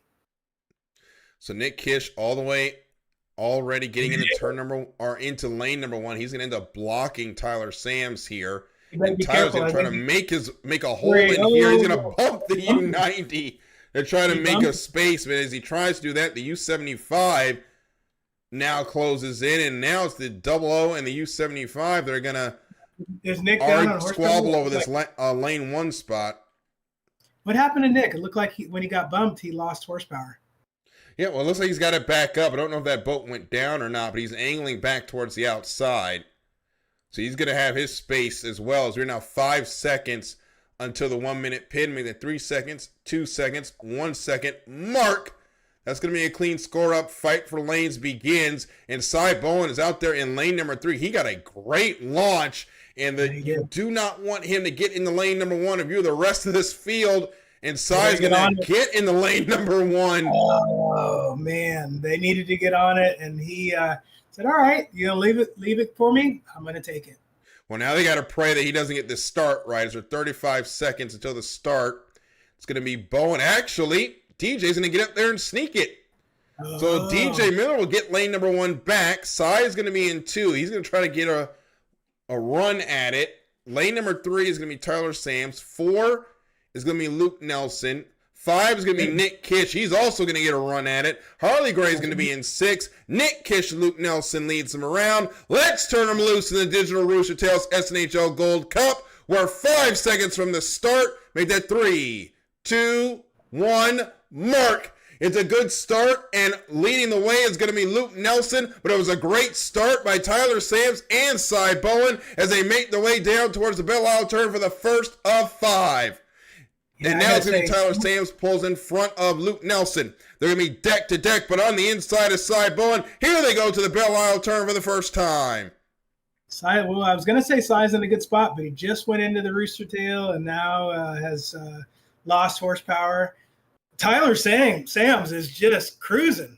Cy Bowen Cy could not hold the inside there, and he's going to go all the way back to 4. Actually, I think he's going to be all the way back to last. So his shot at the perfect night has ended. But right now, the battle is between Tyler Sams and Luke Nelson, both drivers looking for their first Gold Cup into the Roostertail tournament for the first time. It's going to be Tyler Sams leading the way with Luke Nelson in second. And ending the first lap, it's the breast cancer awareness leading the way. Vulcan.com is second. Third is going to be DJ Miller. They're actually 3 wide for third. Boy, we got us. Oh, we got a little. Oh, we got contact, and there goes DJ Miller. He's over and out. Oh, no. Oh, that's tough to see. Officials have to look at that. That was 3 boats coming together in one spot, unfortunately. Yeah, no, I'd agree. So here comes Nick Kish in our view. Boy, I know we've got a great race up front, but it was nice to have a race behind the race too. Yep. Yeah, we had battles for third. We had 3 wide battle over third. We'll go back and look at that after the race was over and try to see what happened there with the contact. But back up front, we got Tyler Sams leading the way. Luke Nelson, though, is keeping him on as he's actually gaining there on the outside. He's within 2 boat lengths as we go through turn number 2 through the Roostertail turn. Tyler Sams is going to push Luke Nelson to the outside. but was not able to push him out far enough. Luke Nelson still has good speed out there to start lap number 3. That was a pretty good corner by Tyler. He did actually get a little bit of distance between him and Luke, but Luke's not going anywhere. And you kind of notice he's flying the boat nice and level. We'll see if that helps him or if Tyler starts pulling away. Into the Belle Isle turn, the wide sweeping corner here at the bottom end of this Detroit race course, and Tyler Sam's going to push Luke Nelson to the outside. He'll gain about a boat length on the exit of that turn, and now it's a drag race towards the Roostertail turn. We ride along with Luke Nelson and see that sponson, that right side sponson lifting up as that canard goes to work. He's trying to catch Tyler Sams, who is in control of this race. He's got a little bit of the canard up as it goes to the Roostertail turn, plants those sponsons onto the water as we end lap number 3 and start the championship laps. It's Sams, it's the breast cancer awareness versus Nelson in the Vulcan for the Gold Cup. Boy, racing for a good cause, breast cancer awareness. But boy, we have one heck of a heat going on here. Heading down the front straightaway towards the Belle Isle turn, Tyler Sams, Luke Nelson leads the way. Nelson on the outside is now about half a Roostertail between him and Sams as they go through the Belle Isle turn. Luke Nelson's got speed down the straightaway, but unfortunately he's unable to keep Tyler Sams pinned on the inside of the turns. And now for Sams, it starts to build. That emotion starts to come up that you are a lap and a half away from the Gold Cup. He just needs 3 more good turns, and it starts down here at the Roostertail turn.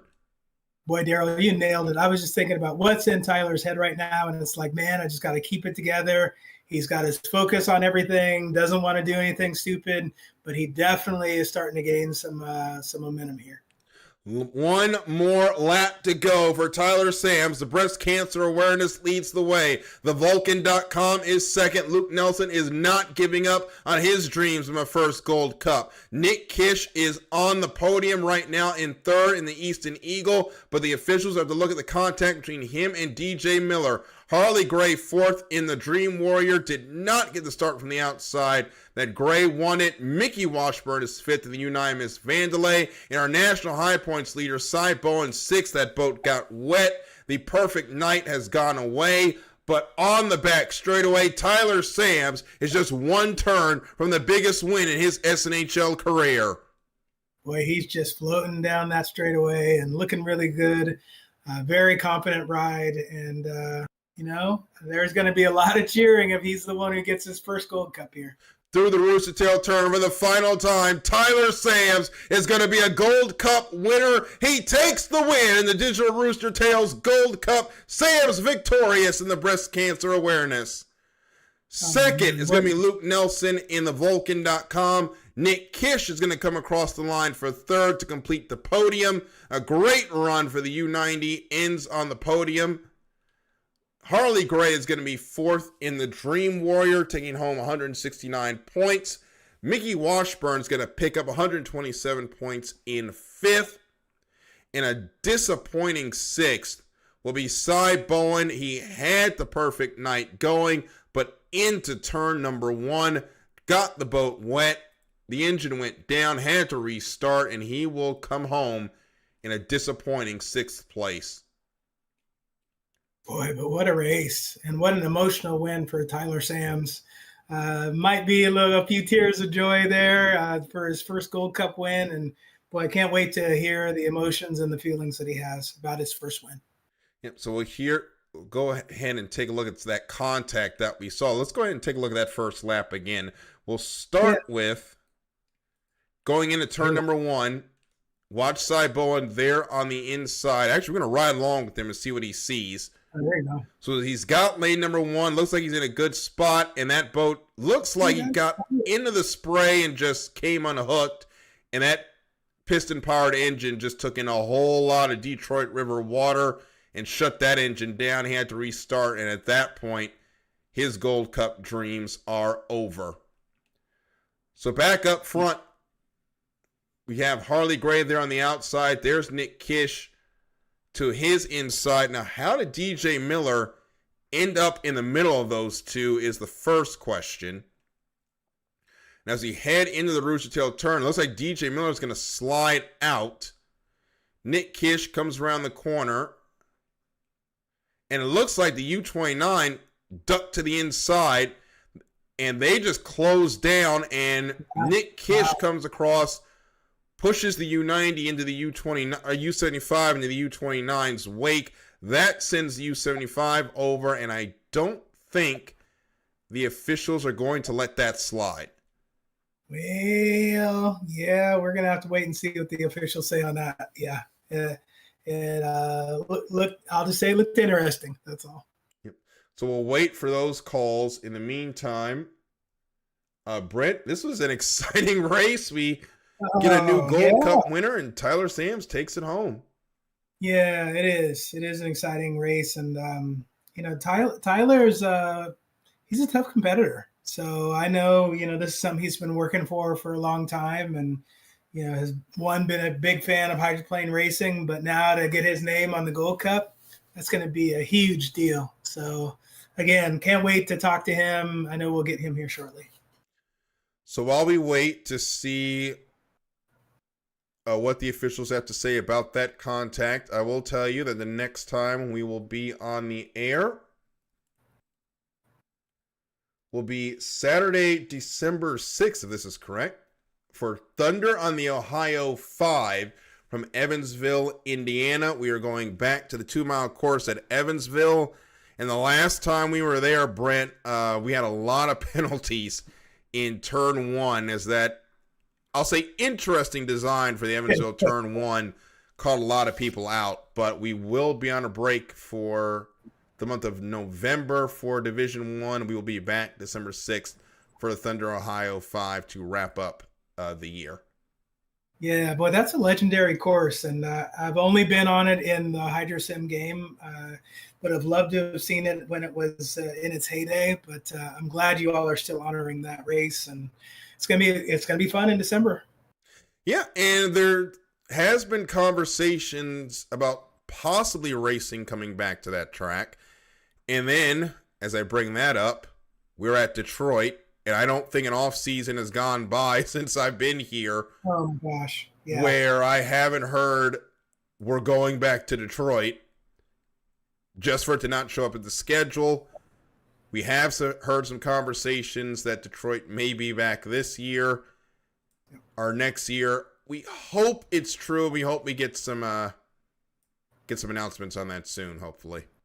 We sure do. Detroit is such a big part of hydroplane racing. And, I've never seen a race there, but I actually walked out to where the race course was. I happened to go visit Bardish's shop, Dave Bardish, in the middle of winter. And it was amazing to see the ice goes all the way out to the end of the dock there at that, the Roostertail area. And it's such a pretty sight. But I'll tell you, when I was there, there's just this feeling of, how many amazing races have happened on that body of water, and to be there and close to it and imagine those boats going around. I can't wait to see that happen again.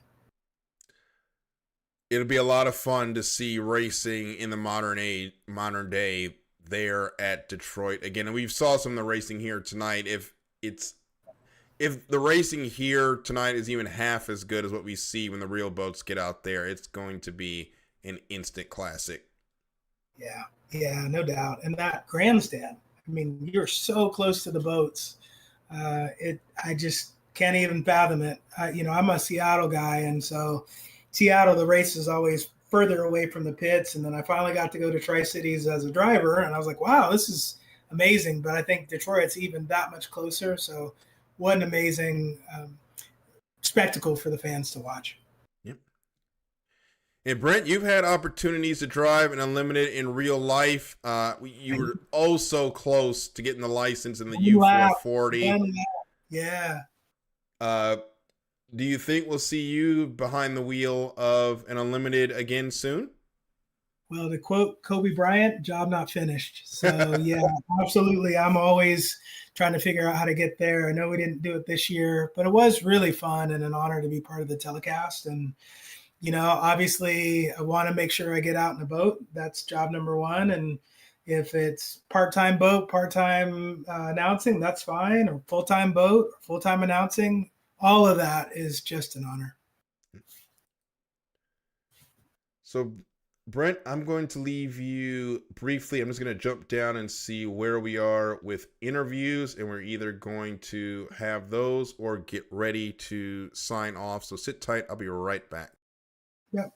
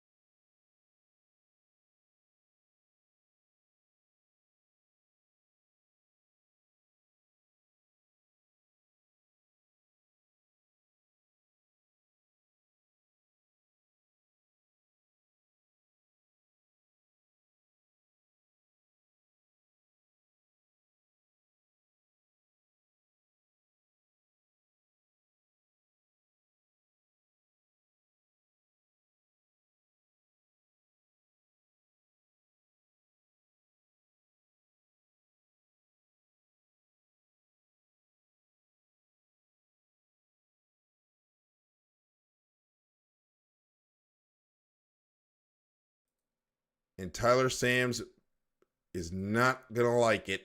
There may be a penalty coming for that contact we saw in the mill. Oh no! Okay, we got some drama. Yeah, we saw that at we saw that at 3:30. Okay. And that was the contact where he was making his way, got boxed in, and kind of pushed his way through to make a spot there. It looks like there may be a penalty for that. We're seeing it right now. Remember, now that you say that, I do remember. Oh, I think they bumped, but once the racing got going, the excitement made me forget about that. But now that you say it again, I do remember saying, "Hey, I think they bumped." I didn't know that was Tyler though. Yep. So here it is. There's Tyler Sams. He's in the center of your screen. And just watch. He's going to get in here. And yeah, he made contact with two boats there. Okay. Oh, man. I don't think they're going to let that slide either. Okay.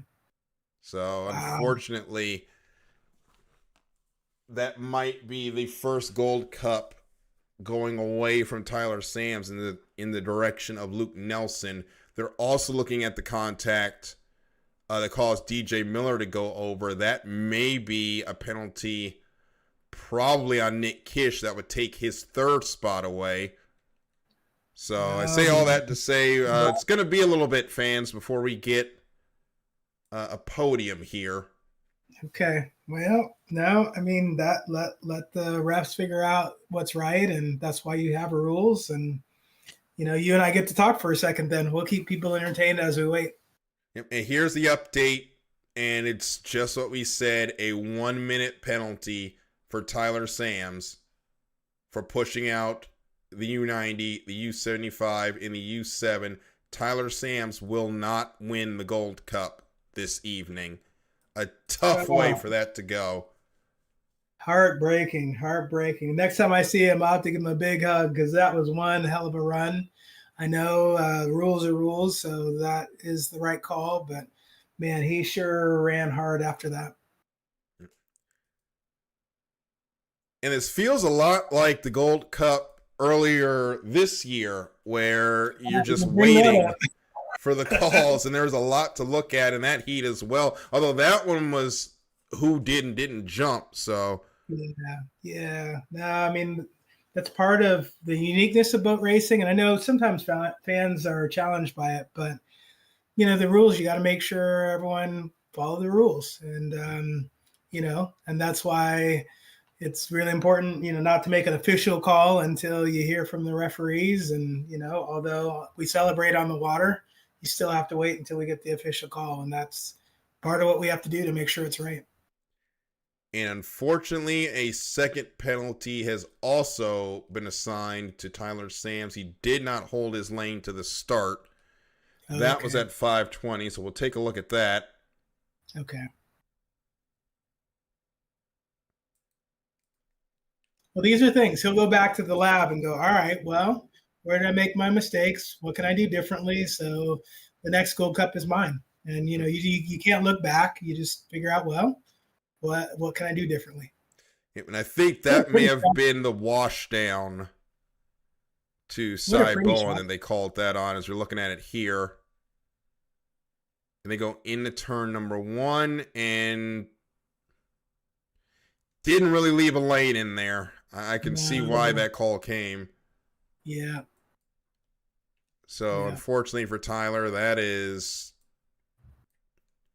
unfortunate, but you're racing for the Gold Cup. You got to do what you got to do. But unfortunately, went a little bit over the edge. Yeah. And that one, so far back, it definitely wasn't intentional by any means. But I think that's the thing that's tough in this type of racing, sim racing, and in real boat racing. It's really hard to know. Arcs change just slightly, and that can make all the difference. And when you're moving that fast, these boats are hitting 180, 190 at the end of the straightaway, and any little slight turn or bobble can totally change the arc. So that's what we saw happen there. Again, not intentional, but the refs are there to call it. So now we are waiting for one final call, and that's going to be on that contact we saw with the U90, Harley Gray, the U29, and DJ Miller in the 75. That will probably be Nick Kish with a DSQ from the final. And then from there, we should have our winner, which we do have our winner of the Gold Cup, and that is Luke Nelson, who is joining us, the Vulcan.com, a first-time winner in the SNHL Gold Cup. Luke, congratulations, and welcome to the champions list of the SNHL Gold Cup. Thank you. That was a hectic heat, but got it done. Yeah, I knew he was going to be cool, calm, and collected. I knew it. Not much change from the first interview to this one. But, man, that's still got to be special. It doesn't matter how it happens. You're a Gold Cup champion, bud. Yeah, it feels great, and I don't know what to say. Yeah, Well, well, Luke, you should be proud. Yeah, you should be proud. You had a consistent night tonight, and it was an auspicious start with qualifying DNQ. What happened there in qualifying for you? So I got second in the first round, but I wanted to try and get side because before when I was practicing, I was running really fast, and I don't know. And last chance, I just didn't do very good, and I blew it over on the last lap and got off the water on accident. So from blowover to Gold Cup champion, maybe after that blowover, did you think it would turn out like this? Honestly, not really.